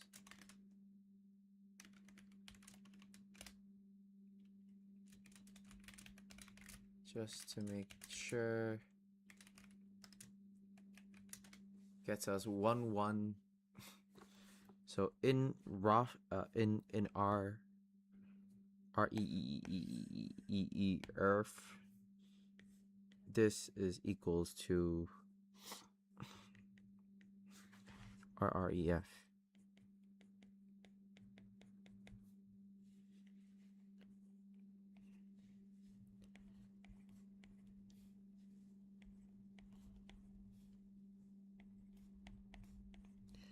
So this is going to be a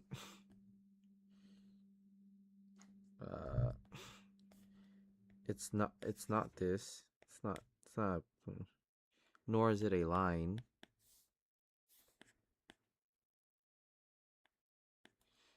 Is it? All of it will be able to go through the origin.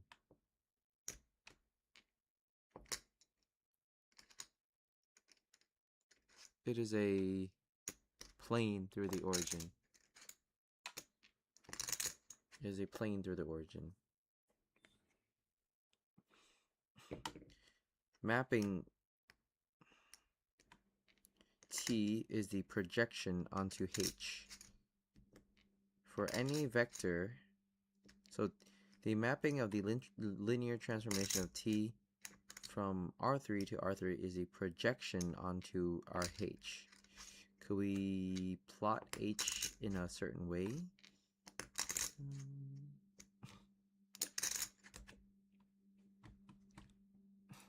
Hey, is there a certain way where... Hello? Yeah, I'm here. Is there a certain way I can visualize, like, the span of certain sets of vectors in Maple using certain types of code? Checking.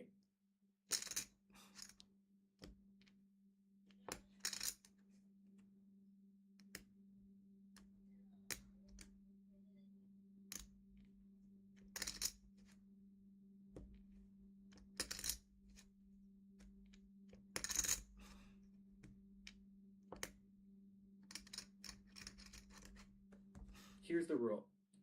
If your vectors live in R squared or R cubed, then you can plot the span. Otherwise, just work with coordinates. Yeah, but yeah, I could. Okay. I do want to plot it. If you're in 2D or 3D, you can use plots and plot tools to draw the line or a parametric plane. For Yeah. example, for a line, then I want to see a plane. and yeah, for that you let S and T vary and plot the parametric surface. In Maple, that looks like using plots : plot 3D, and then expressing your X, Y, Z components in terms of S and T. If you want, tell me the exact vectors and whether you want a line. Do you say or a coordinate plane, plot and then- 3D? Yeah, exactly. Plots : plot 3D. Plots And then you'd feed in a list. : plot 3D. Okay, you know what? Sleepy. I'll just send it to you, and then you send me the output. So I'll turn off the chat, and you can send me the output. Okay, sounds good.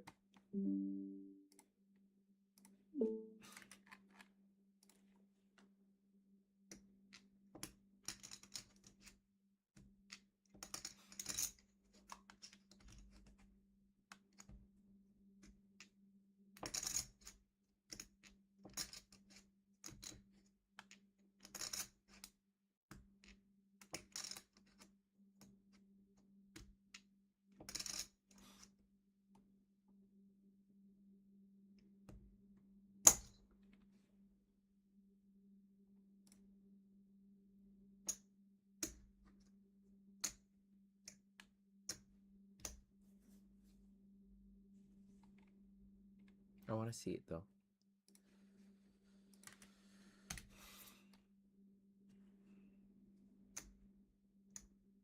Ah, sick. What the hell? Okay.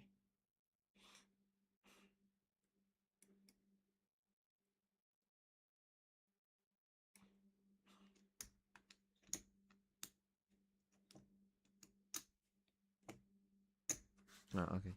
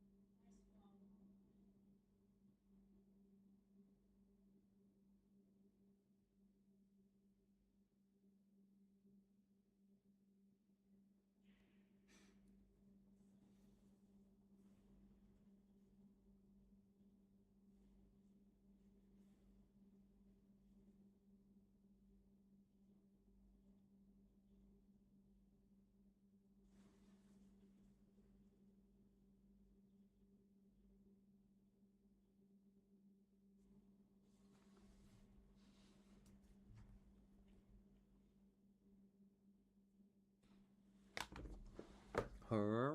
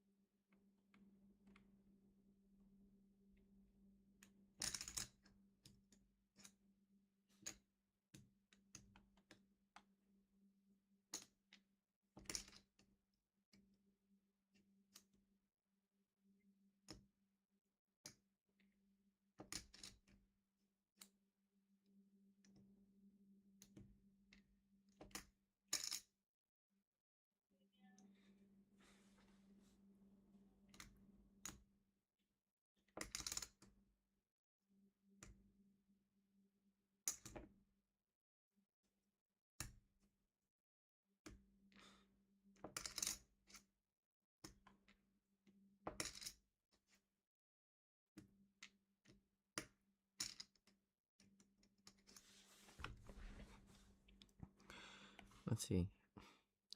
So what they're saying is we have this plane. Sorry. Let's just set something up right here. We have a plane.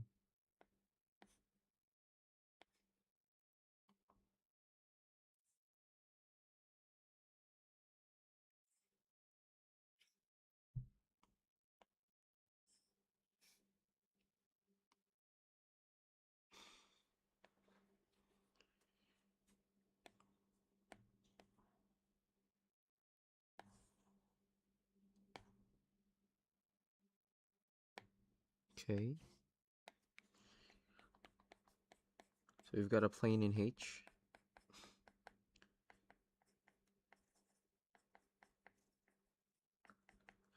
And it says that the transformation Tx is the unique vector in H such that x minus that thing is perpendicular to every H. So we've got a vector.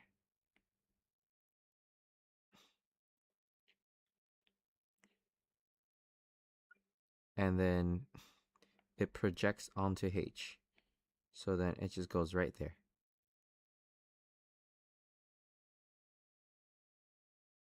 Then they say that, okay, we'll let this be defined as x.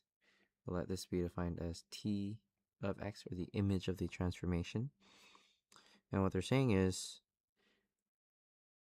it's a unique vector that this minus this, so this minus this,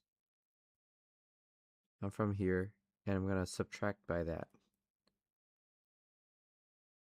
I'm going to end up here. And that is going to be perpendicular to the plane. It says any non-zero vector in H is an eigenvector of T.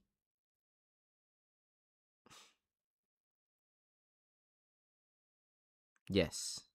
This vector here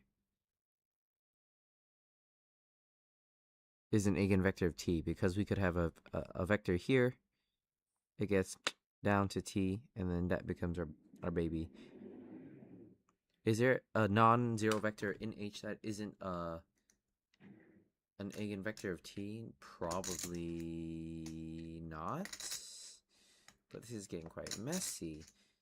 Any non-zero normal vector to H is an eigenvector of T. Normal to H is perpendicular to H. If it's perpendicular to H, it means that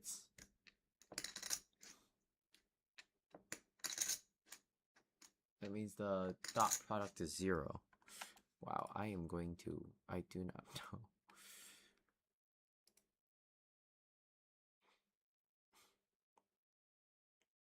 All eigenvalues of T are 0. All eigenvalues of T are non-zero. I don't know, dude.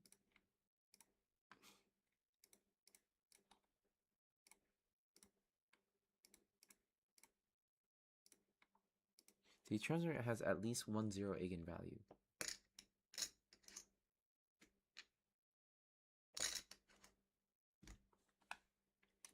Ooh, I don't know. Verify these steps, brother. The nullity of T is 1. The rank of T is 1. The nullity of T should be 1, because it just pushes us down to a dimension. The rank of T should still be 2.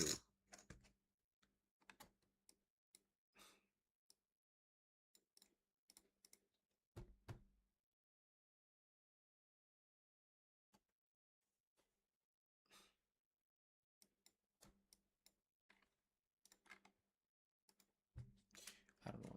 They have to show me. These are one of the questions I just don't like to be asked. I cannot be bothered, bro.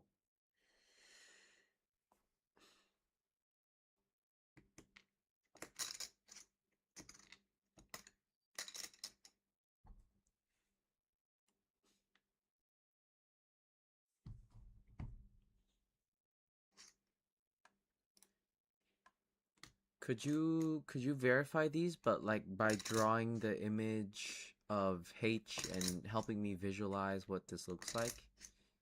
Because all these words could make sense, but I want a plane. I want to see a vector T, and I know that the transformation of the vector X projects it down to a two-dimensional plane, right? So I do understand why the nullity is 1 and the rank is 2, but show me the cases where the eigenvalue is equal to 0. Show me the value of the cases where the eigenvalue is equal to 1, and show me basically the rest.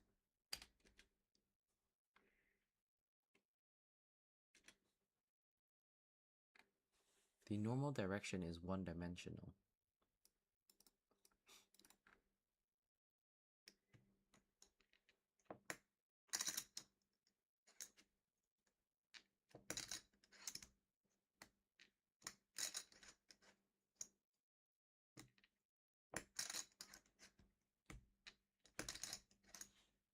I'm really hungry. I would like to finish this really quick and then make some food. What do I want to eat? Ramyun? No, I have... What have I had today?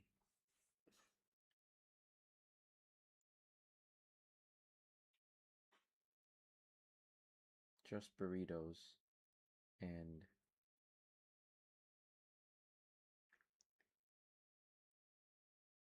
potatoes. I've had 200 grams of potatoes today. So frozen potato wedges. Did I eat any type of dessert? No, I had 10 grams of honey.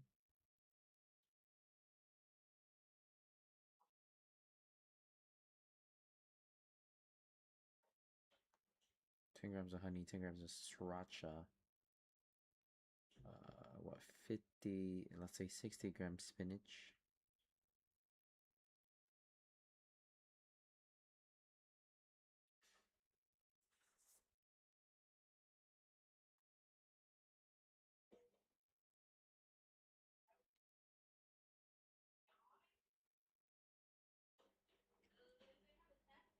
So I'm at 1100 calories. I've got 800 calories.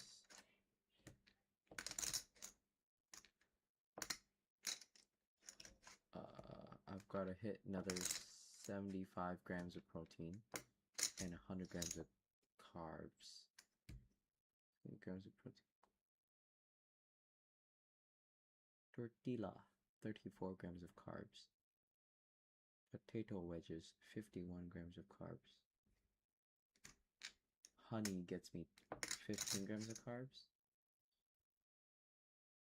So I should be eating like what, 100? Let's see, if I made another one of just a burrito, I'd hit all my macros except for 50 grams of carbs.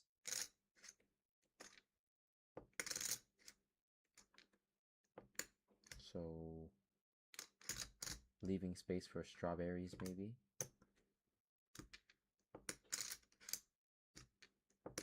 Yeah, strawberries? Yeah.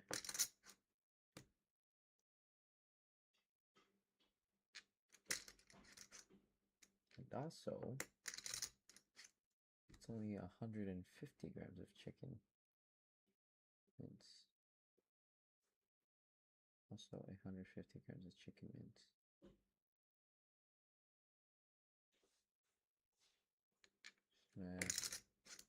Now I have an extra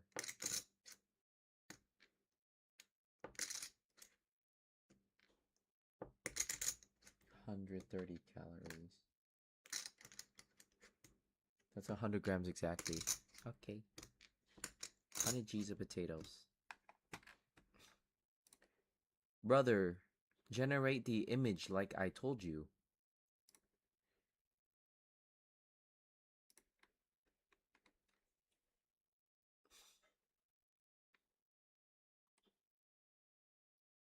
What does T do visually? T is the projection. If you take any vector in space, it drops it straight onto the plane along the normal direction.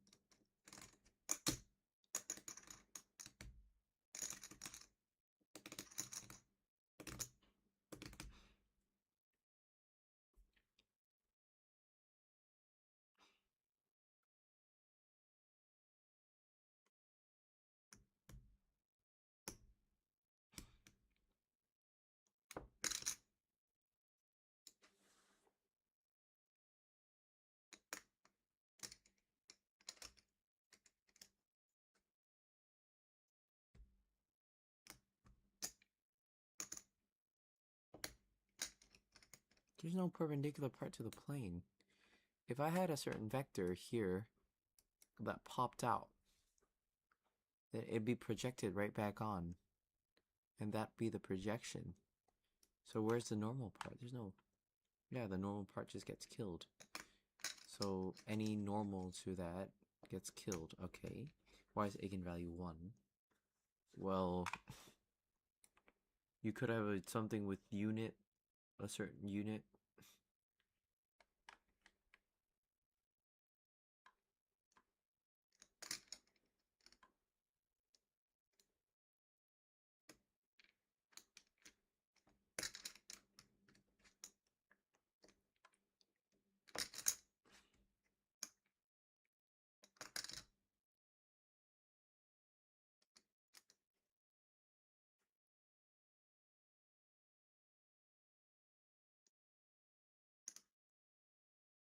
Okay, so I agree. Okay. Eigenvalue equals 1 for all vectors already in the plane.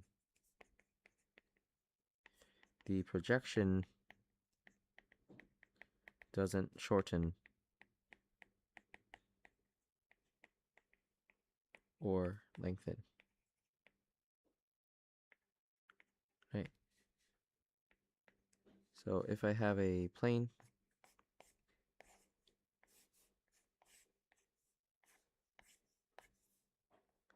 and I had a vector along, then the projection, so let's call it, then if H is in H, then the transformation of H is equal to H. Okay. I agree. So, done.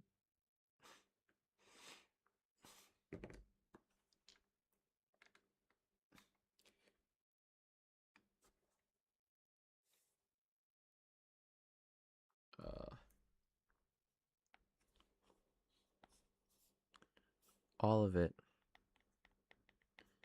gets dropped to H. Dropped. Dropped. There exists a non-zero vector that is not an eigenvector of T. That sounds... No.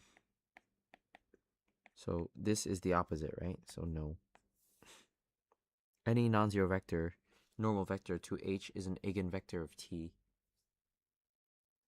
Not really. Every non-zero normal vector to H is an eigenvector of T.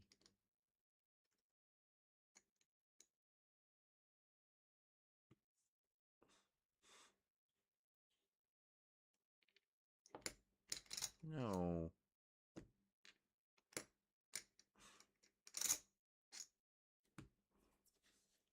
It says here that the transformation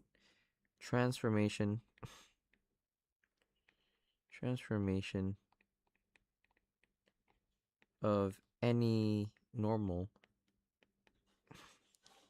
to H equals 0 because you have a direct vector that is essentially crushed down. Essentially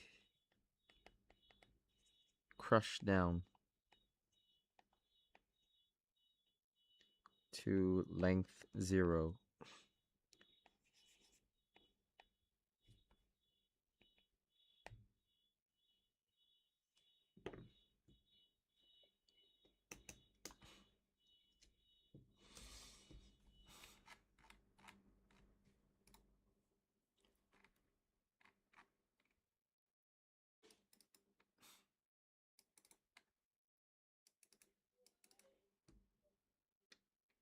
Any non-zero normal vector to H is an eigenvector of T? Why is it an eigenvector of T?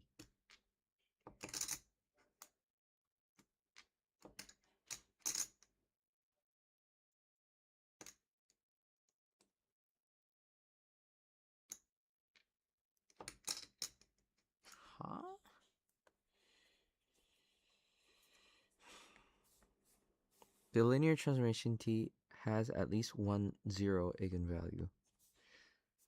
Yes. All eigenvalues of T are 0.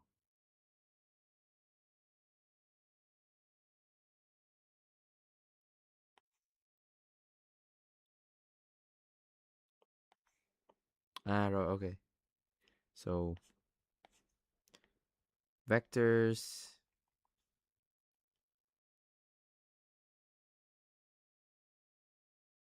that are on H have lambda 1. Vectors normal to H have lambda 0 because it crusts. Nullity of T is 1. The rank of T is 2.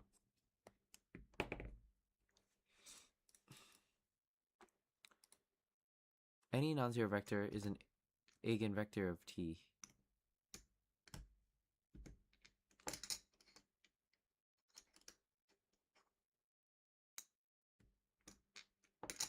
An eigenvector is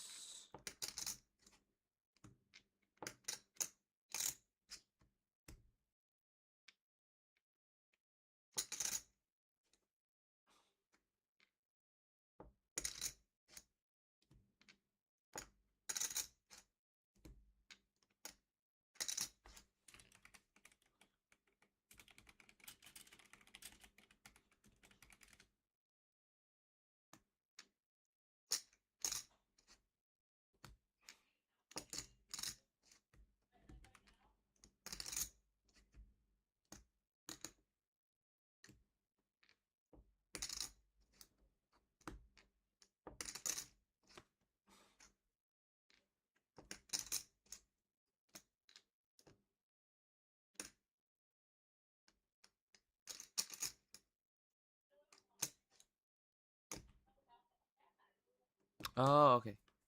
So already a vector in H.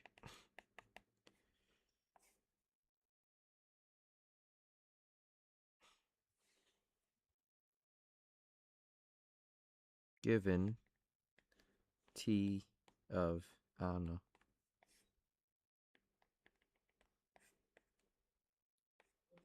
it is an eigenvector.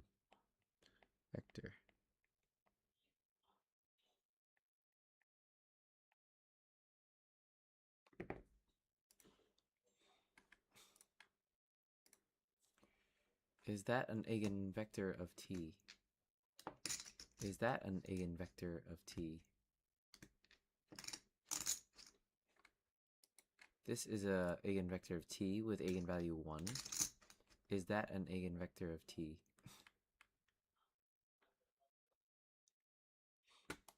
Where does that get translated? Or mostly all of them are eigenvectors of T, no?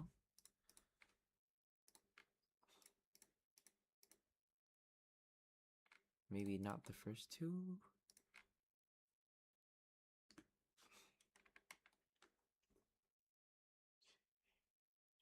If I have the vector, what? Was that -2? 0, 0? Then it gets like dropped down to there.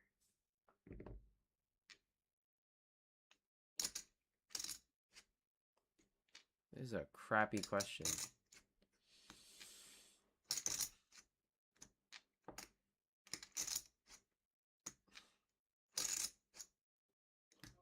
Do I just think, how can I show that they're normal to H? Oh. Find something that is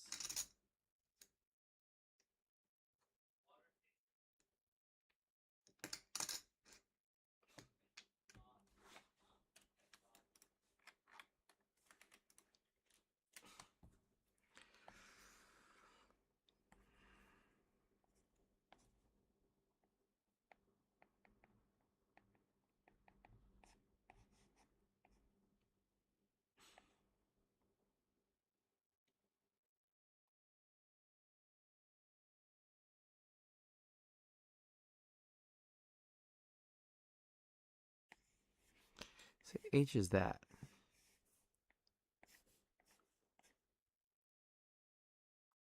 And you've got 1, 0, minus 1.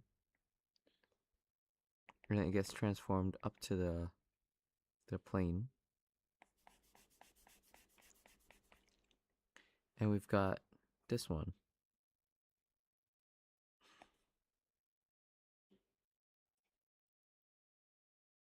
It gets transformed onto here. Why is this not an eigenvector of t? Transformation of minus 2, 0, 0 is what?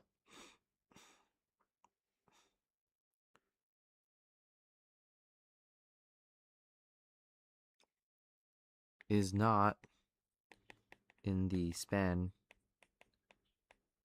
of h.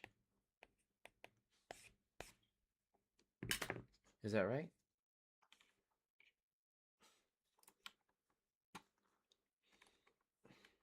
No, a lot of things are in the span of h.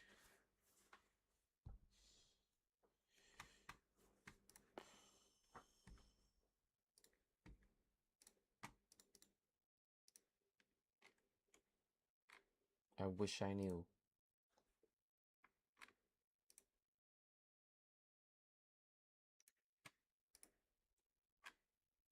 Last question?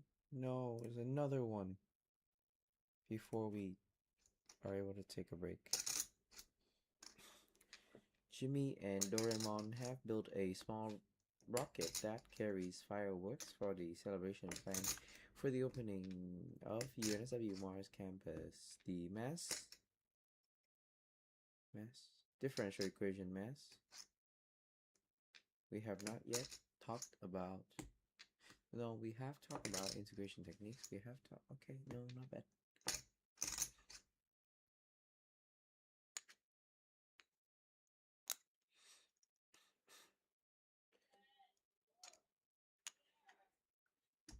How many fucking papers I have to do? I have to finish this paper and another few papers. But tomorrow I have keys, bro. And I must submit tomorrow because if I don't, then I don't have time to review for COM 1140.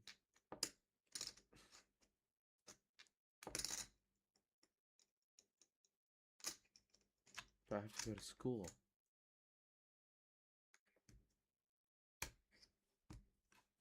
When do I go to school?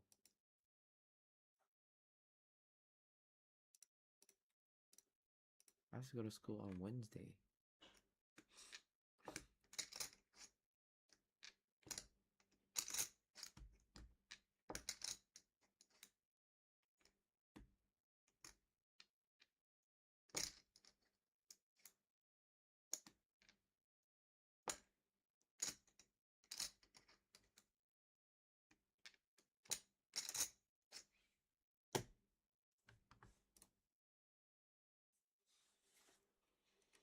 Hanya.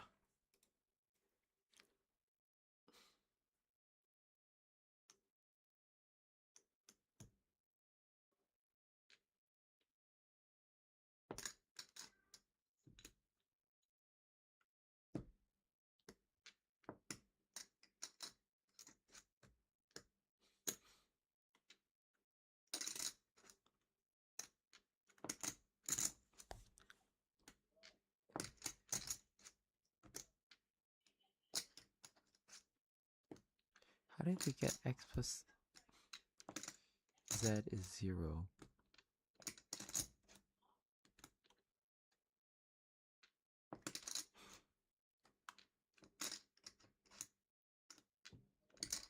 I want that. Oh, it's a Cartesian equation. How do I get in a Cartesian equation? I forgot. How do I get into a Cartesian equation? If we use would be good if we have Cartesian equation this. Wait. H.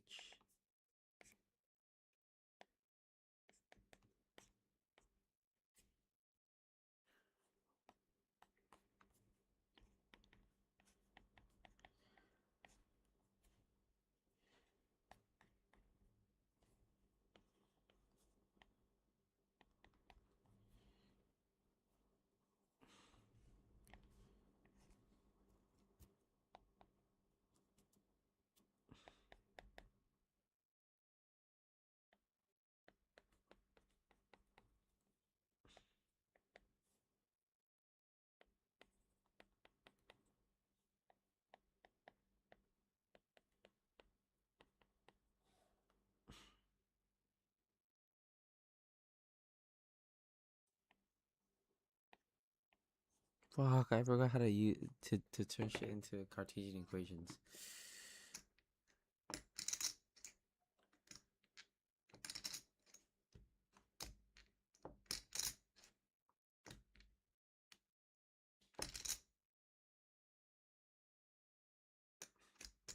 Oh, I got it. Point normal. Go point normal. And expand. So point normal is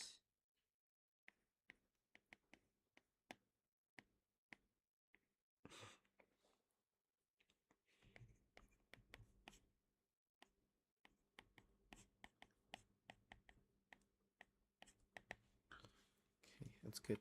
It's good that I still have it.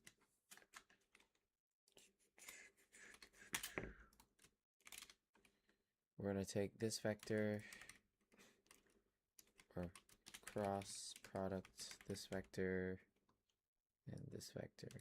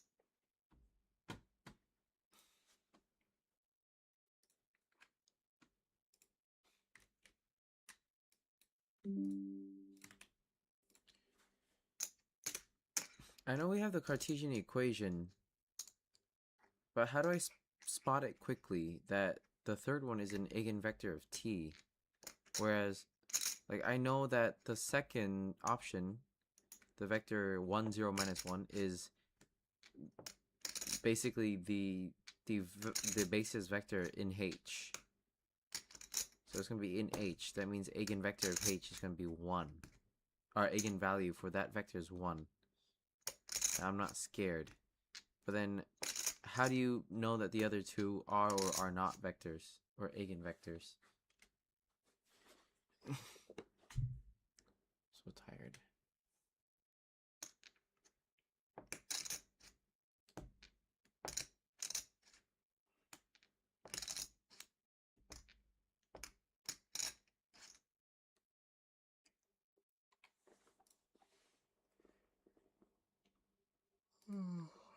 Stay here just to see your face.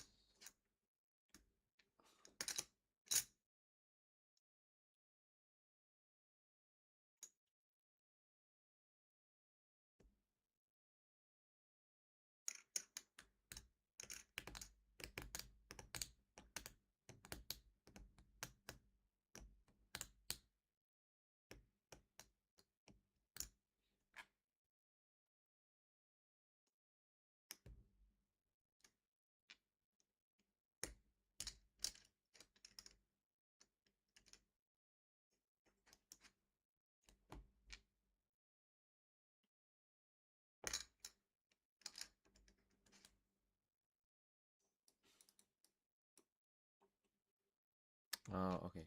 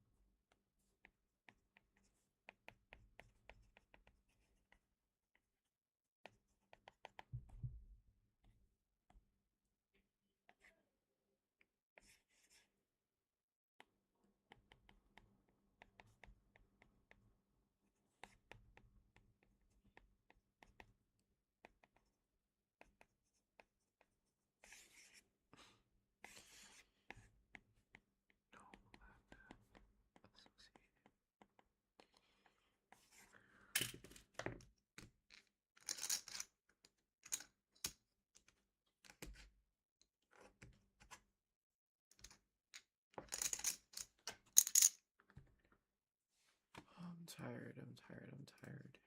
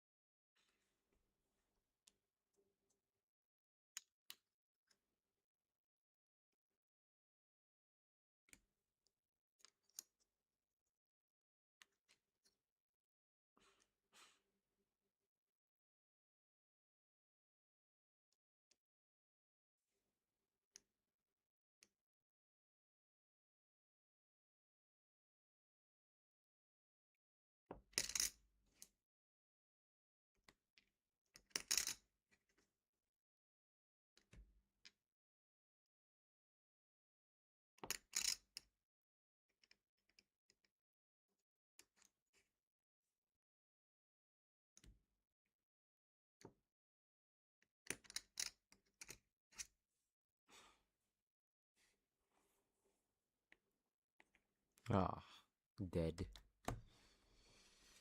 RT is a.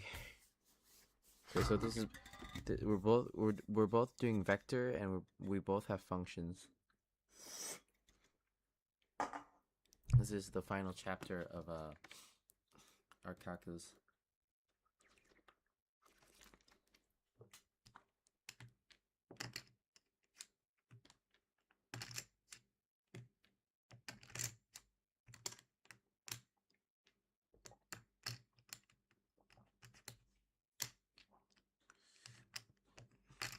Okay, choose the correct equation for xt from the list below.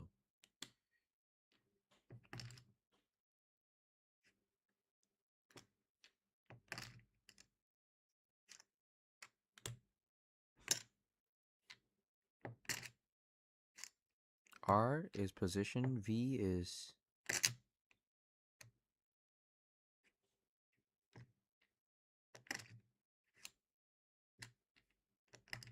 but X doesn't have a.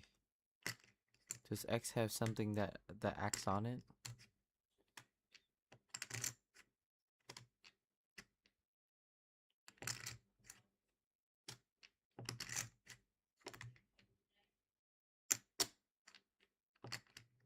Second order.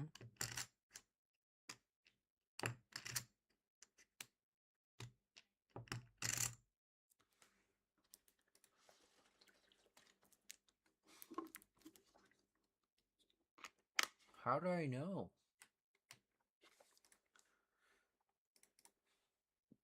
M of X is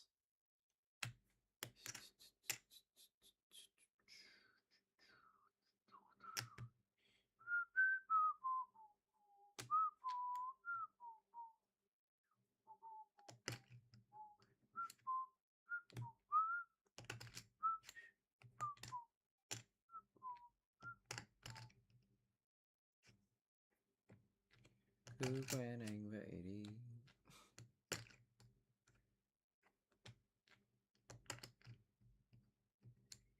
Distance from the launch pad and height above rocket, above Green Village. This is hard.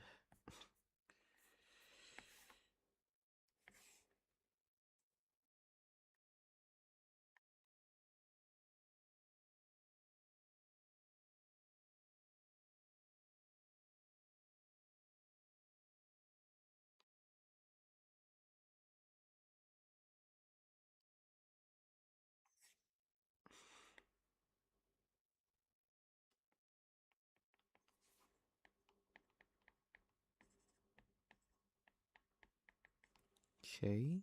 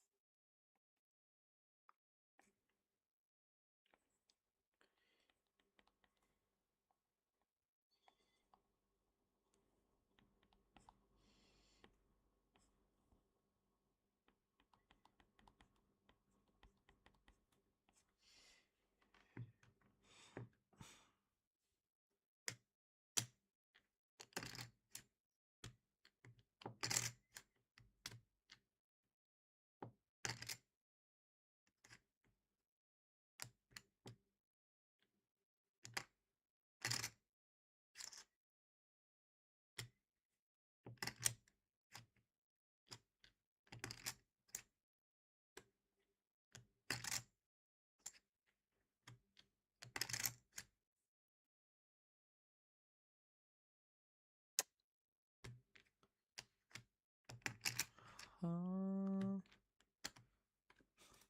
don't know. Why?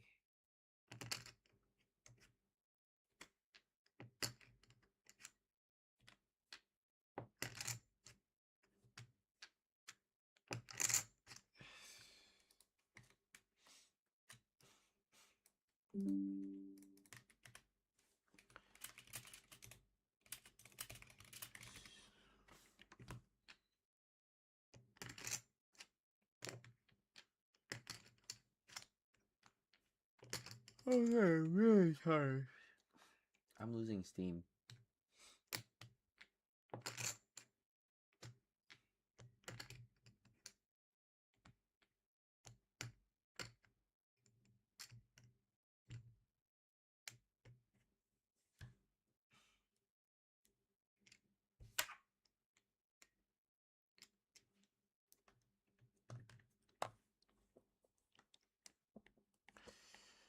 This I understand.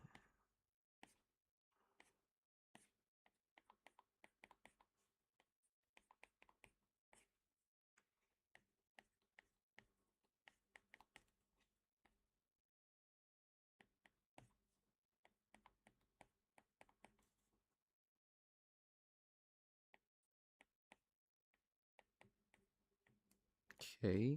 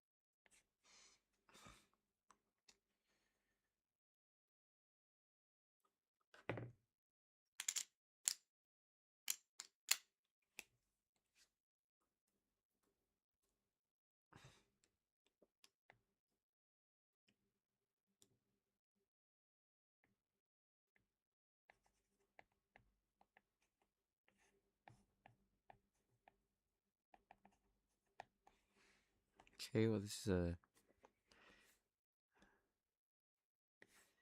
is a double prime minus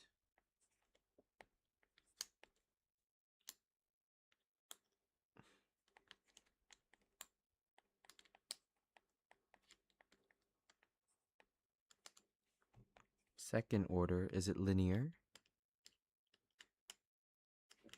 1, yeah. 1 y double prime plus 1 y prime plus 0 y is equal to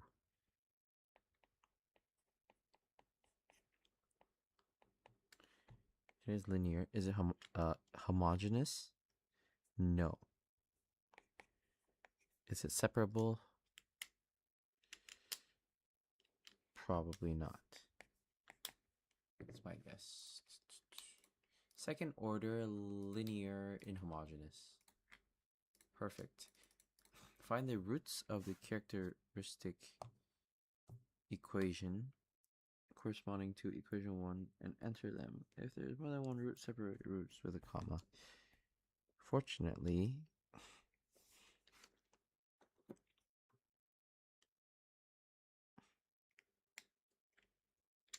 what does homogeneous have to mean again?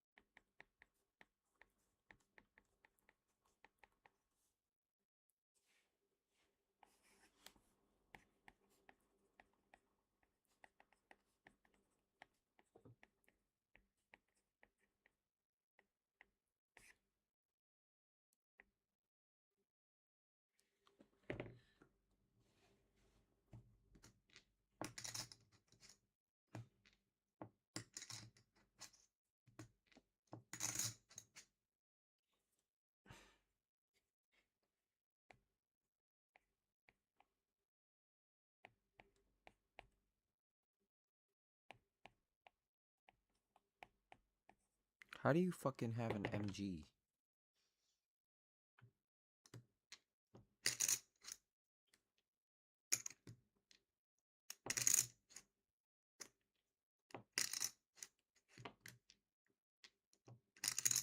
Gravity is 9.8, no? M is larger than 0.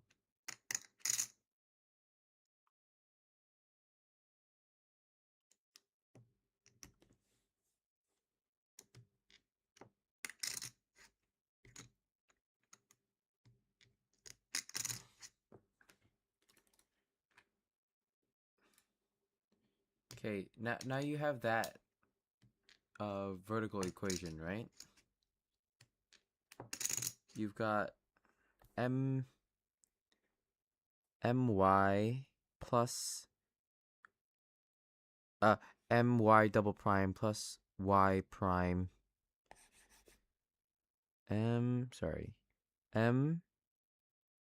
my double prime plus y prime minus plus mg is equal to 0. How do I find these roots?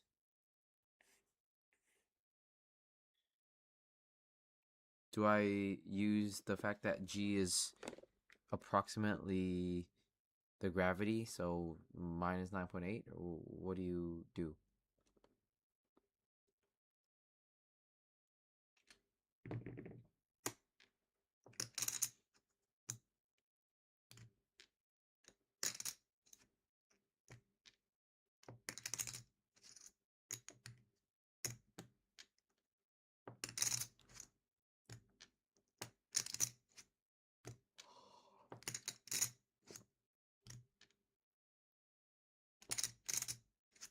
First, ignore the constant and solve the homogeneous.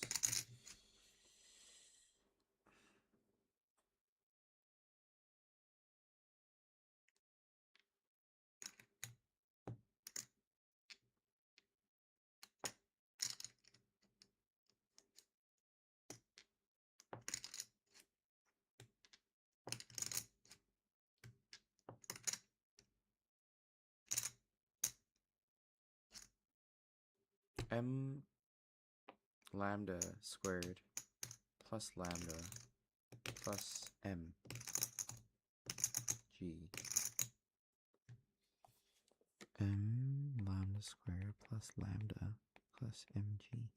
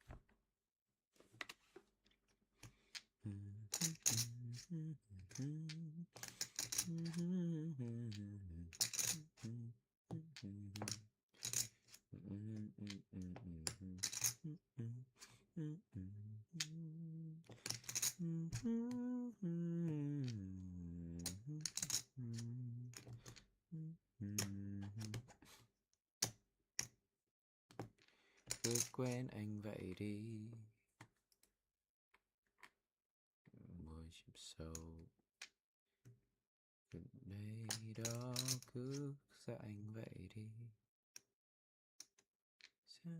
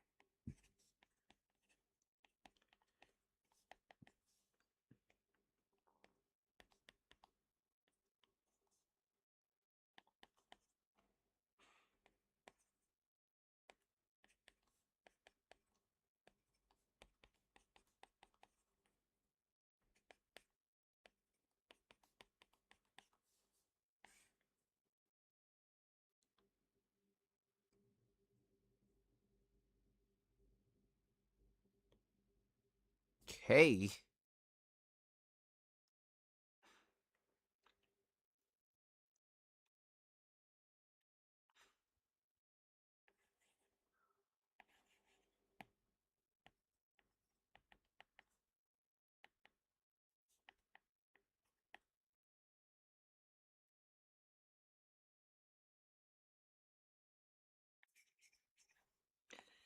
M y double prime plus k y prime plus mg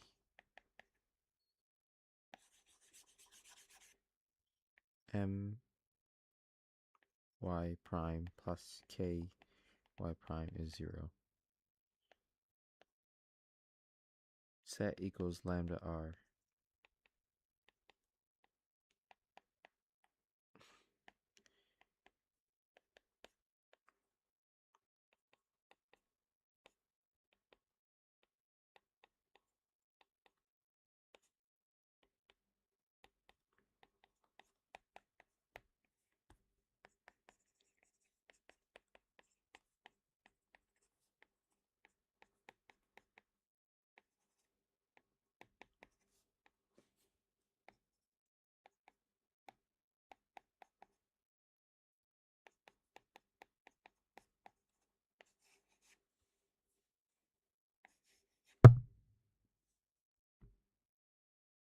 I don't know why, but they're telling me to solve for the homogeneous equation.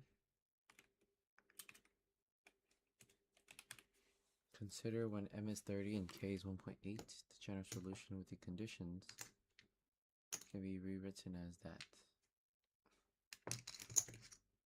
Enter the value of the constants, correct to 8 significant figures. It's good that we know how to desolve, so we're going to desolve this. So,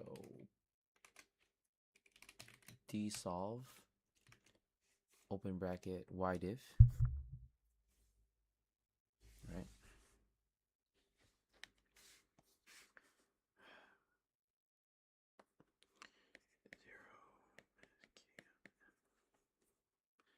Minus k and m might be something crazy to know, but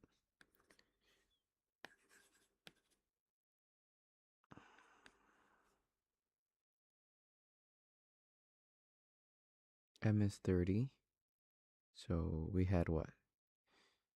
30 y double prime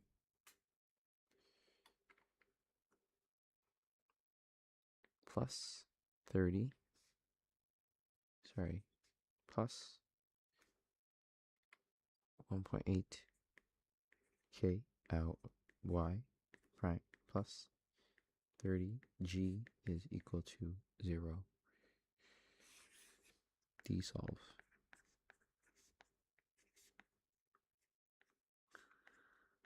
What also?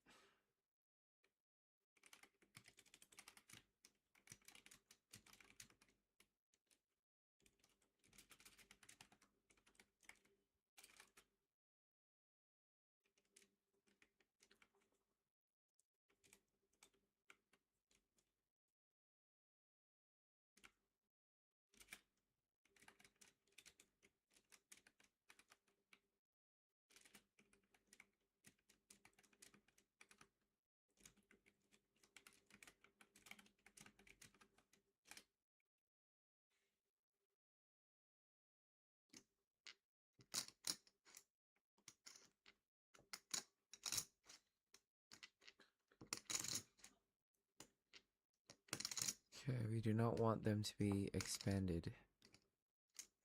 What factor?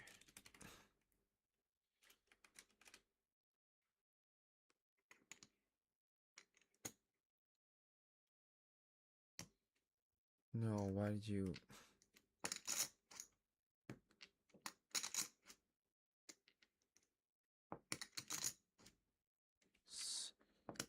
Some delta.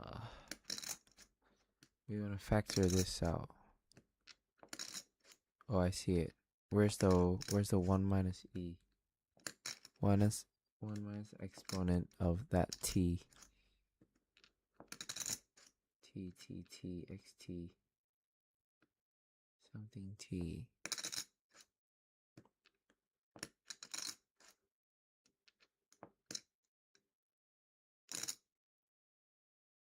I see a lot of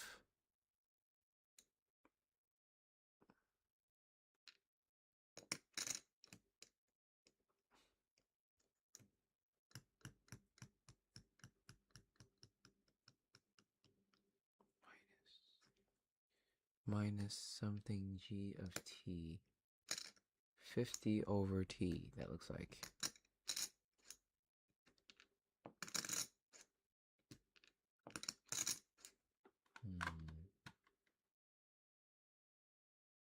Do I do 2 pluses? K plus k plus m. M is that. Plus 30m. Plus 30g.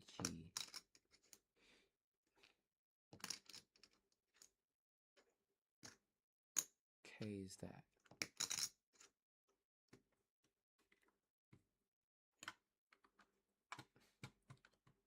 Well, like minus the GT. If I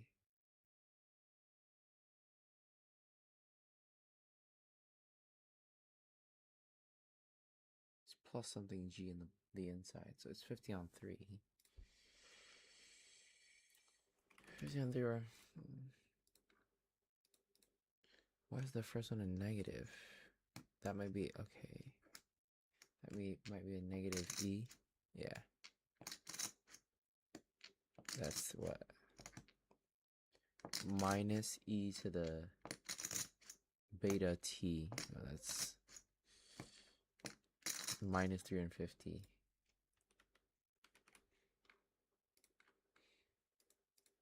And Jimmy and Doraemon think it will be best if the fireworks carried on the rocket and explode when the rocket is at its highest point. So we take V is equal to 3 milligrams per K. What is the number T?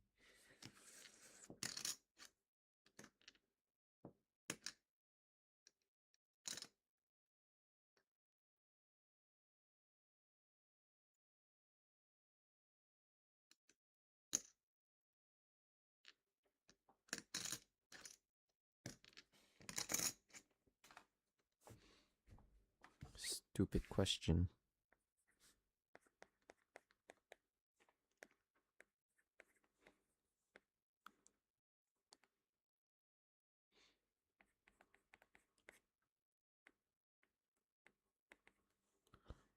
Đói như chó. Nhưng mà có giảm cân nên là không sợ.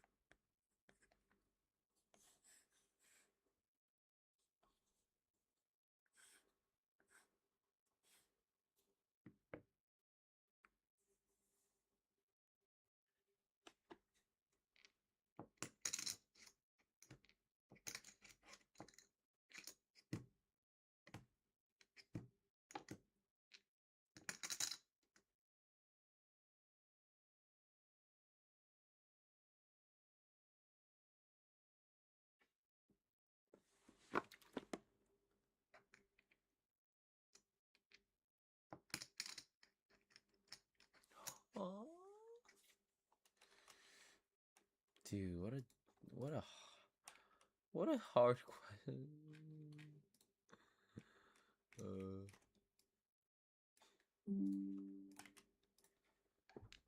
How to find Big T?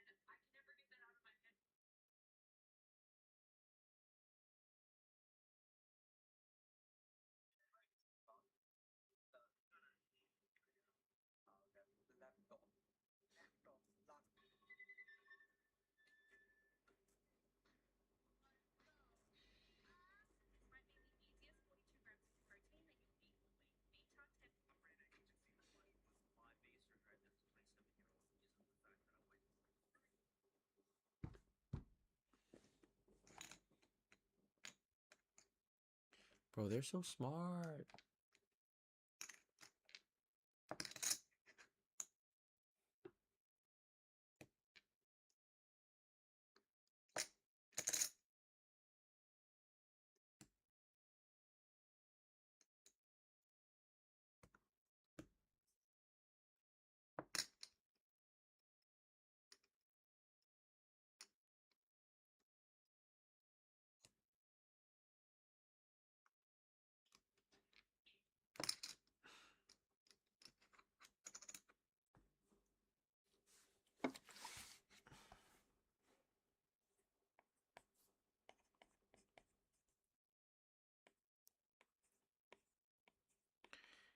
I want to solve this with M and G unknown, so we can see the difference. M K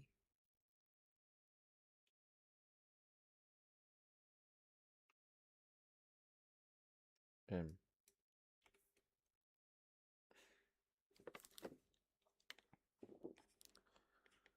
We will get minus M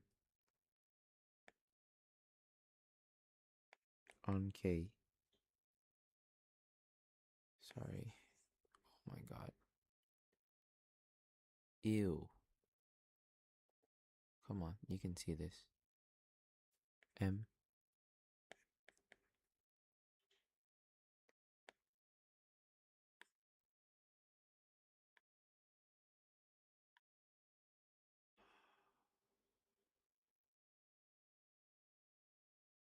Nobody was kung fu fighting. Ba ba ba. It was fast as lightning. Ba ba ba. Everybody was kung fu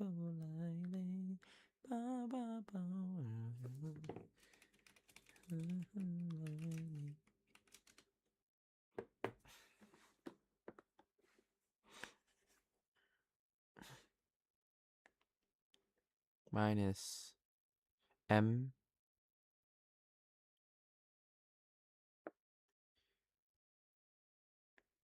k. We should do mk times minus e to the minus k over m t xt minus m squared k squared times g times e to the minus k on m xt minus m over k g of x plus mkv plus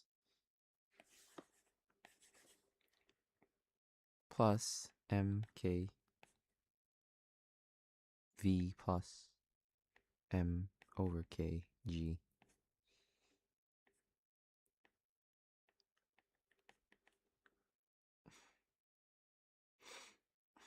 Okay, I see it. M over k 1 minus m over kg times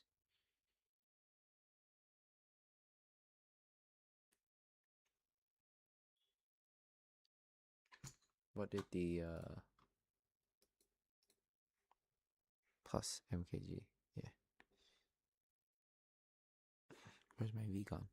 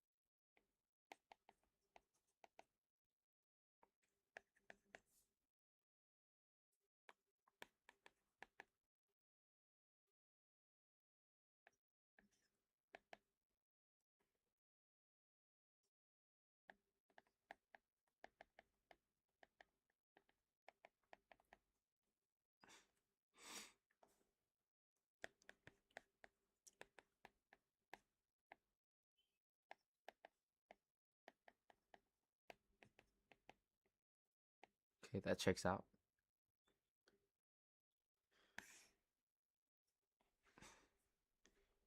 Using this, we would like to know that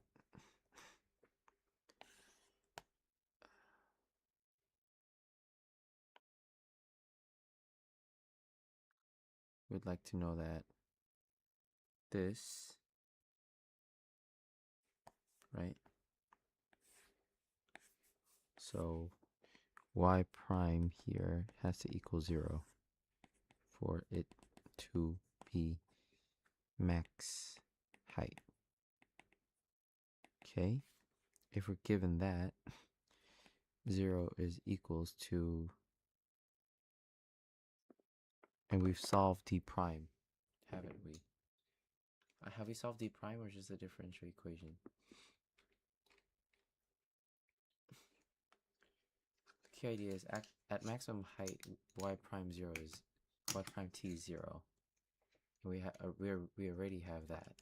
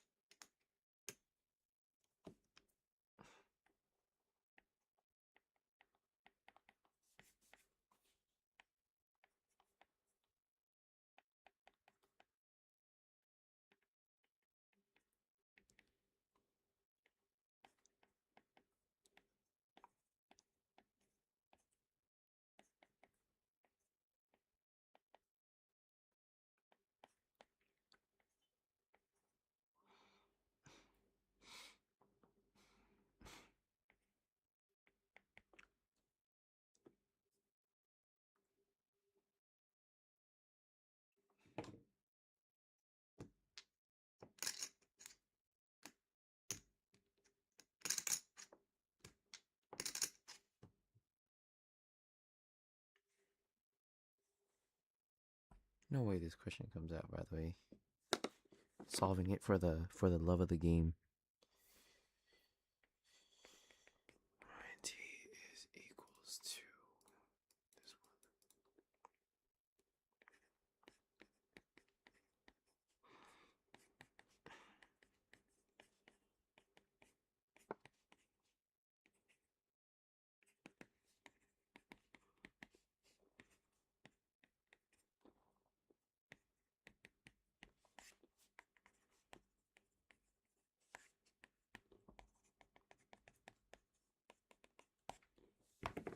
Okay. Maybe like here. Diff.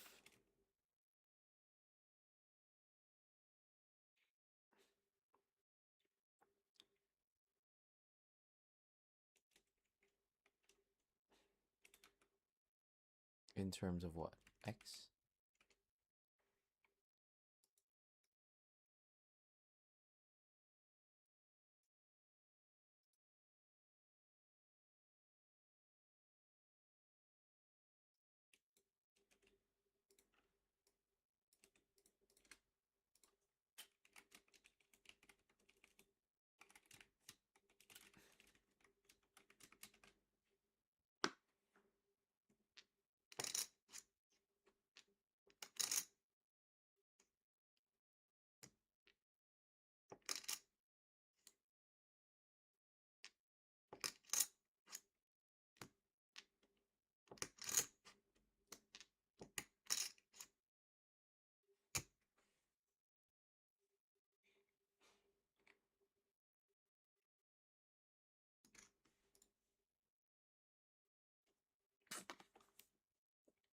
How did I get here?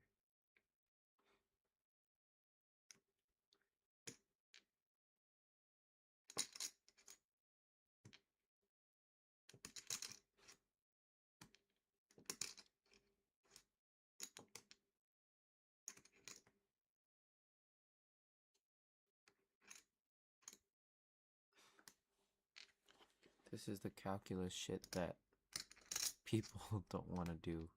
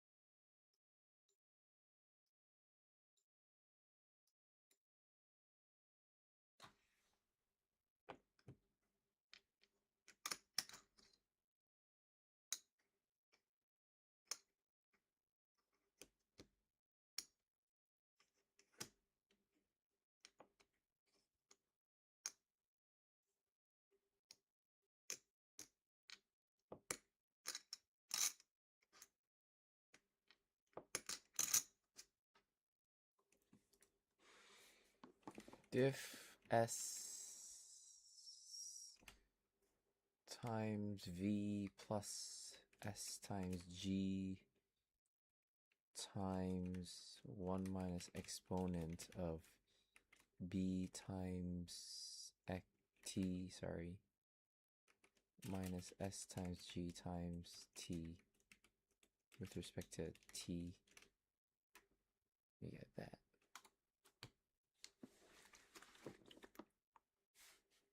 I can live with that.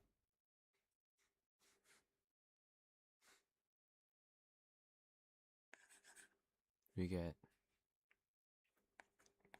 y of t is equal to minus times beta e to the beta t minus g. And I have to notice that these two minus s is equal to what was I given? minus m over k.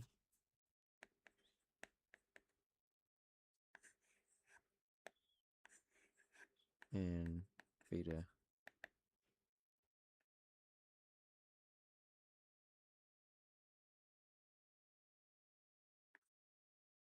minus k over m.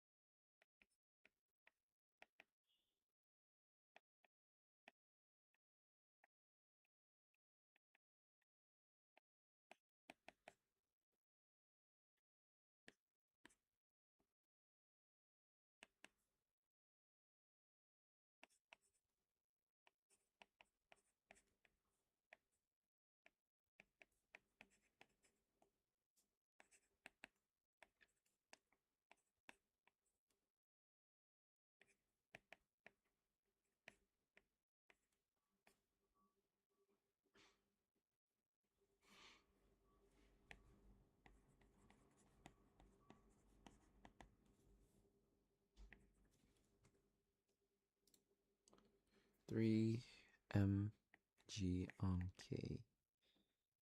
M is equal to 3.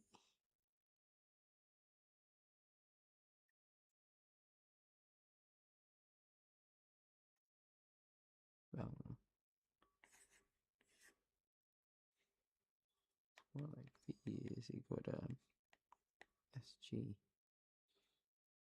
Okay, so it's SG plus 3SG times e to the SG 4 delta G times e to the minus delta G.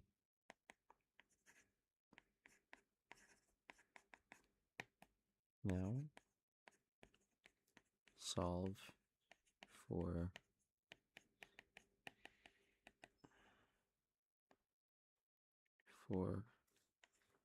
SG e to the e theta minus G. Solve.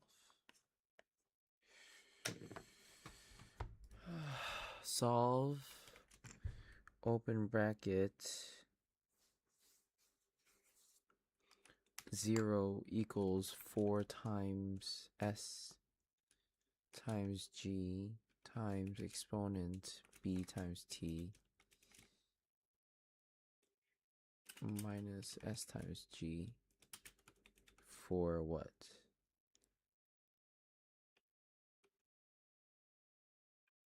What do I want? I want T, right? T is what?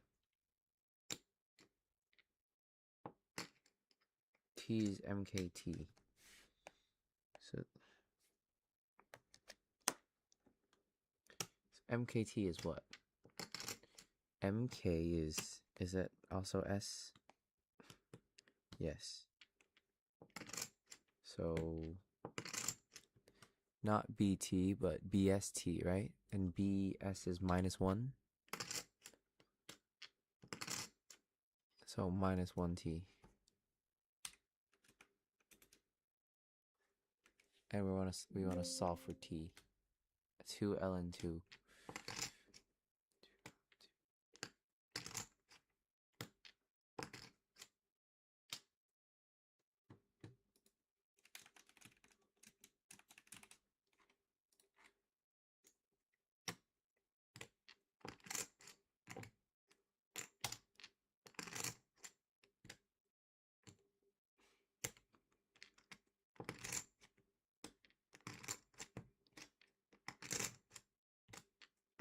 That was such a hard question.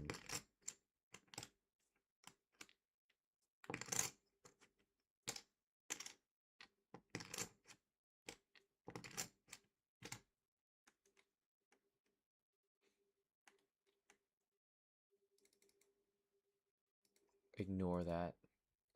This one, set this equation, find it. this one, take this equation, differentiate it, try to cancel out some EBTs and T's, and then substitute V is equals to this, which is more or less the same as delta, and then shift solve.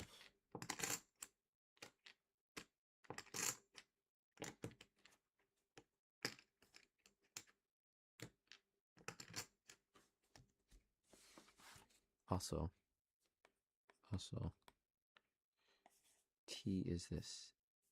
T bằng M K T. BT is minus M over minus K over M times M over K times T. So cancel. So you get minus T. So you get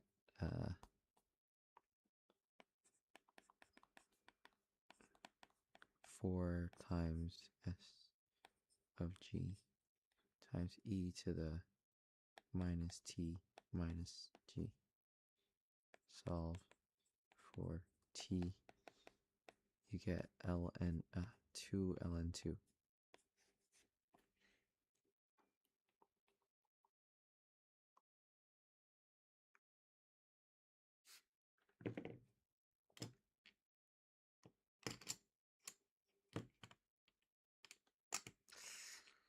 That looks like a pain in the ass.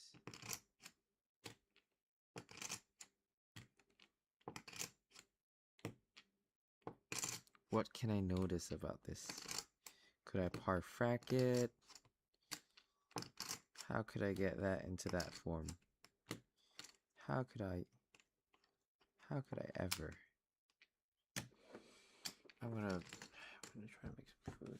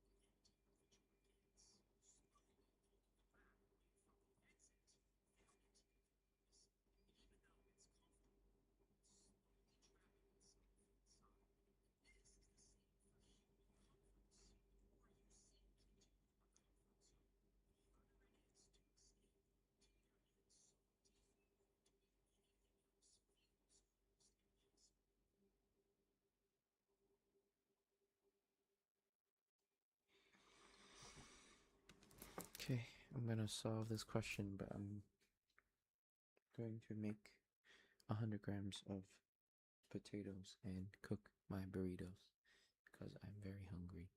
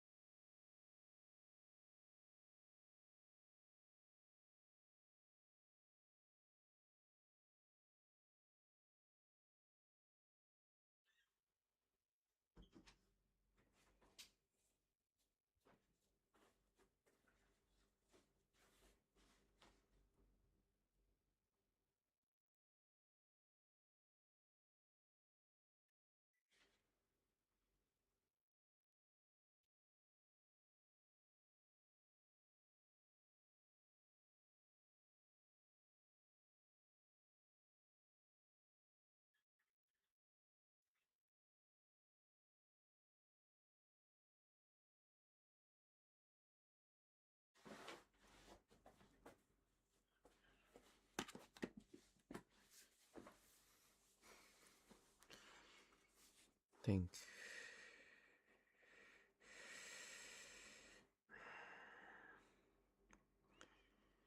And it's the derivative. If we can crack this part, then the paper shouldn't be hard. Suppose we let that equals to the whole 2x squared becomes t. We still need to find a way to supposedly like divide by 2. Right? No, it's just it's equal to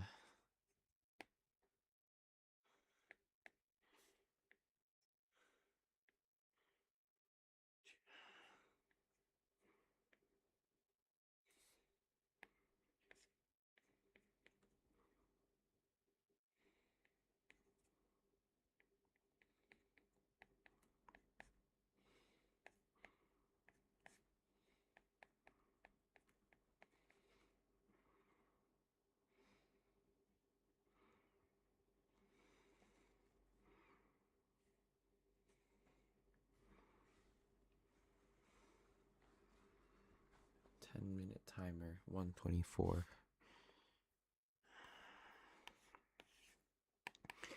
That's that's what I think.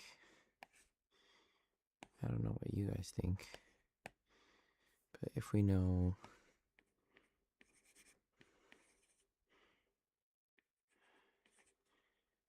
one plus u has the Taylor series or the Maclaurin series expansion as 1 minus u plus u squared minus u cubed, then this is equal to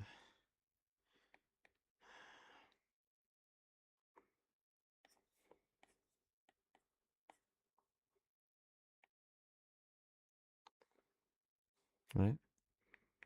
So let's just make sure that this is 2 of 1 plus 4x squared is basically saying 1 plus 4x squared plus another 1 of 1 over 4x squared, which is basically saying 1 minus 4x squared. Ooh, okay, that's why they want to keep that 2 squared. 2, yeah.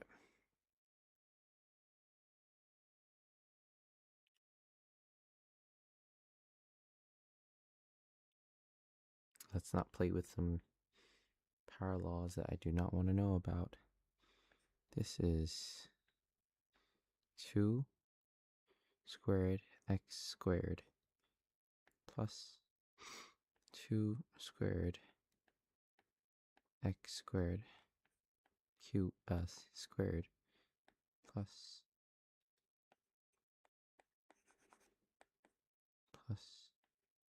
minus 2 squared x squared cubed plus so on plus this.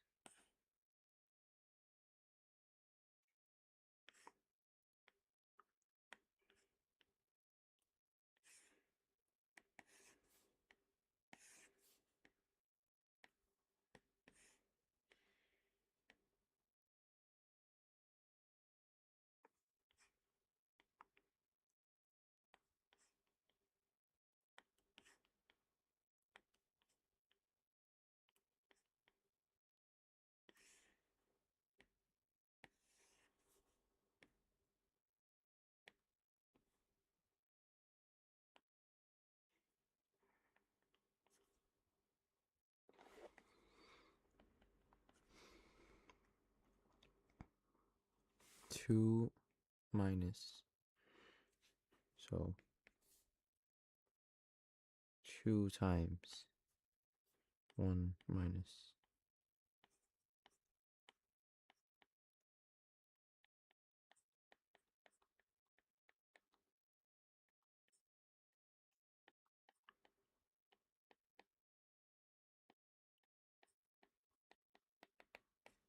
Okay. The substitution Sarah and Neil have used to prove 2 from 1 was.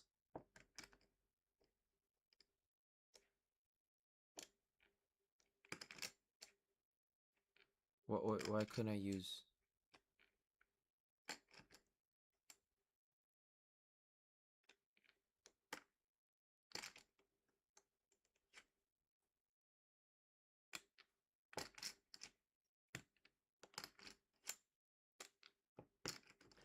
How could you pull the substitution out?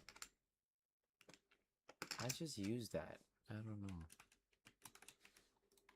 But it's oh, okay. I guess it's right. Right?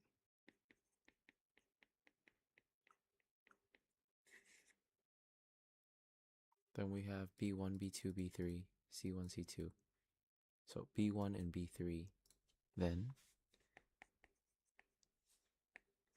theory dx of 2 times 1 minus 4x squared plus 4x squared minus 4x squared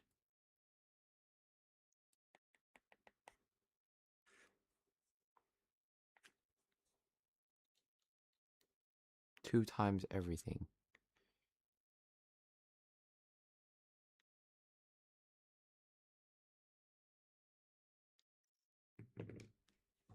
I mean, I'm gonna use this open bracket, sorry, 2 open times open bracket 1 minus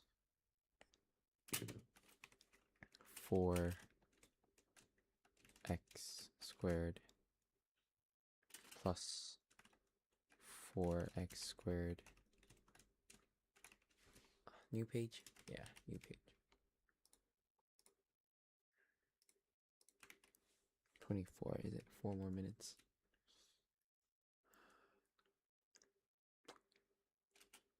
Minus open bracket 4x squared cubed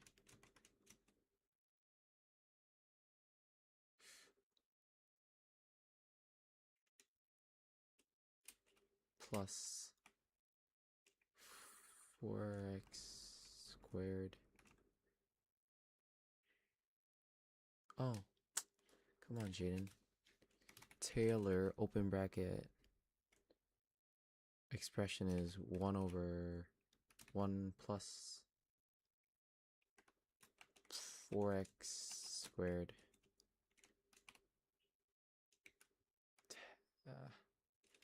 What, like fucking 7, maybe?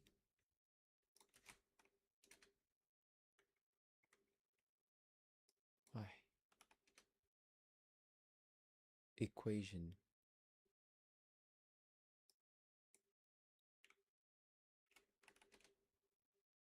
Huh? Oh, about 0, was it?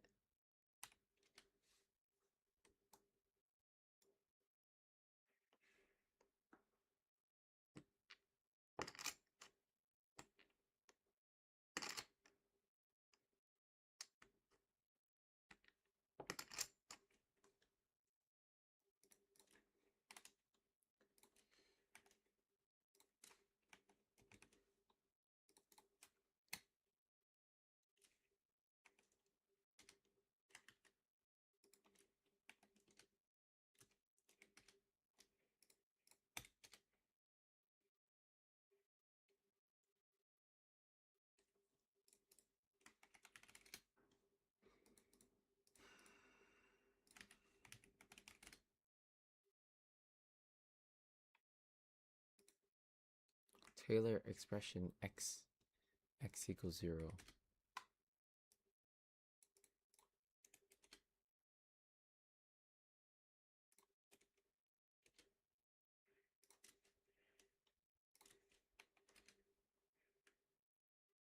That one, right?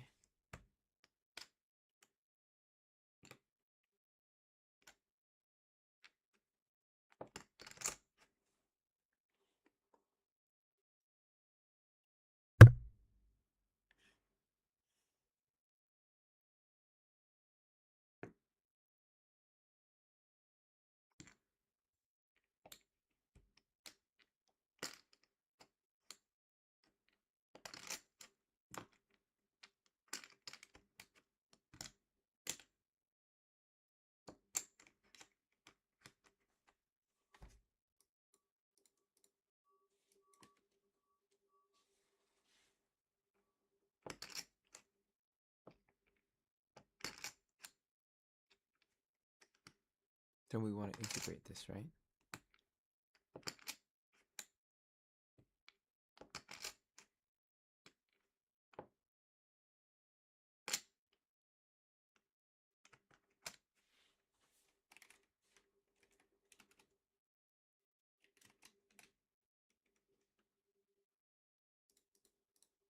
Wait, I've never done it like this, but it just works.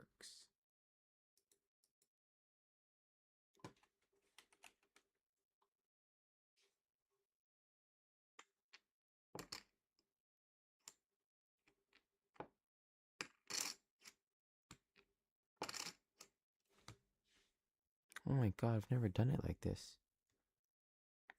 Taylor 2.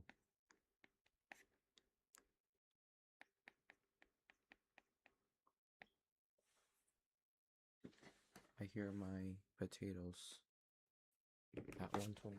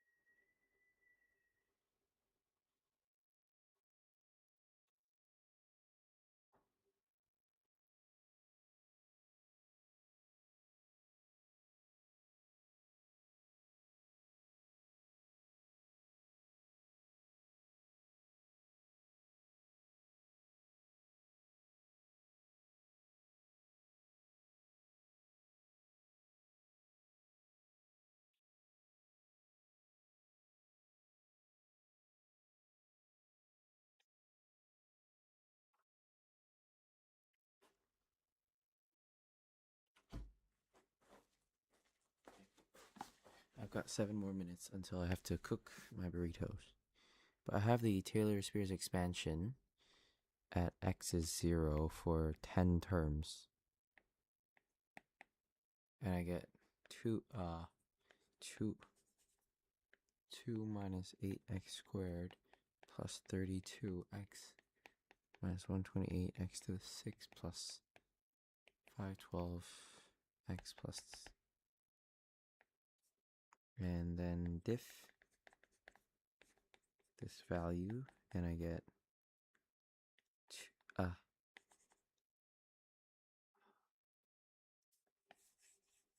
so this is the differentiated value. So int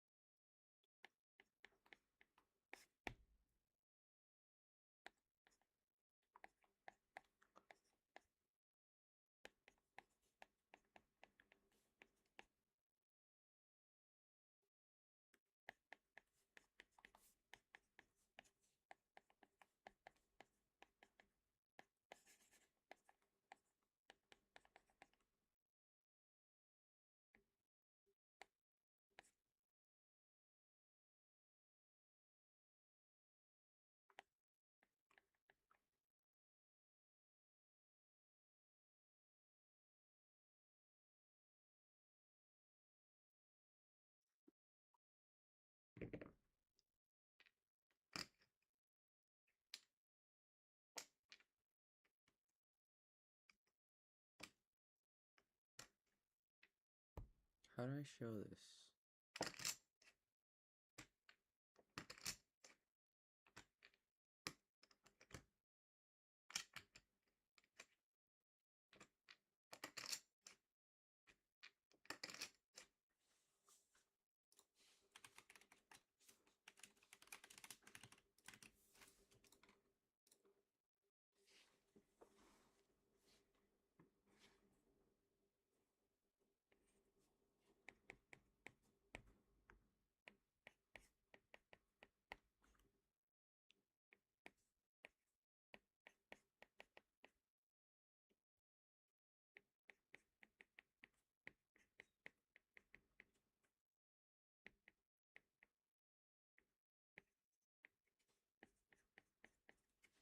Wait, that was so much nicer. Your friend now tells you that using the same notation, the series is the Taylor series of a function f. They give you the information that f is 0 and remind you that derivative of arctan 2x is that.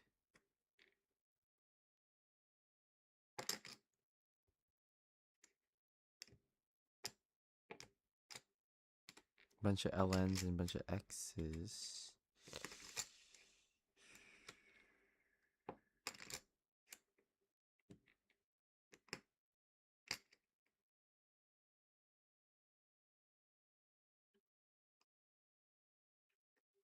How do we do this again?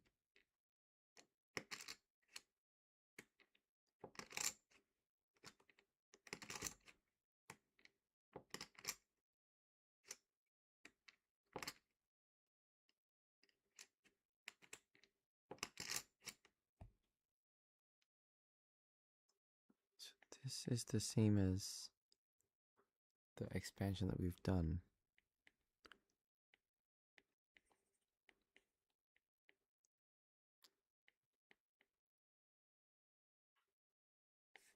Oh, this is the integral of this.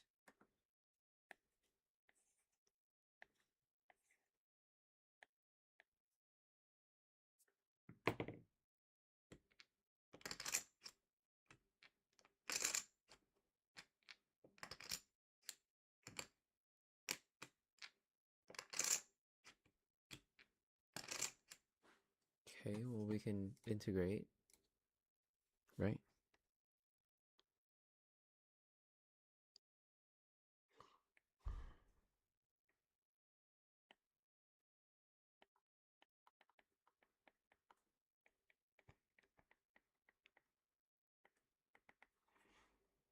And okay.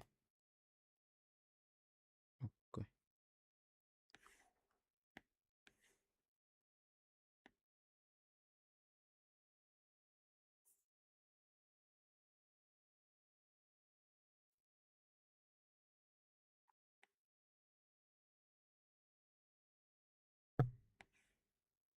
Why have I never done it like this? Because I've never understood the question, maybe? Or we have that, right?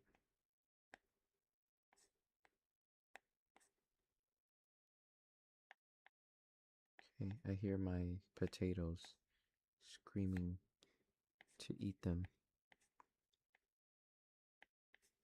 But so left hand side should be equals to 2 over 1 plus 4x squared, right? Then we integrate dx. So this is equals to the b1x plus b3x squared plus. So we integrate that.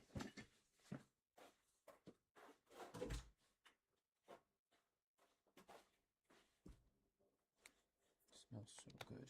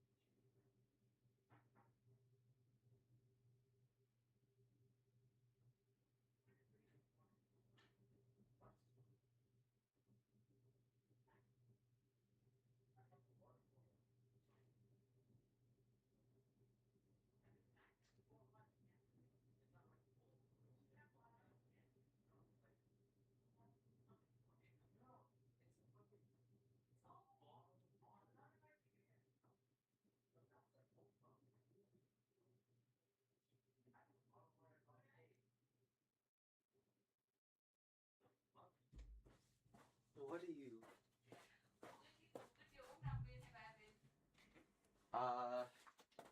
I'd say 3, but do like.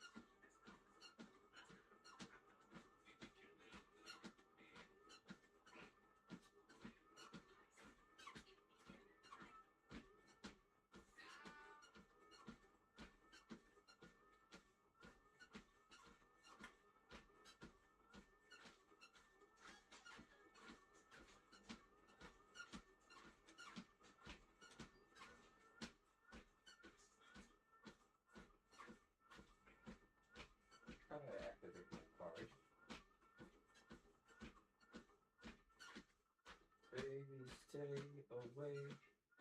I feel it in my head.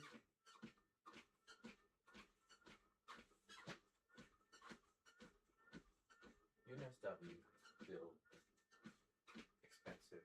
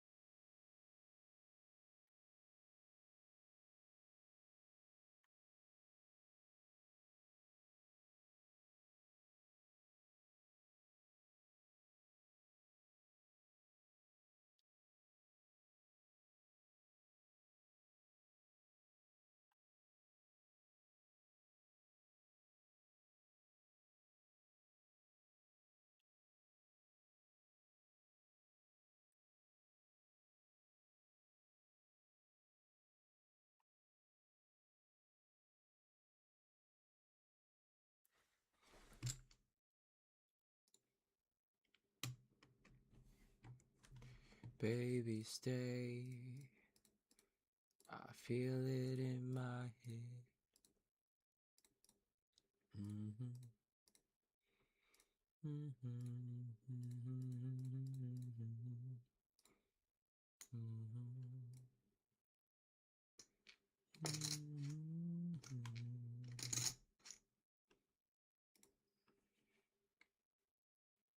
These papers take so long.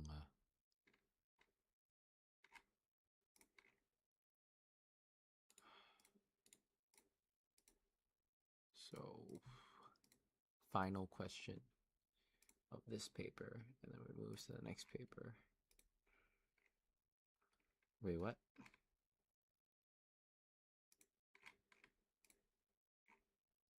Oh, sick!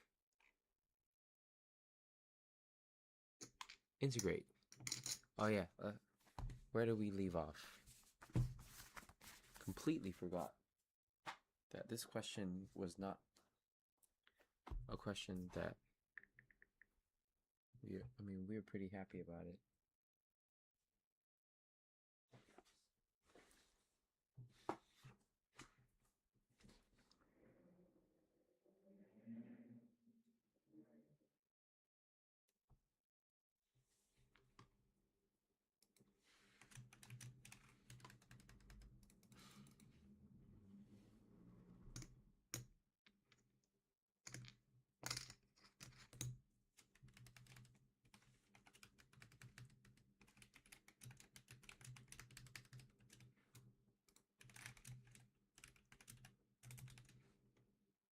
Oh, I think we integrate left-hand side.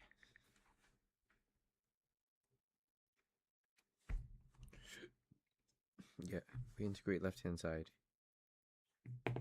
Which is what? It looks like 2 ln. No. Let.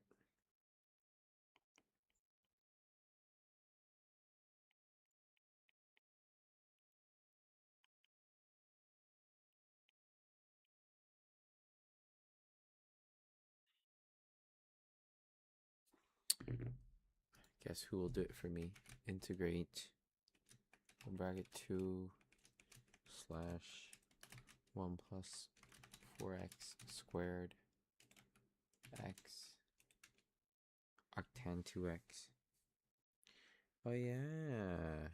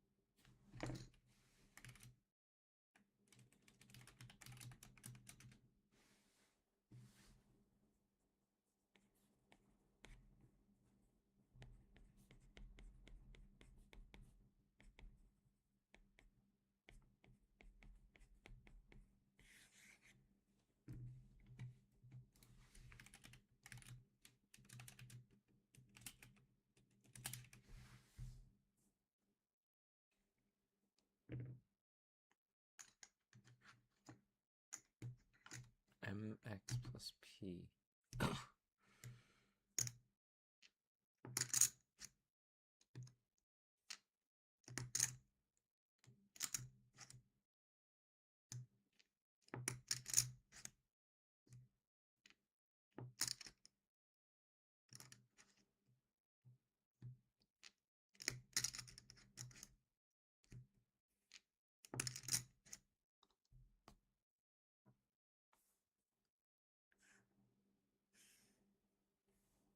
Tan inverses.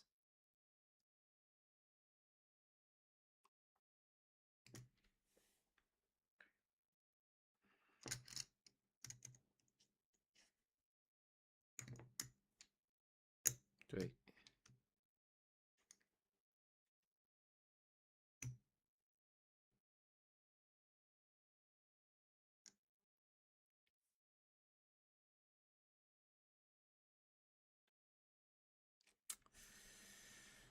find the equation of the line of the tangent. So differentiate and we get that.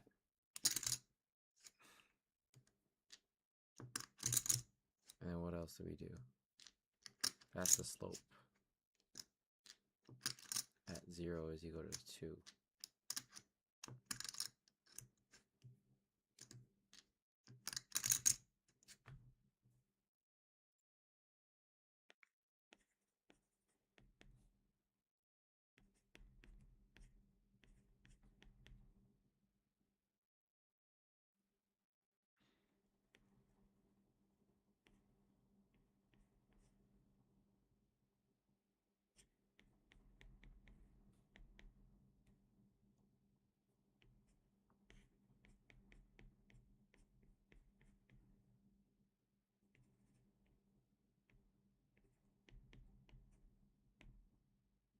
Slope is 1.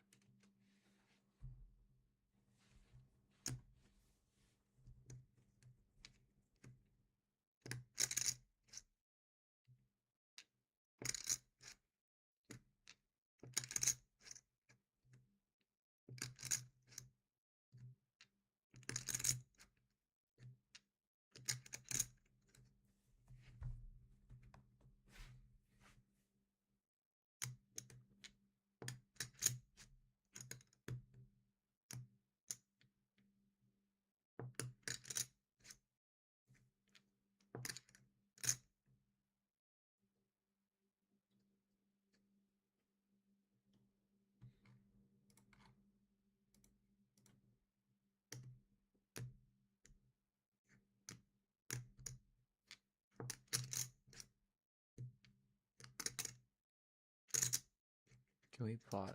We're gonna plot this.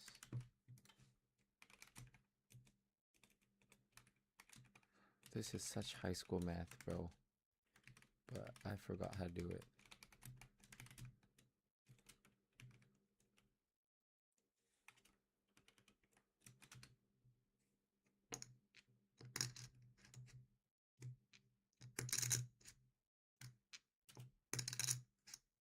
That looks like an x plus 2 equation too. I'm not even lying.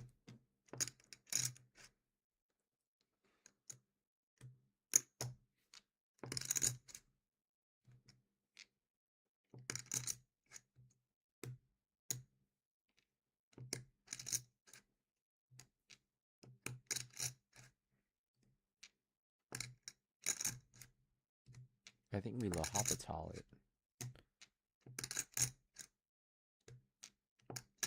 Yeah, no, this is yeah, I found the right slope.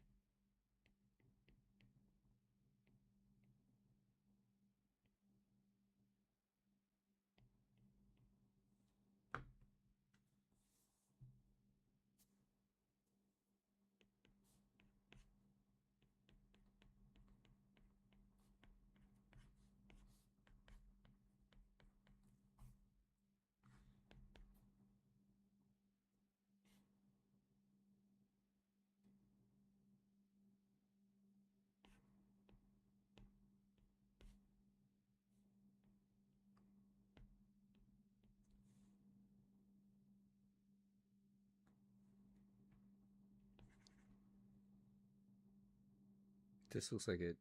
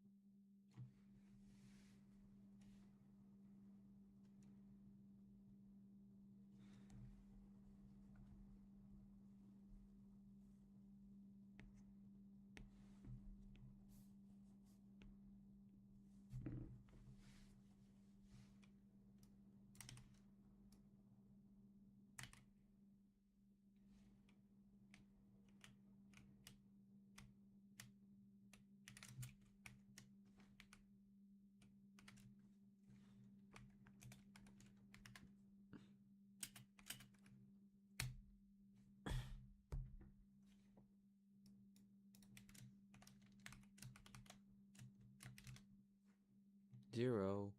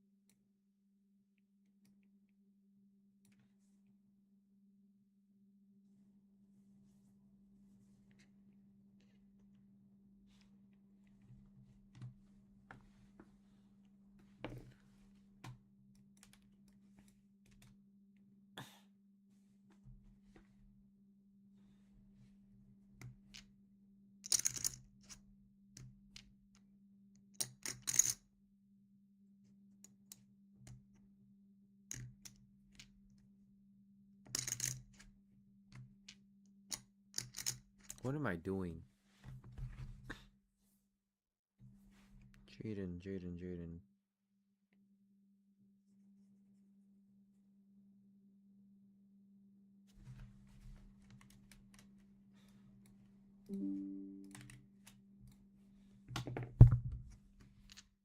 Get me out of the hellhole.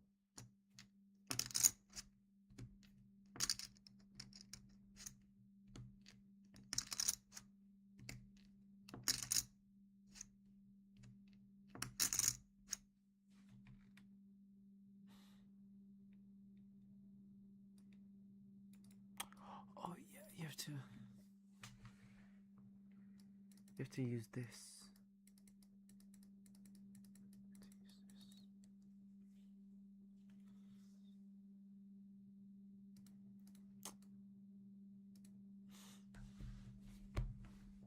I forgot.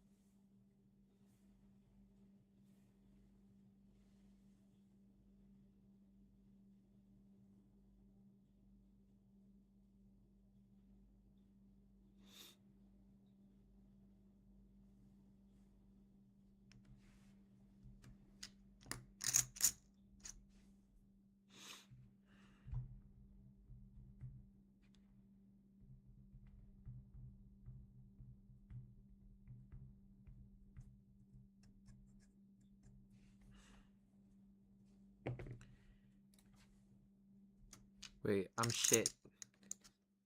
Tell me how to find the tangent line. I forgot how to find the tangent line.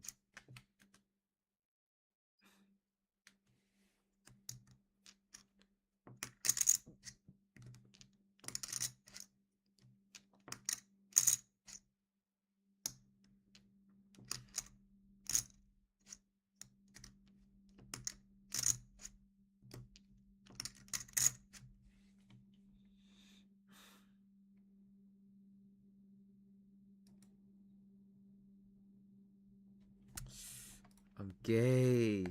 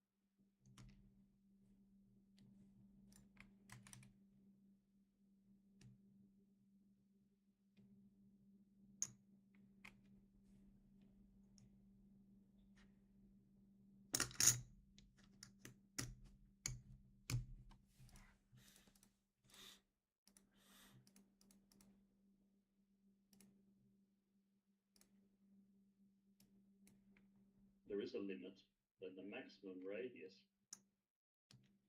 is r star, which is determined by this equation. R star squared must be equal to 57 times 502 on pi. You see? That's when this is going to bounce.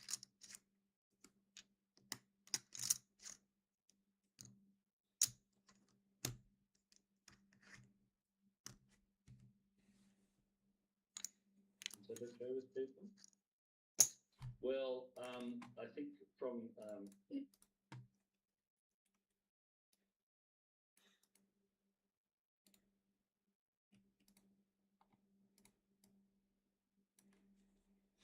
six more, and then we could probably say like, we're at a good spot.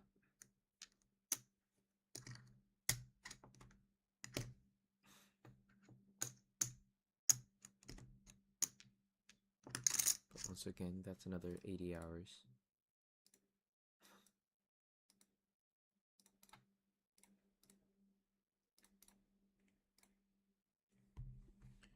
Sorry, I have to screenshot these images now.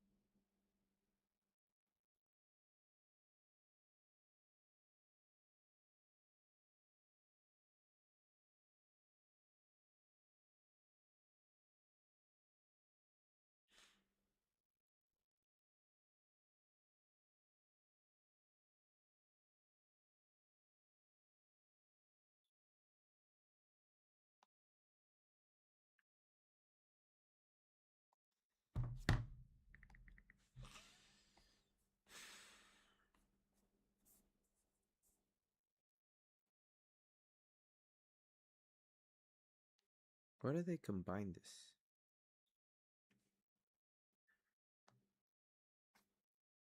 Jeez, bro.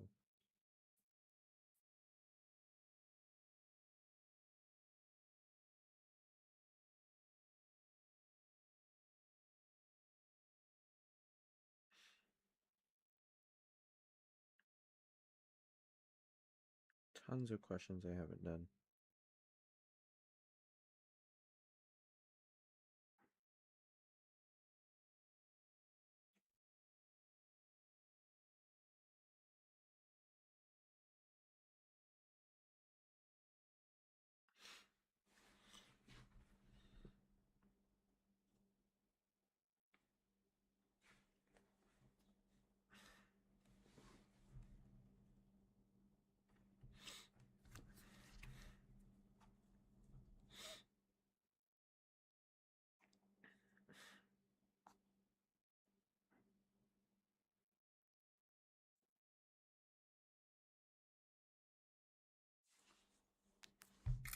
Alright.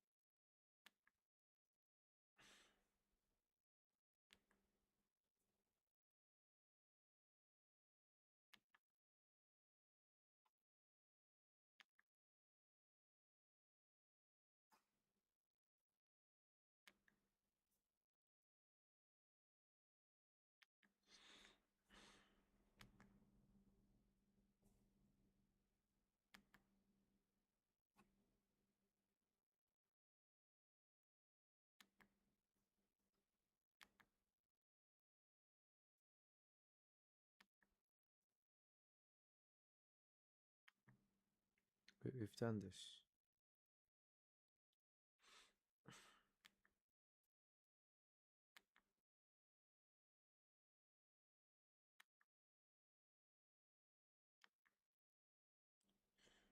Teacher Hyunjun.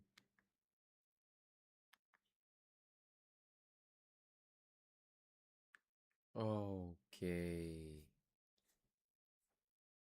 That does not look fun.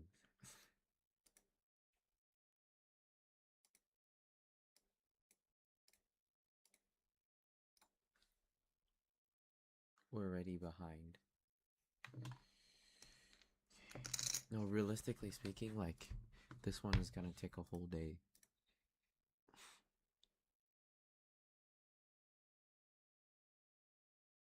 If I can finish both of these guys and submit COM 1140, that is just some next level shit.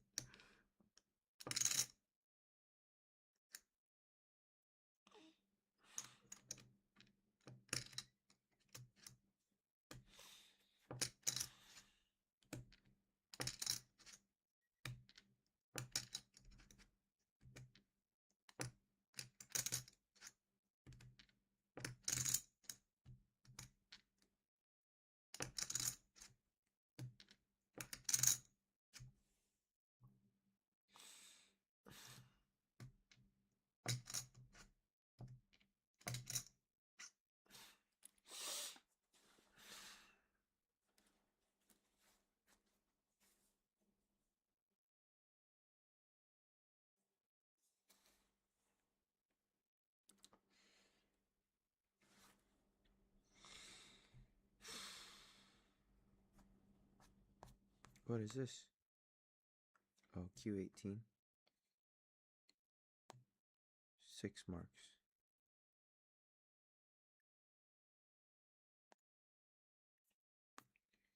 T2.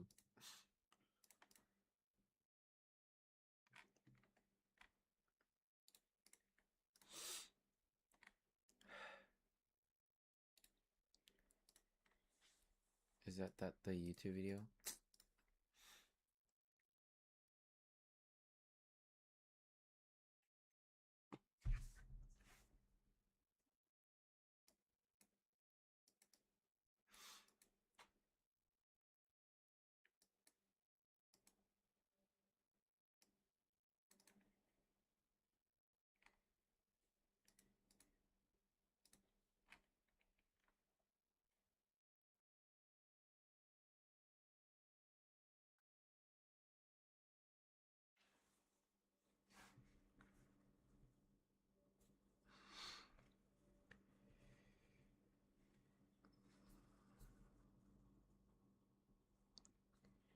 Okay, so we have a new notebook, 2022.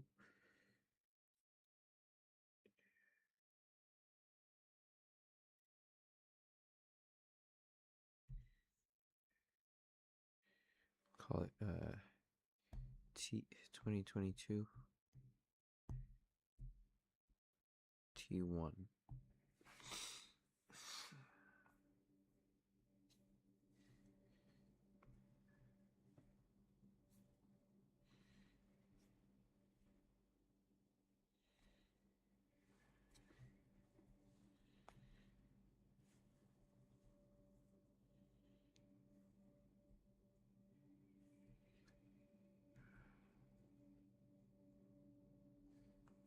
Khó nhỉ.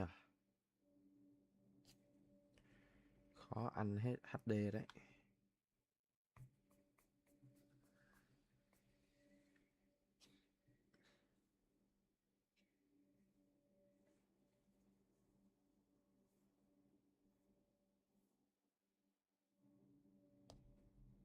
Khó ăn HD đấy. Không dễ đâu.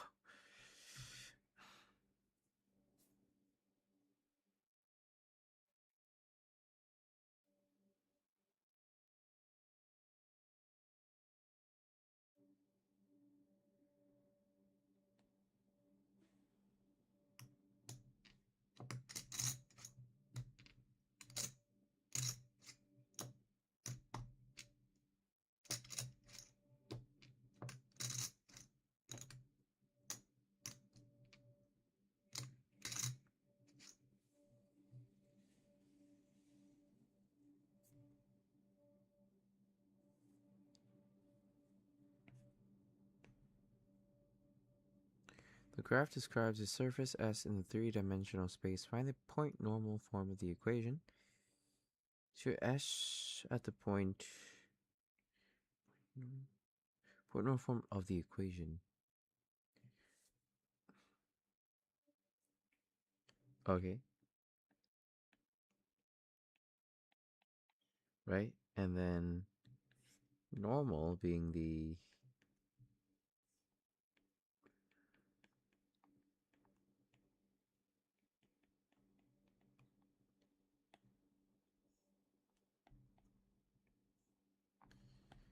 yep.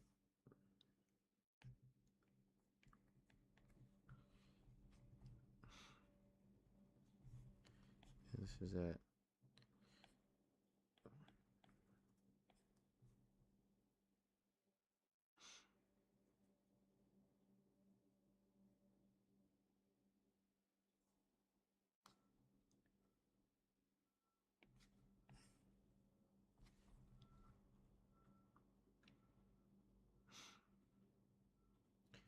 a point on the tangent plane.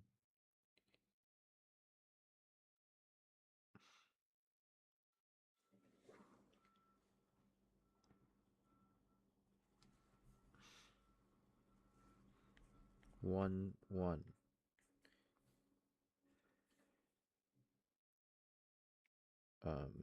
Partial derivative in terms of x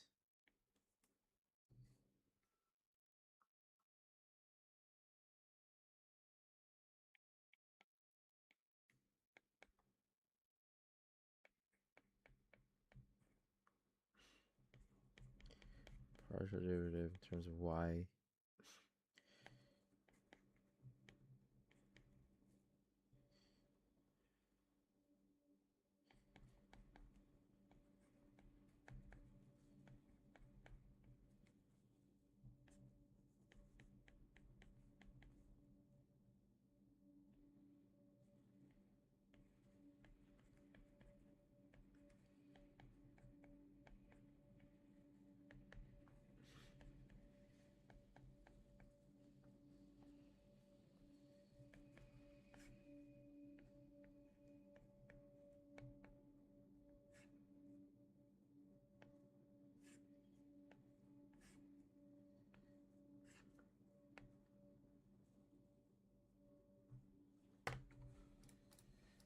okay.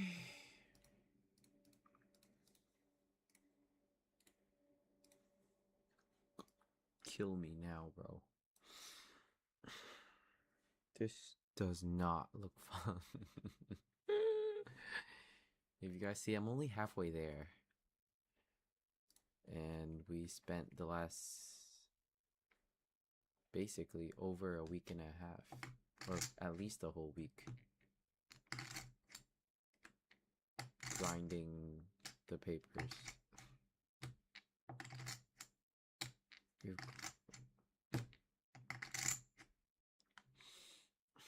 We've grinded more or less 100 papers. I mean 100 questions. Right, cores being 30 and six questions at about 15. 6 times 15 is, I don't know, 80 plus 30, 110 questions. The question bank is about 200 and something. I guess we're halfway there. By the looks of it, though, like, oh, we're not even in the unseen question territory.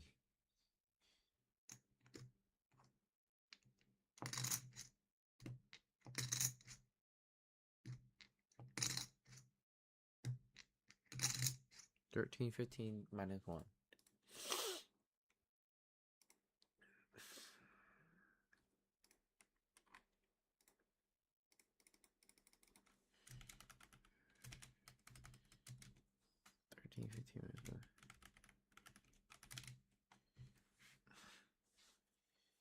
The point normal equation is p minus p0 times n, where p is x, y, z.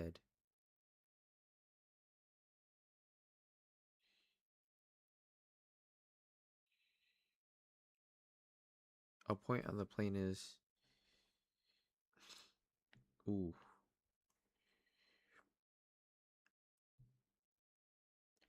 T11 is equal 4 times 1 plus 3, 7. So this should be 7.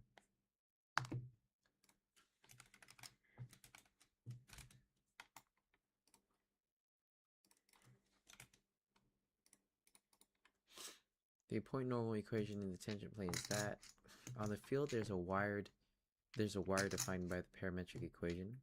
Cosine 4t sine 2t. Find the rate of change of the temperature with respect to t.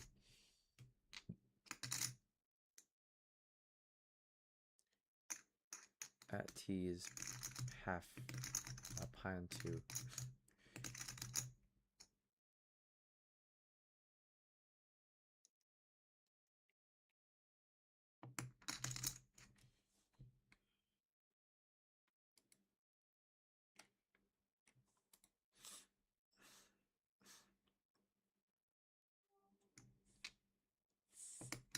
A temperature at point xy.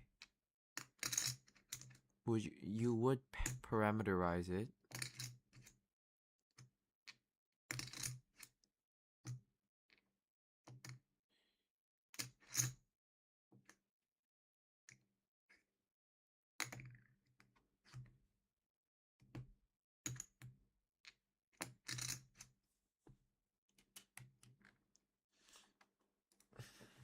What would you do?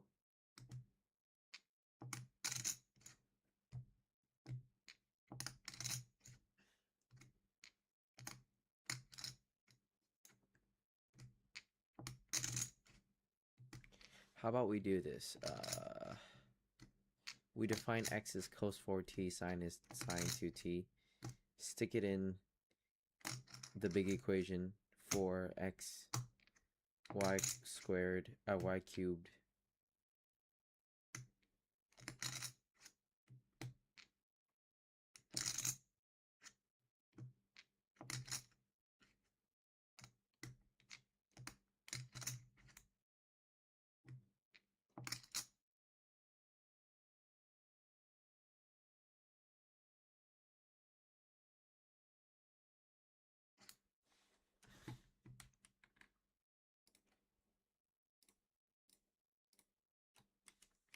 I'm going to define x as 4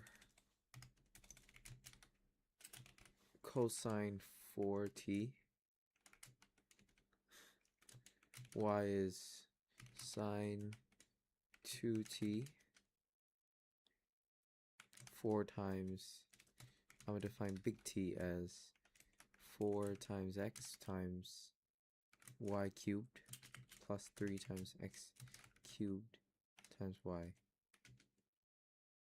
And then I'm going to differentiate t in terms of t. And then I'm going to subs t into as pi on 2 onto the answer.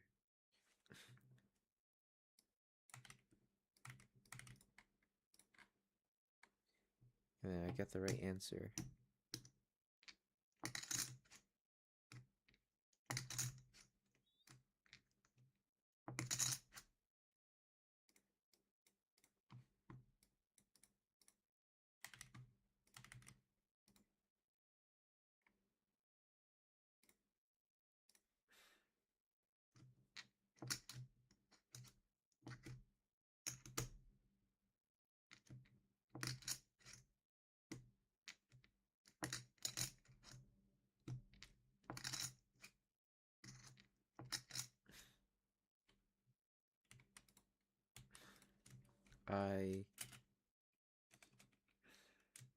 Since x and y are functions of t,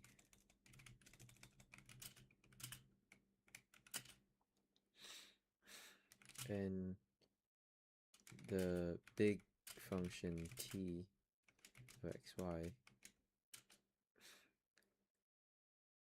has a combination both the functions x and y, I substituted the the functions x and y into t.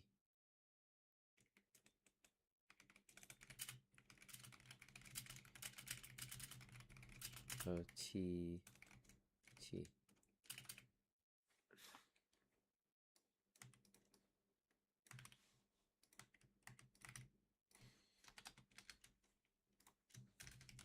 Differentiating gave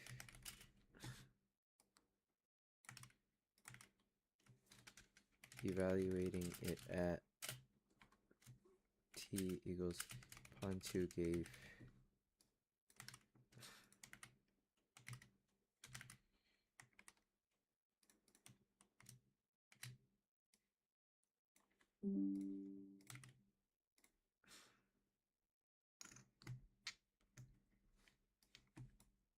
Is this how the question should have been done? Or would we have like parameterized? No, because x and y already have a parameter t, right? Would we have used like an identity for cosine and sine, or just sticking it into the initial big function t and differentiating using maple would have worked?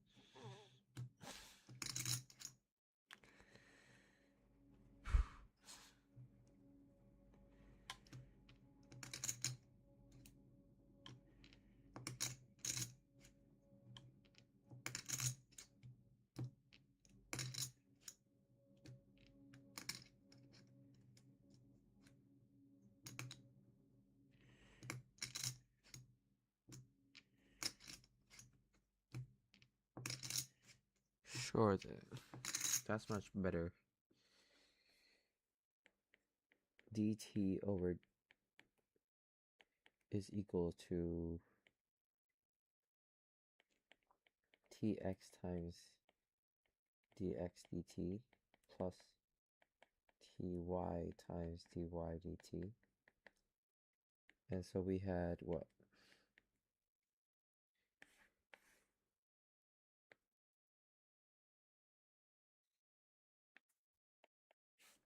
What's tx?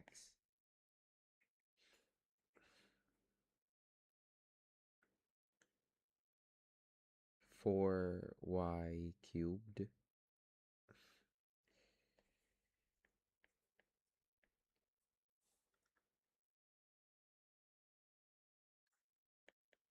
plus 9x squared y times dx dt.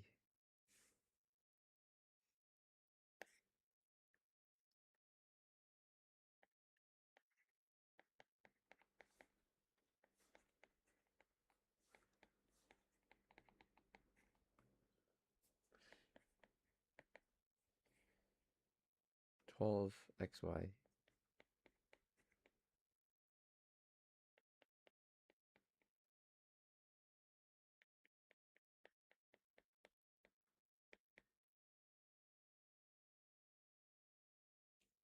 minus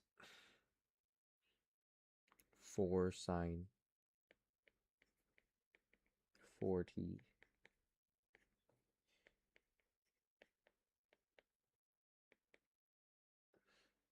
sine 2t. Sorry, 2 cos 2t. Right? Then we'd have this is equals to 4 times sine cubed 2t.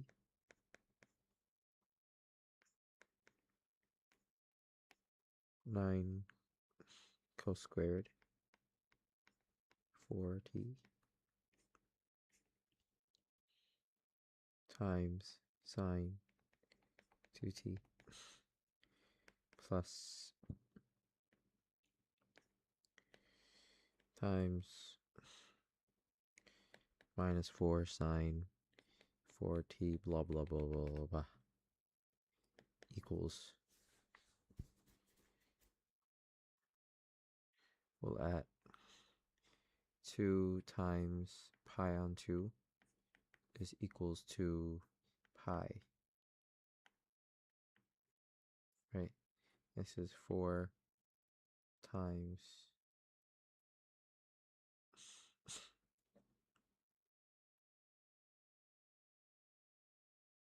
pi on 2 to pi 1 pi 1 4 times 1 plus 9 times 1 times 2t times 1 times 4 sine 4t times 4 sine 2 pi, which is 0. So everything gets cancelled out by 0. Bruh. Plus 3 times minus 2 minus 6.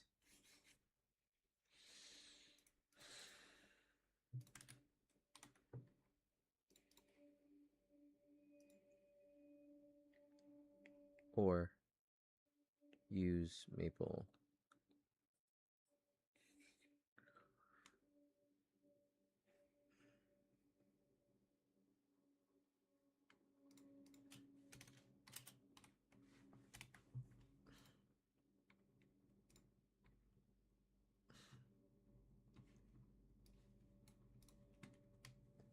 Define the polynomial P1 is minus 6 plus 18x minus 36x squared.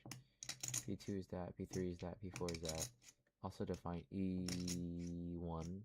X is 1 0 0 0 0 1 0 0 and 0 0 1 0 0 1. Yep. A is that. A is whatever that we had here on a line.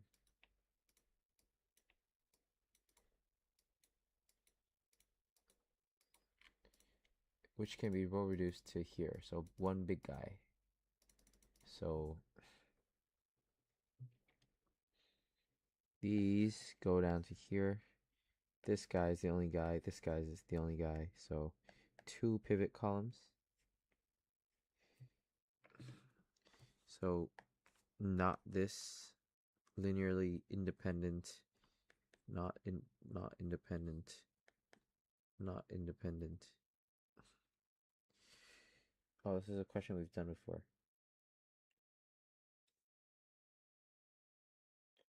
U has 1 or 0 rows.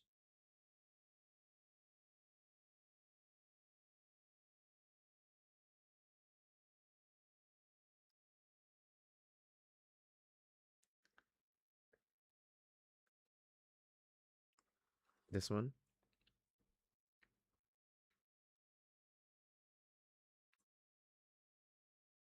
And then it's talking about U's and A's, by the way.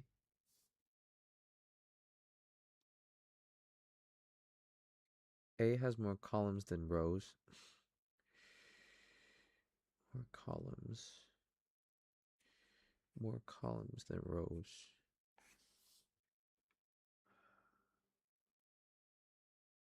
Sure.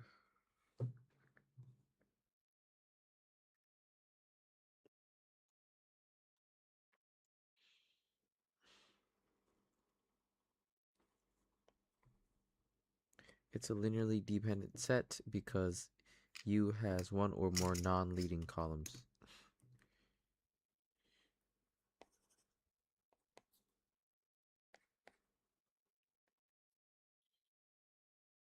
Because U has one or more 0 rows. I could live with that. 3 things.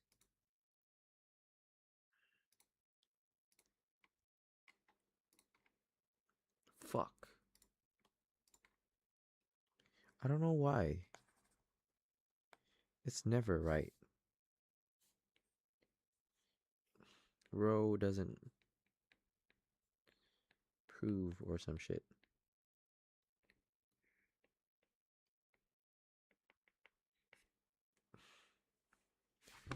Let me find that question.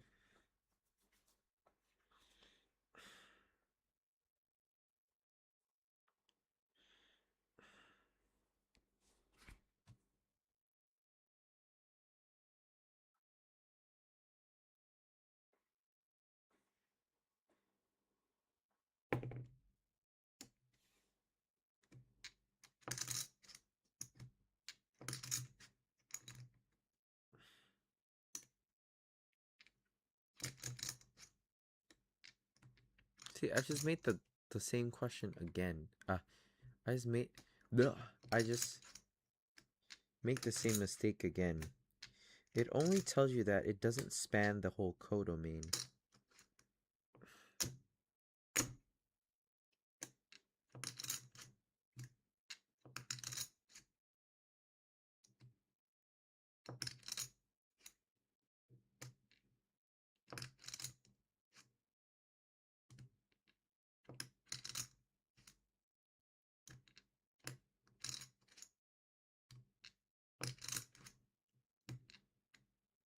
Yeah.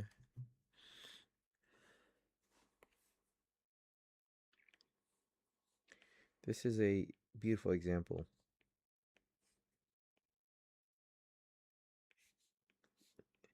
Linearly independent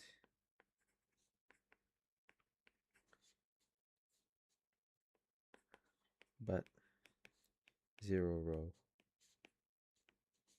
doesn't mean shit.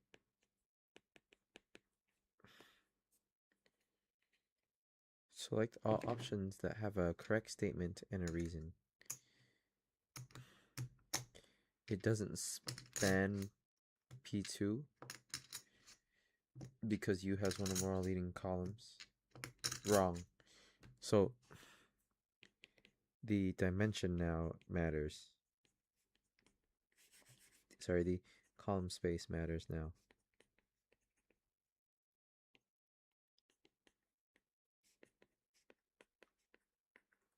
And the what?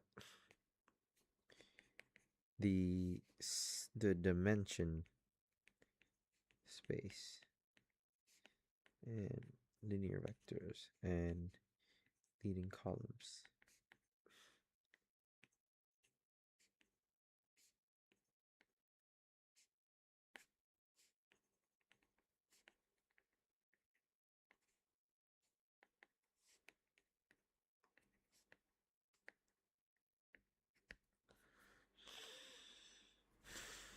P1, P2, P3, P4 does not span P2 because it has one or more leading columns.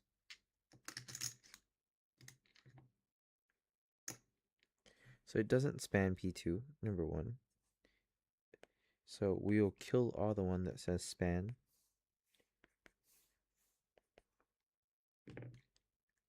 And now there's 3 choices. It says it does not span because U has one or more leading columns, which is incorrect, unrelated. And it says it does not span because A has more columns than rows.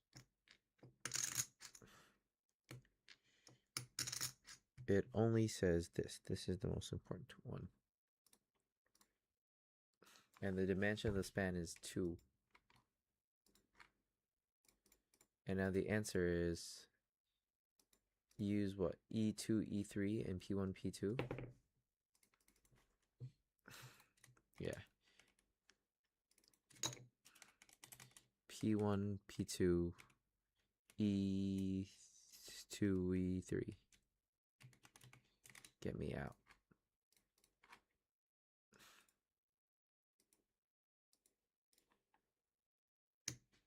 Oh. What?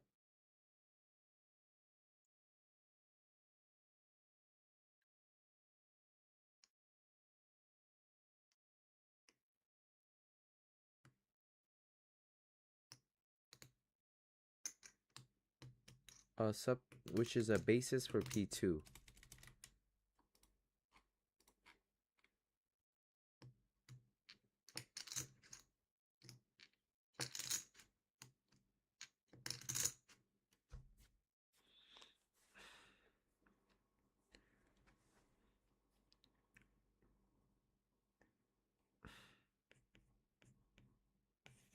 So dim P2 is 3.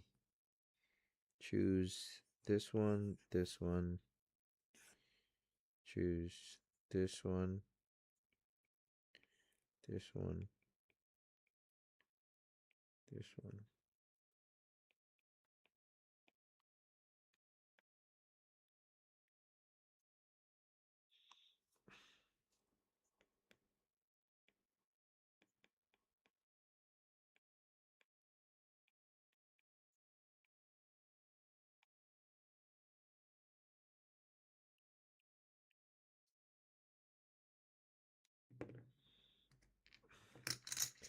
We denote PT by the number of people that have heard a certain joke T days after it was told the first time.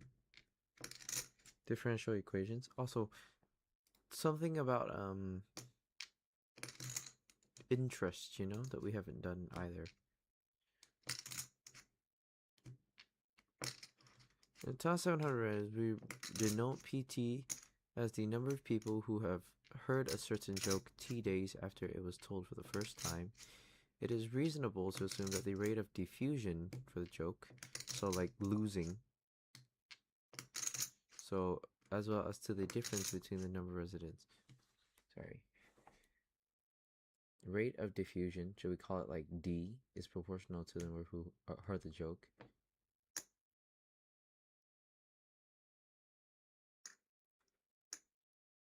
As well as like multiply, right? So it's the product of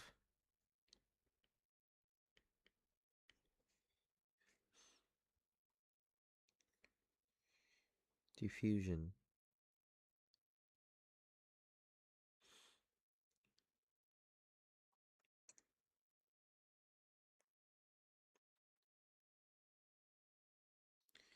Social interaction.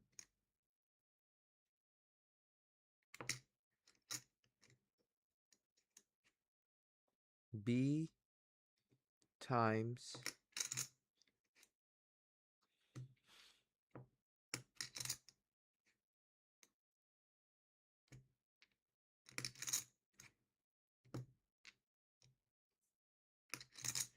$700 residents minus P times BP.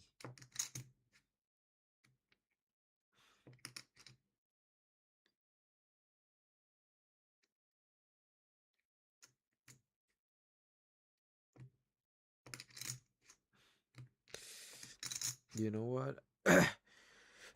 I'm contemplating between this one, right? Proportional to social interaction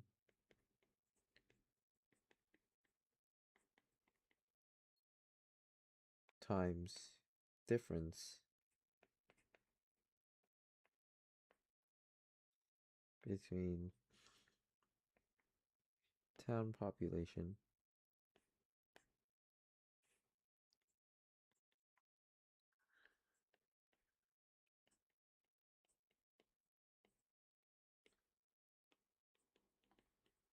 minus people already heard.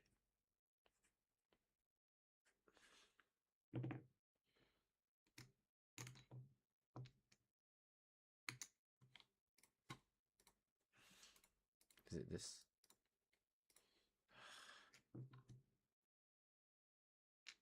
So they said the diffusion is equal to the number of people that already heard the joke. I was like, it's like really, I was like super. This is it.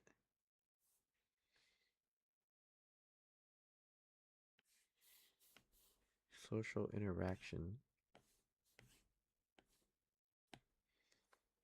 People who heard.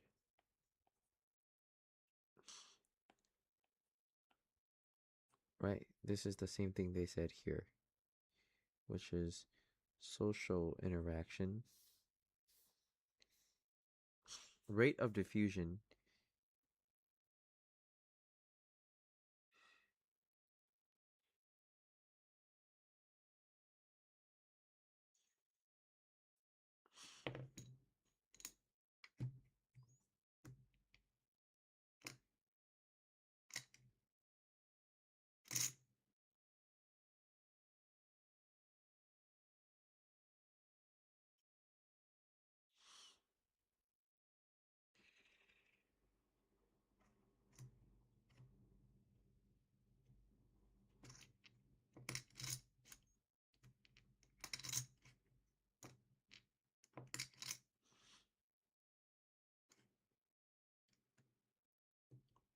So this one I understand.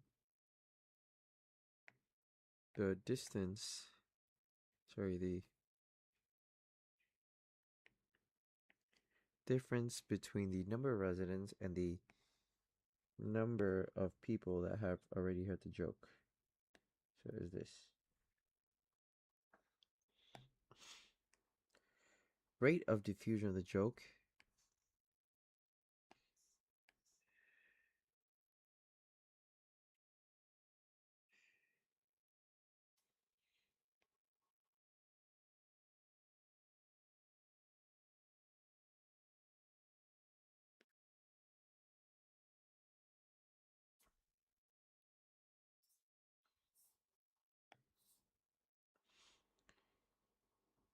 Diffusion. Oh!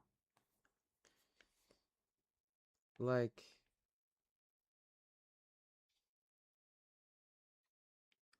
spread.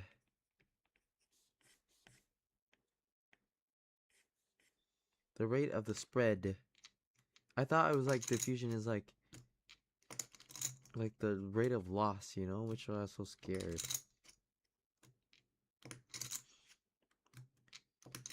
So that's that.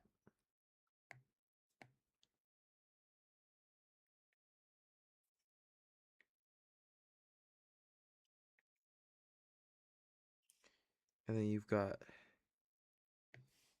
proportional to the number of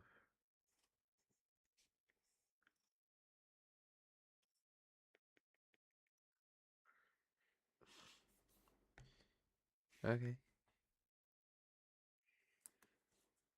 Calculate the behavior of P after a very long time. That is compute limit of PT to infinity. What's PT?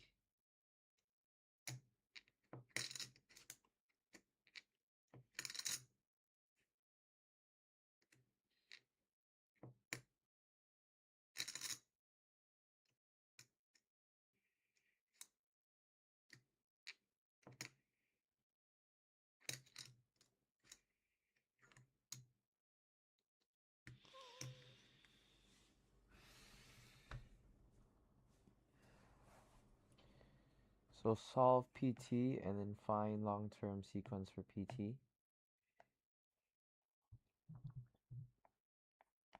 Right. Finding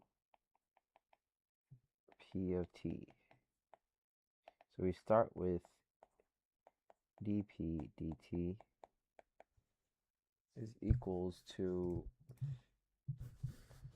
B 700 minus P times P. Right? Let's just slowly do this. Integral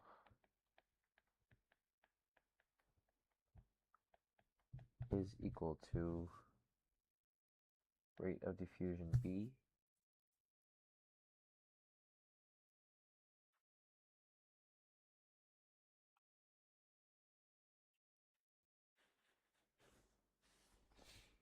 or I'm gonna assume it's 700.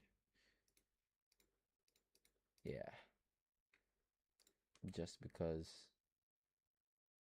the behavior is positive. Could we say that? Yeah. Since rate of change grows,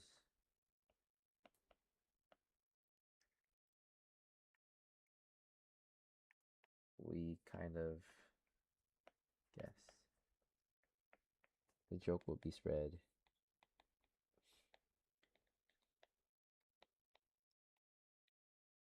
to everyone. Thus, 700 people. Suppose that the joke was revealed to 4 people, and the solution. Okay, so now we have that. So it should be like C. Also, joke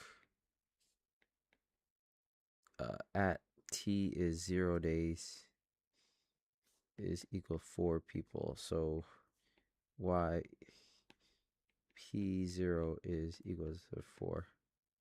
Do we want to solve by hand?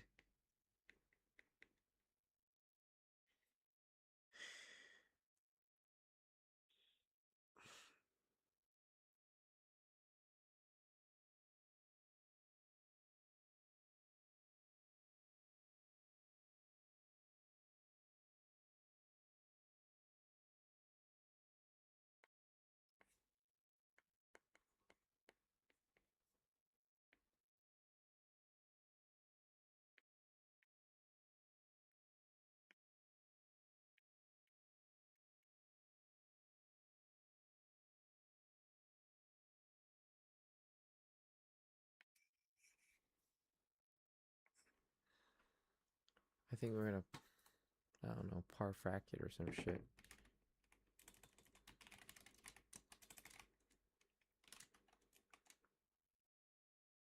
I'm real. Fundamentally, getting so much worse at mathematics after so much time.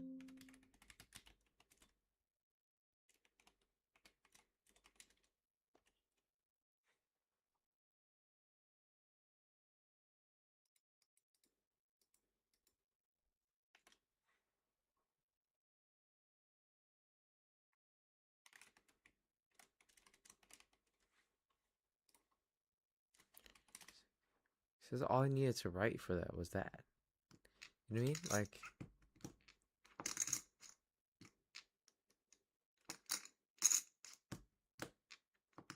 who cares, bro?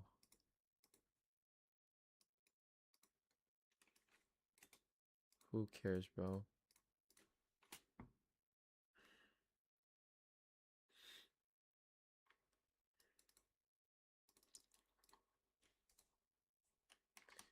Diff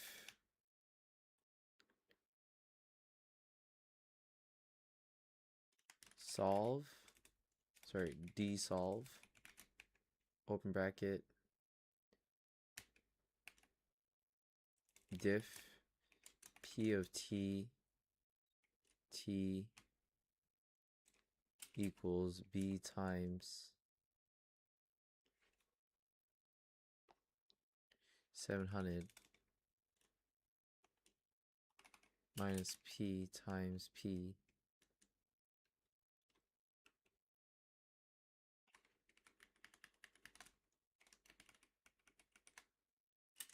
P0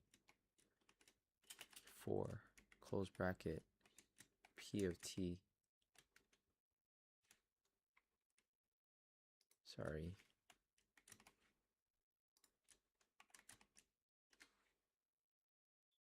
Where is it? Okay, so we get that. So Q is 174. Using the formula 1 with B is 100 over 1 over 300, and the Q, how many days does 85% of the population know the joke? So this is just like AI math.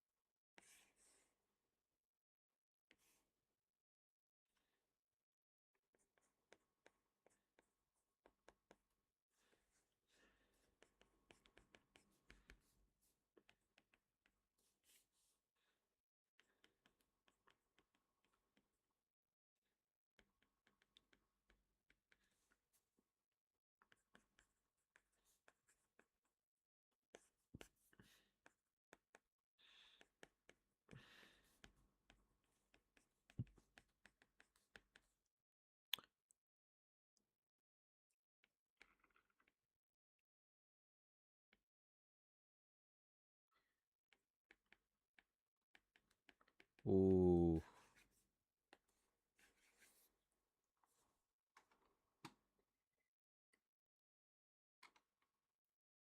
Okay. So we have 0.85 times 700 is 595. So we're going to have an equation solve, open bracket, just the equation is fine.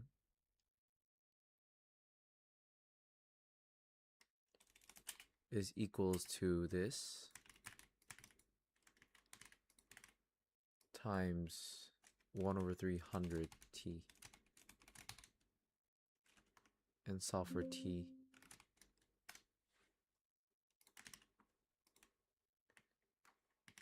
We're going to evaluate that answer is 9,000 days. What?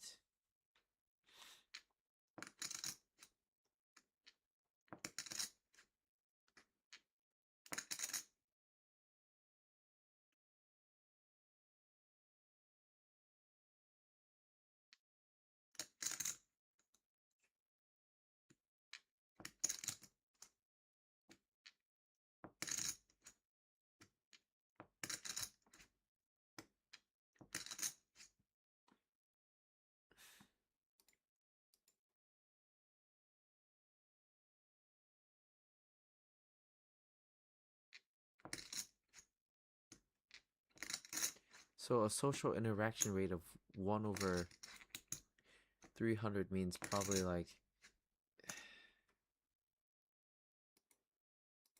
Are you saying 9,999? 10K? No. Is that number just a little bit too big? Q174 minus 7 over 300.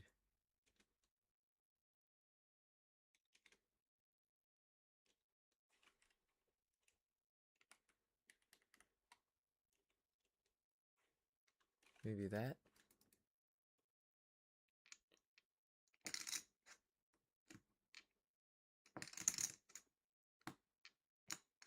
One day.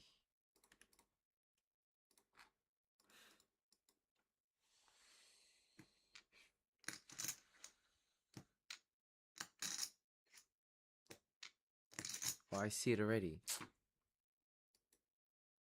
No, I don't. I don't see it.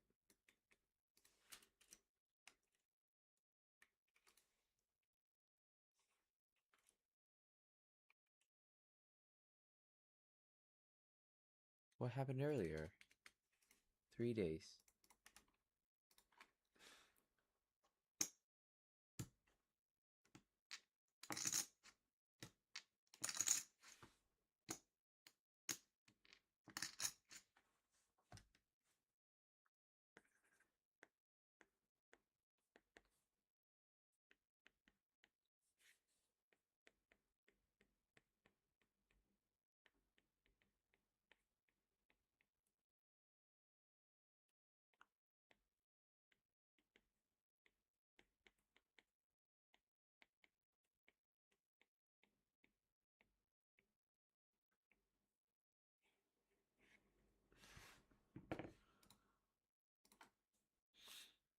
9 points? Jeez.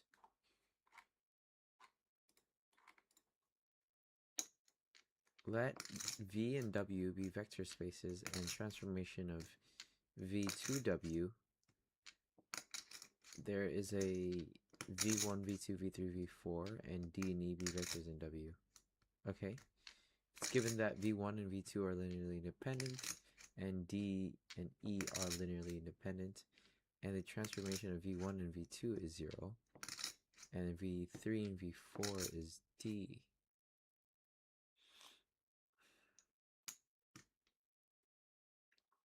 The kernel of T,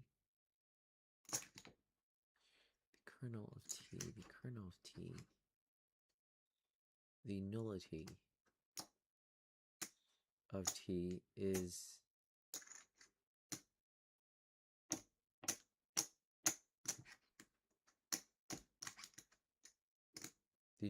is at least 2.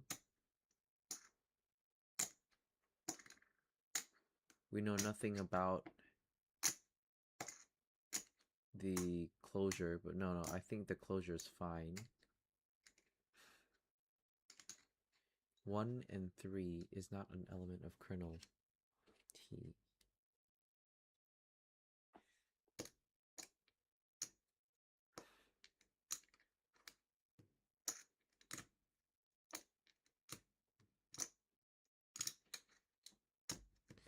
I don't think so either.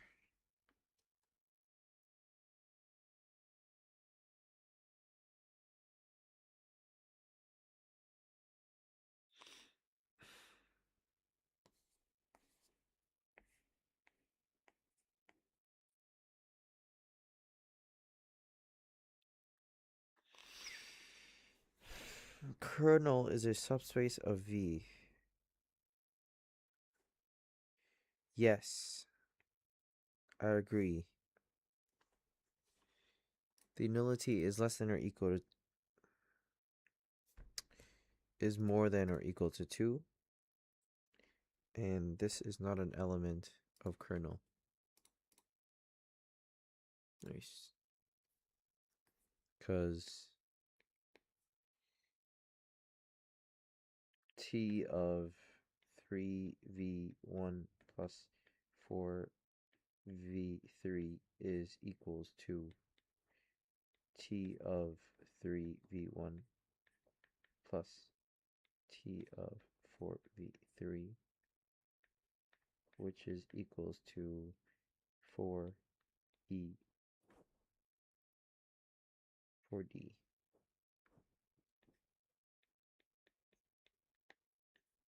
So still an output.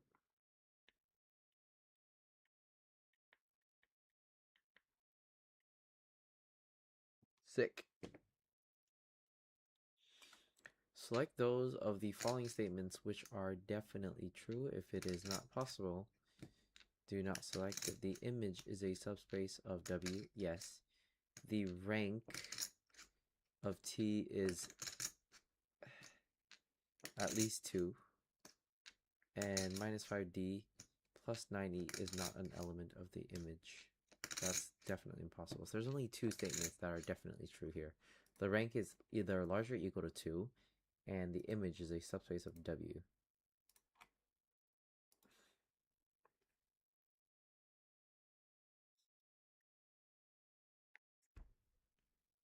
Now, suppose you are told that the vector space V is in fact in R5. Now select the correct statement.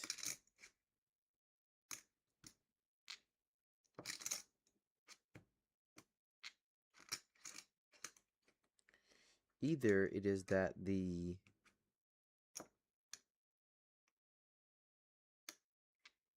nullity or the rank is 3, but we do not have enough information to tell. This is 9 marks? Okay, I guess there's more. By the rank nullity theorem, the dimension of a vector space must be equal to the rank and the nullity of the associated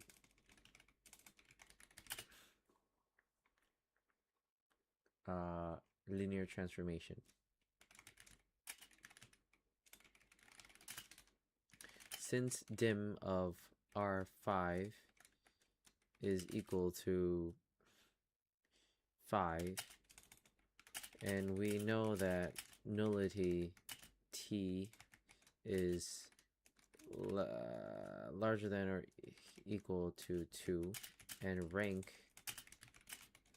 of T is larger than or equal to 2, we do not have enough information to tell which one is larger than 2 and which one is equal to 2. But it must be that the rank of T plus nullity of T equals 5. Then R5 is 5. By selecting a statement from each list, complete a carefully explained proof that V1, V2, V3 is a linearly independent set. Well, if we suppose that lambda 1, lambda 2, and lambda 3 are scalars such that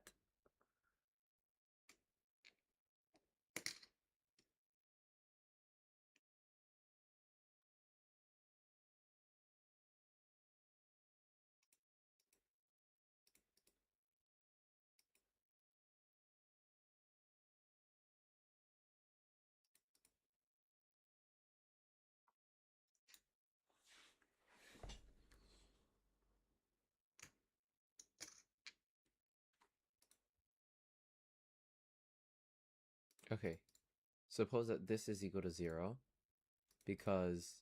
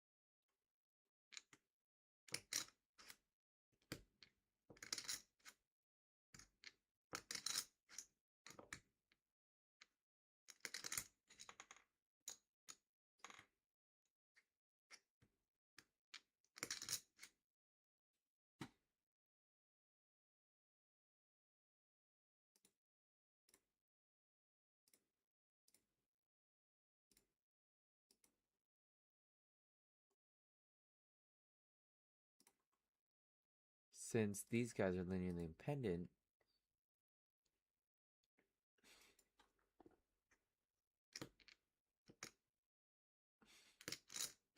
could we deduce that they are linearly independent? We can deduce that this is equal to 0.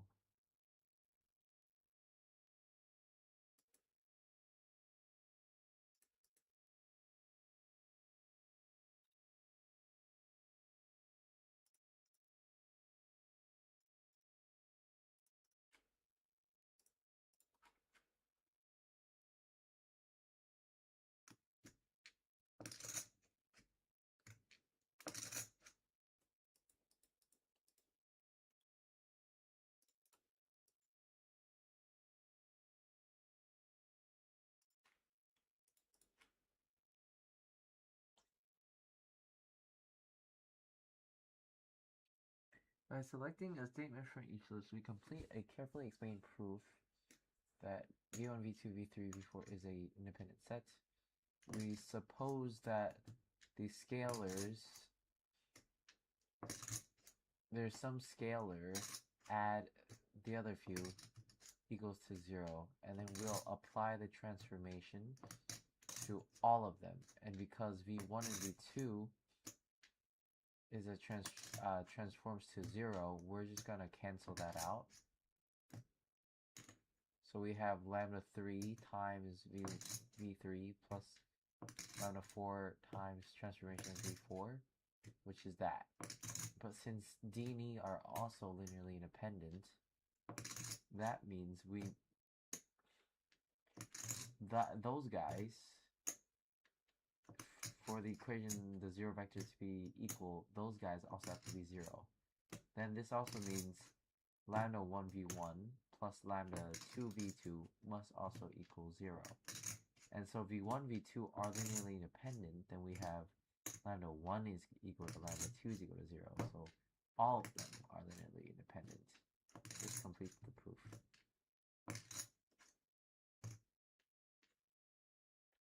So apply the shit.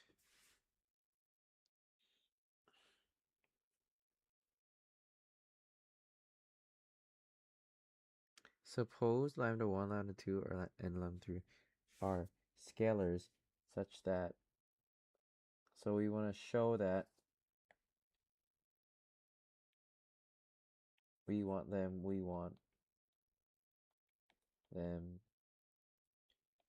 lambda 1 equals 0 vector, right? And on the bottom we want to show them, therefore we're going to show lambda 1 is equal to lambda 2 is equal to lambda 3 is equal to lambda 4 is 0.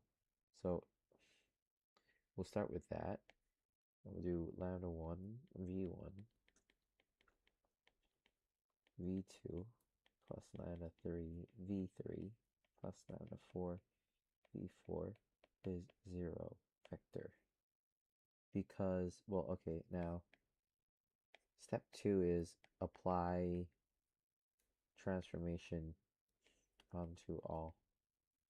Because t v1,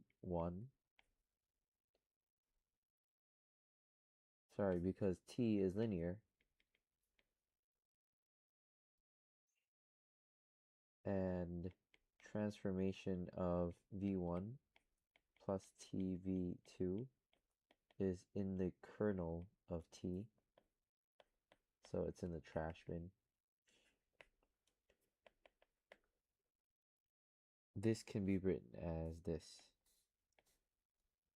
But since D and E are linearly independent, we can deduce that lambda 3 times D plus lambda 4 means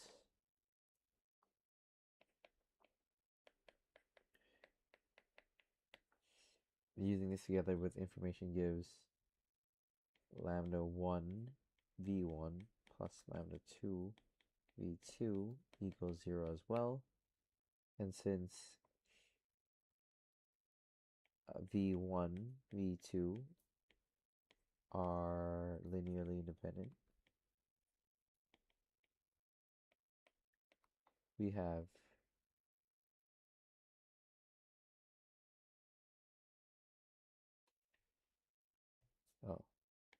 lambda 1 equals lambda 2 equals 0.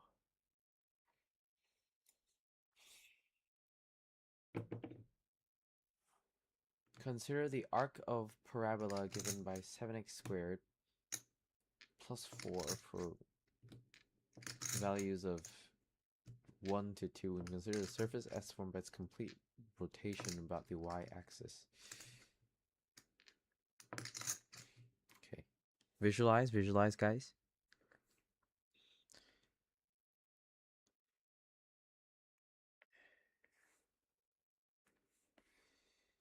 Four And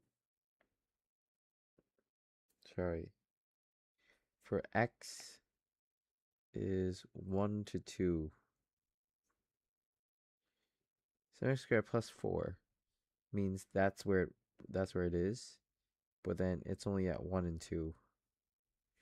So 1 to 2. And then consider the S the surface. So rotate. And we want to calculate the surface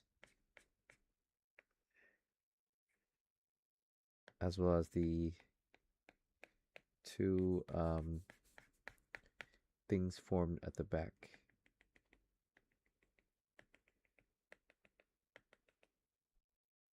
Okay, that's really ugly.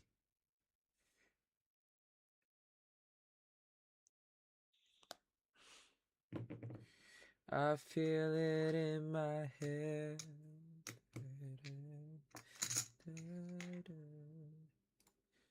Mệt nhỉ?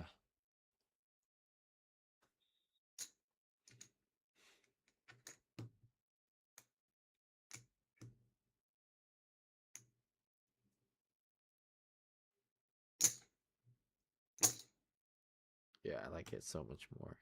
Those chips are nice. These chips are like đầm hơn. Chip này nhẹ hơn, vui hơn, đánh đã tay. We look at the parametric expression x, t, y, t for the arc of the parabola. And if we set x as t, then it must be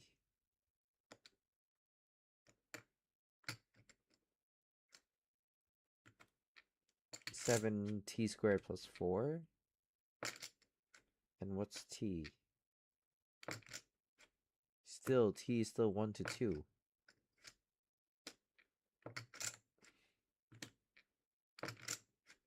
Calculate the area rounded to the closest integer.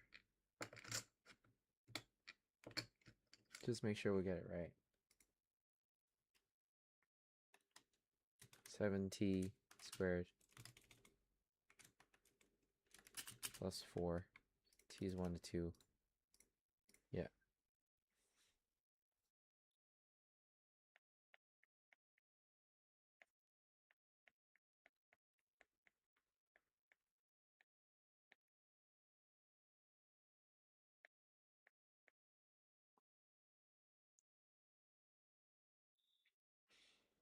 Area of S.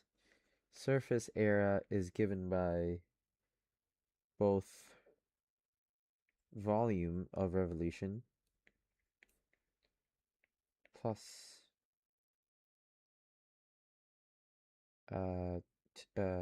area of circles. So this is the integral from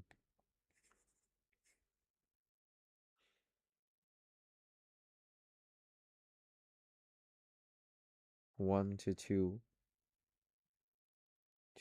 pi times, well, we're using a parametric expression now, right? So instead of a parametric expression means we're using xt and yt. Yeah.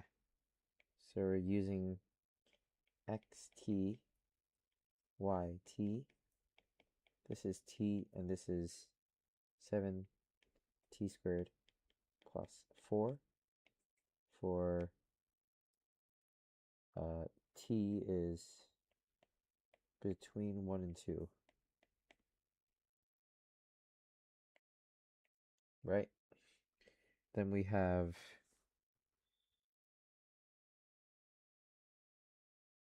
this times, well, since we're working in the y-axis, right?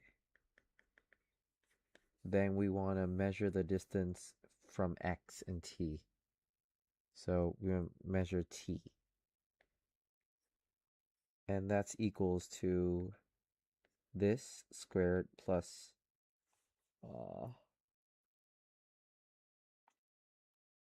this squared plus, well, the area of the circle, which is given by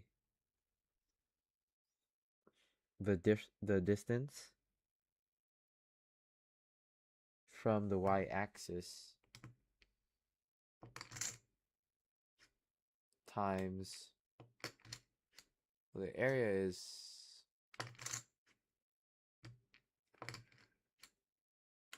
pi r squared, no?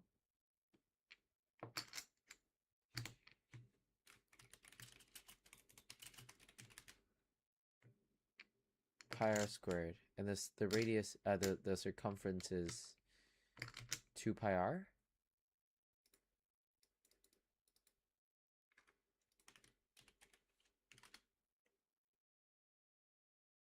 I keep forgetting, bro. Yeah, pi r squared and 2 pi r.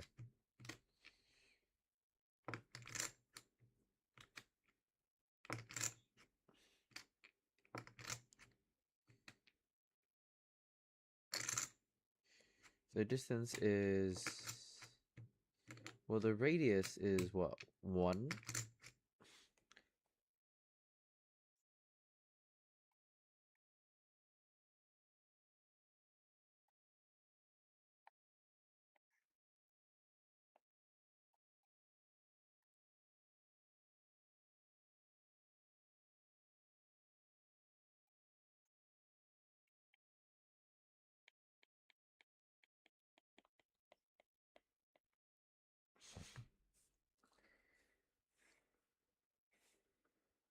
It's not like that. So we now have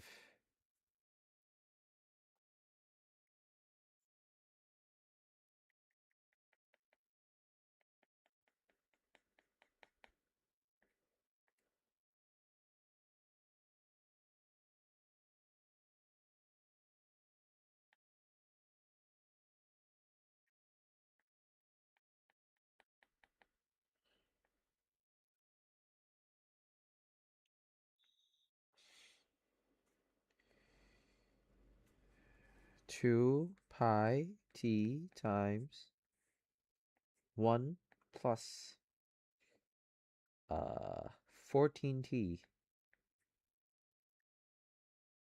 squared. So 14 squared t squared dt plus this plus pi plus, sorry, plus 5 pi.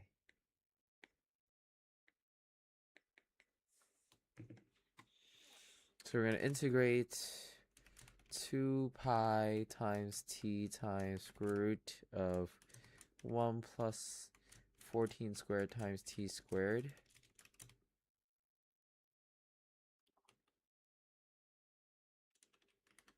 with t being at 1 to 2 plus 5 pi.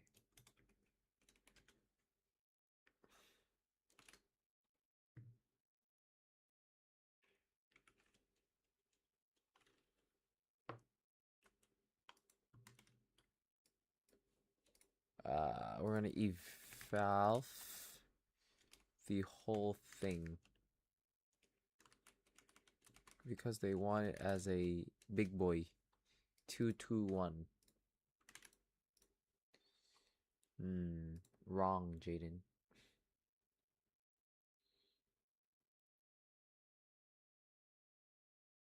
So just the surface area without the 5 pi?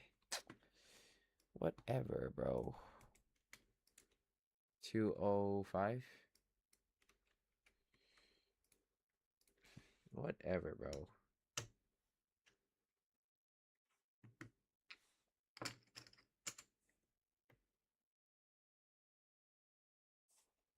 It says formed by its complete rotation. So, this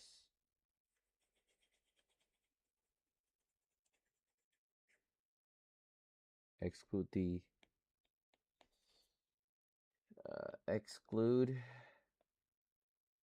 the surface area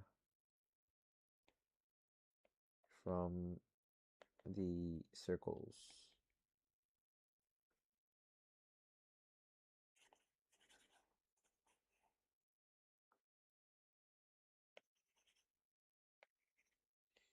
Which is a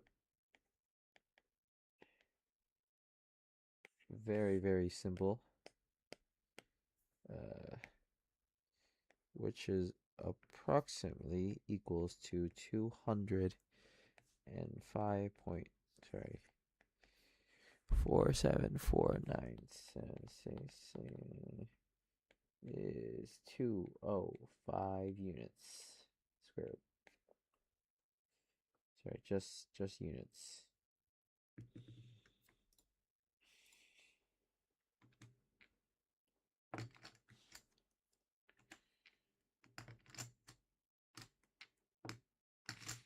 Halfway there with the questions.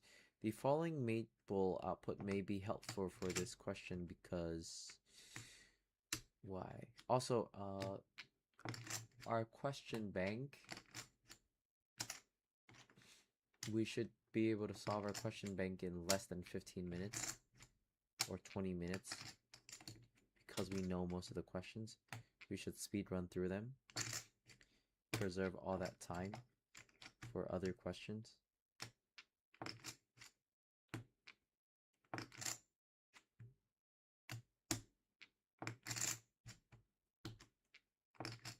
Once again, our goal is not to care about unseen questions.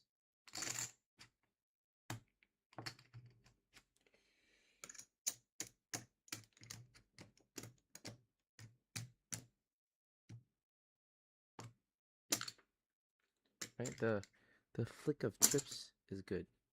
This one, very nice flick of chips. You're like, dang. It's more like chips.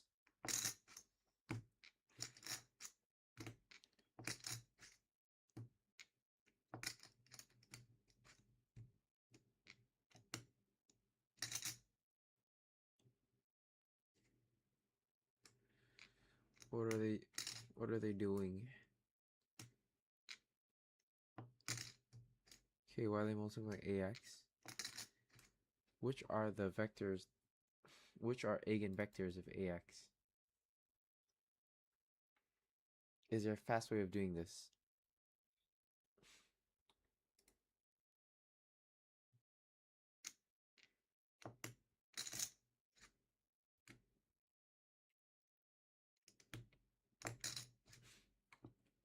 We see these vectors here. We see this being created.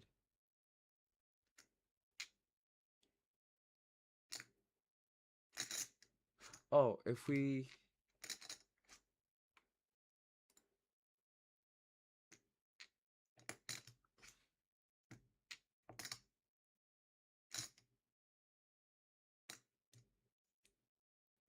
No, we see, this is 4 times, right? Yes. 4 times. This is minus 2 times. This is 3 times. Oh, enter the corresponding... Oh, yeah, I was fucking speaking the eigenvalue.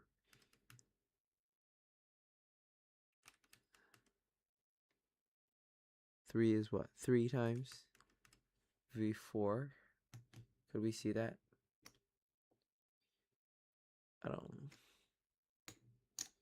No, I don't think that is in an eigenvalue.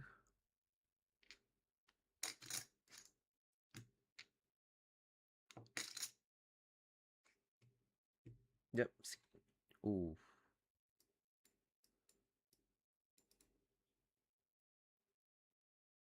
Yep.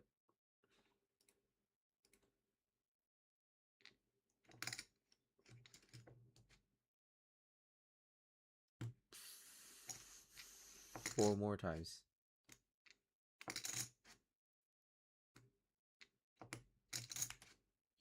Is it diagonalizable?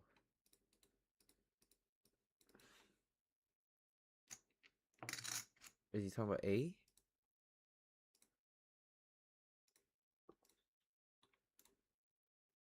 Oh, thank God these questions are not hard.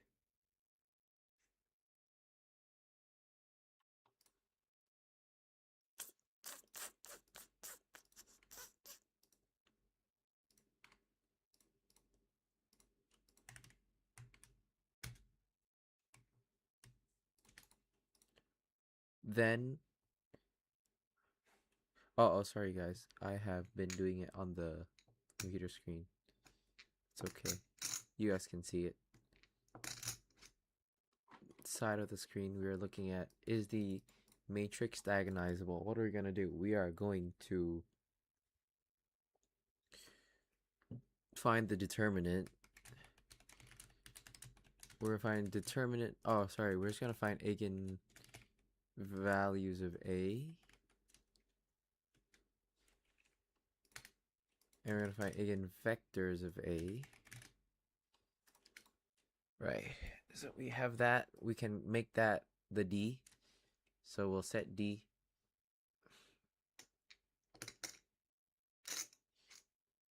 Give an invertible matrix M and a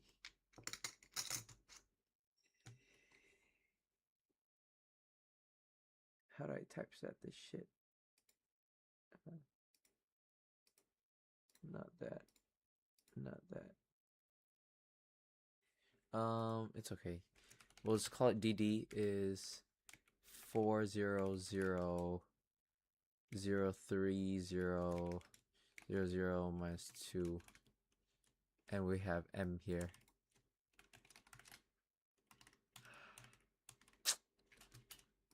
Don't be a bitch.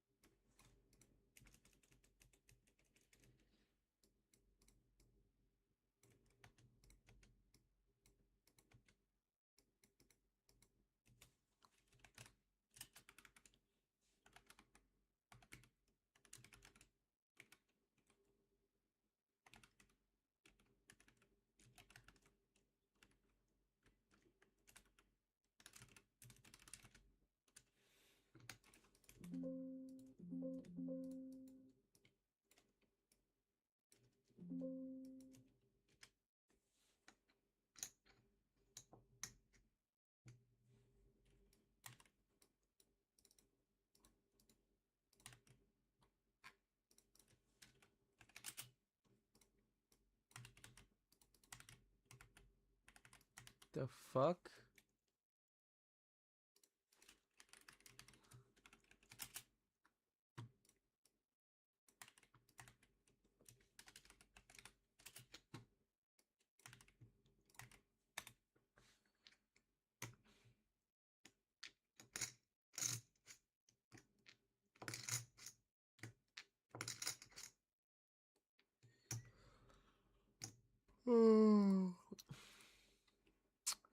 It's given that the 3 by 3 matrix B has the following eigenvalues lambda k with corresponding eigenvectors wk. Okay. So it has the same eigenvalue and 2 eigenvectors.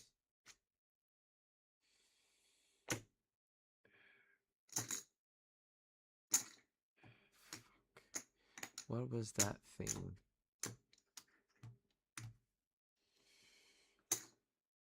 What was that thing?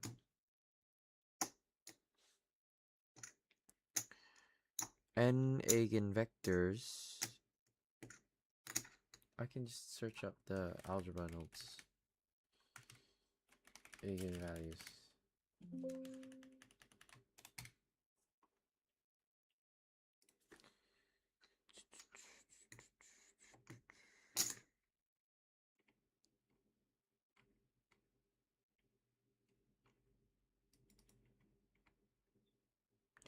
Here, if an n by a matrix has a linear has n linearly independent eigenvectors, then there exists an invertible M.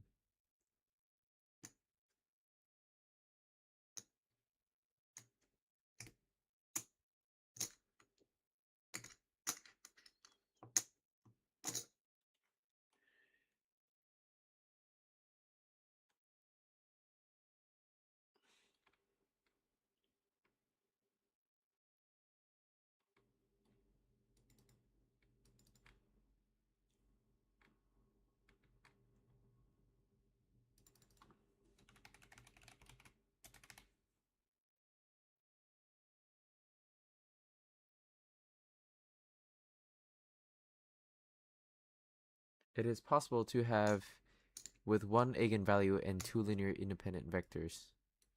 Page 143. Think of that. Eigenvalue 3 and span is 1001. Okay? Now that we know that this is in there with multiplicity, B is diagonalizable because those guys look like they are linearly independent, because B has 3 linearly independent eigenvectors.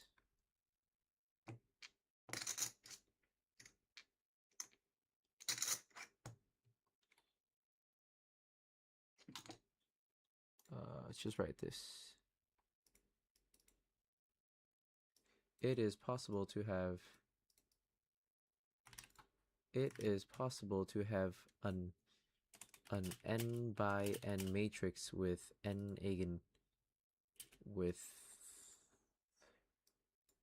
less than n eigenvalues with multiplicity 2 adding up to n and n linearly independent eigenvectors.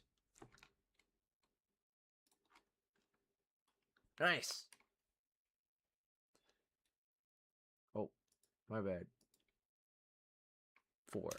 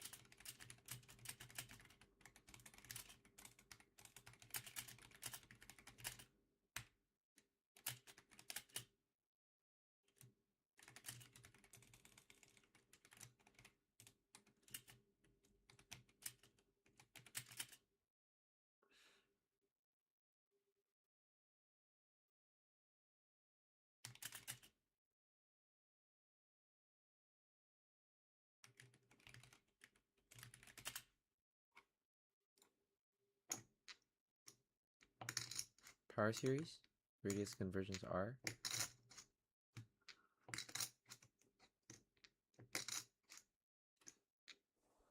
I see another n. I see an n minus 1.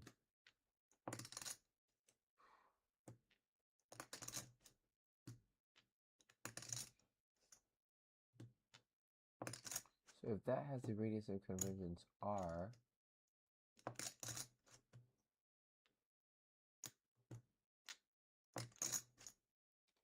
okay, so they want me to find this first one and then find the second one. Oh my god, these chips feel so nice. God damn it, they feel really nice. I should have bought more.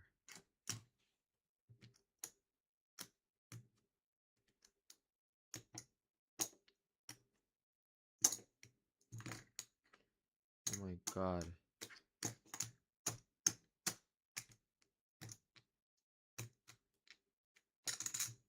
You guys don't get it, bro. It feels so nice. Let Bn be a sequence of real numbers and suppose that the power series is that. I mean, I can't solve it in my fucking head, so guess what, Jaden? You gotta fucking solve it. Okay, we're gonna solve it. Before that, we're going to try to speed this 4 times this. Just look at this down to here.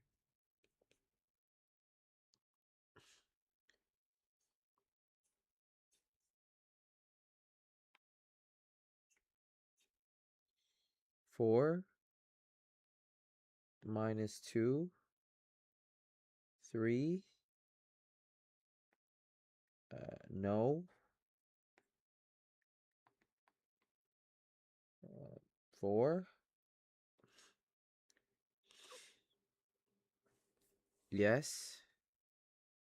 Maple. B is diagonalizable because it has 3 independent. Even though lambda 1 equals lambda 2 equals 25. This is fine as long as V1 is not equal to V1 isn't equal to some lambda V2.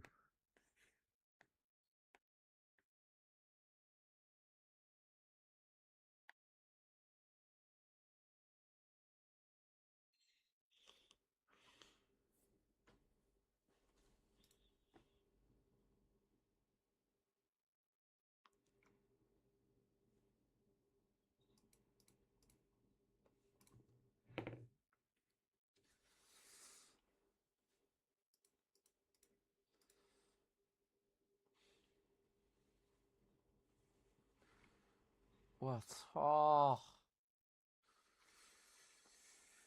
Tony mother. But we are, wow, we are blazing through this, baby. It's the new chips, bro. Sorry, I really like these chips. I'm so happy. 1 second. Jack's Poker. We want these smaller, nicer chips. Not these Monte Carlo chips. We want like the 10-gram chips.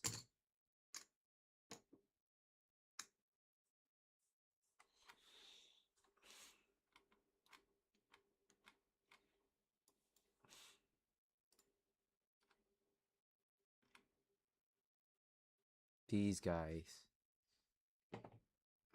Premium 10-gram ceramic chips.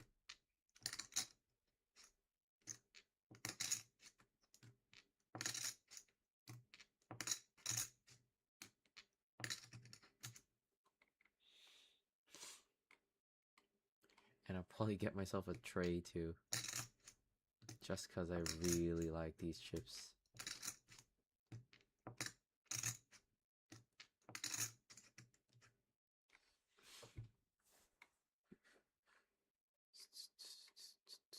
$0.89 a chip.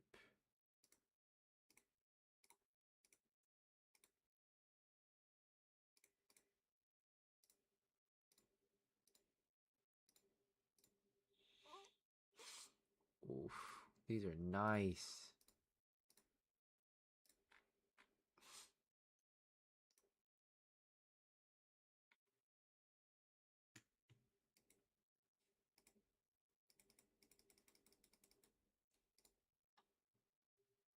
$5 chips look good. We want like a dark-ish red.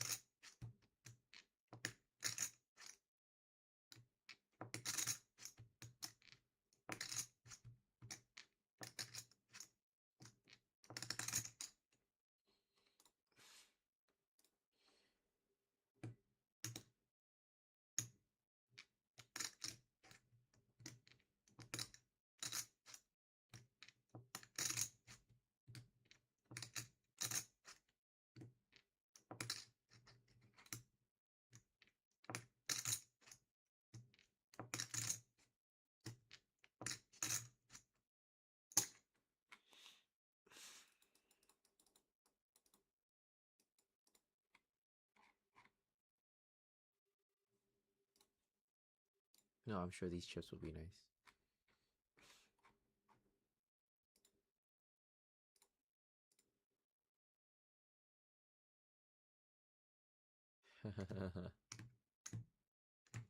High roller plaques.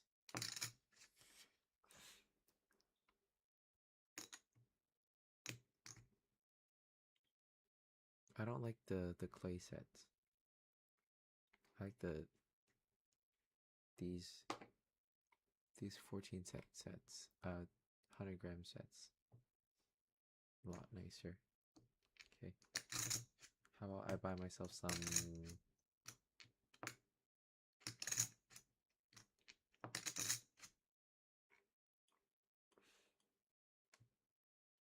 few weeks from now?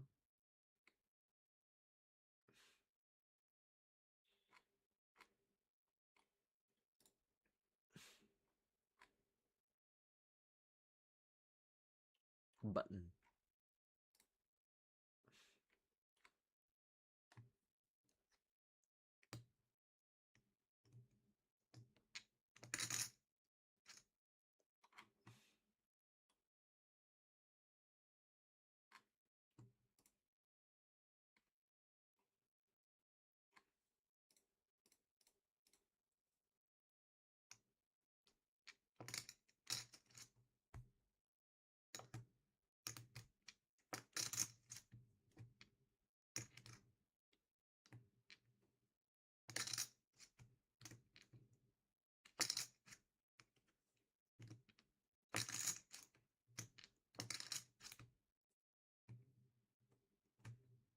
Ooh, only thing I don't think I like is that they is that what he said about them spinning? Bộ này đầm hơn này. Đúng rồi.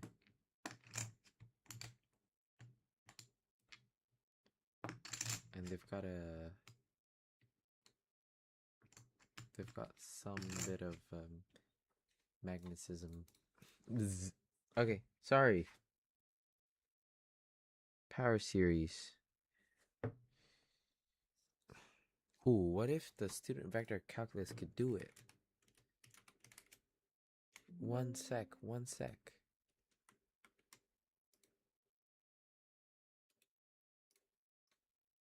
With student vector calculus radius of curvature power series students calculus package.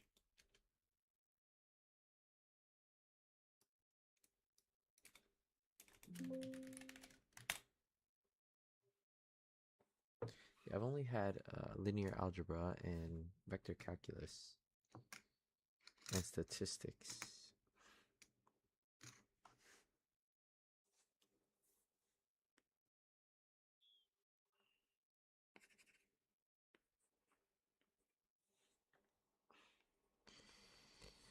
Of Bn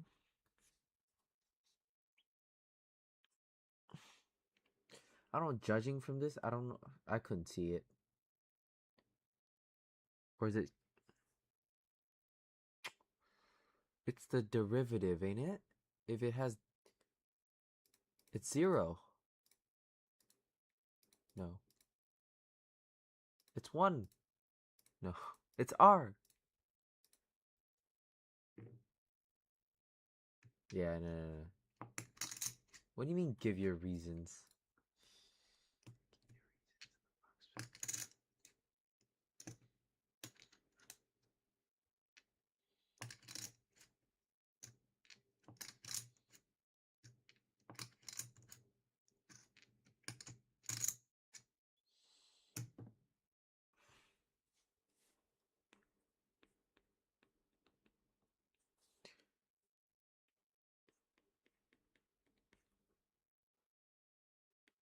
So this is equals to the limit as n goes to infinity of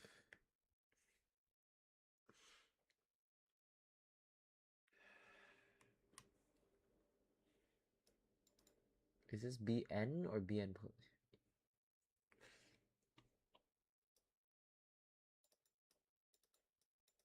This is b times n, right? Why is it like that? Bn bn bn bn bn bn bn bn bn. Fuck is bn supposed to fucking mean?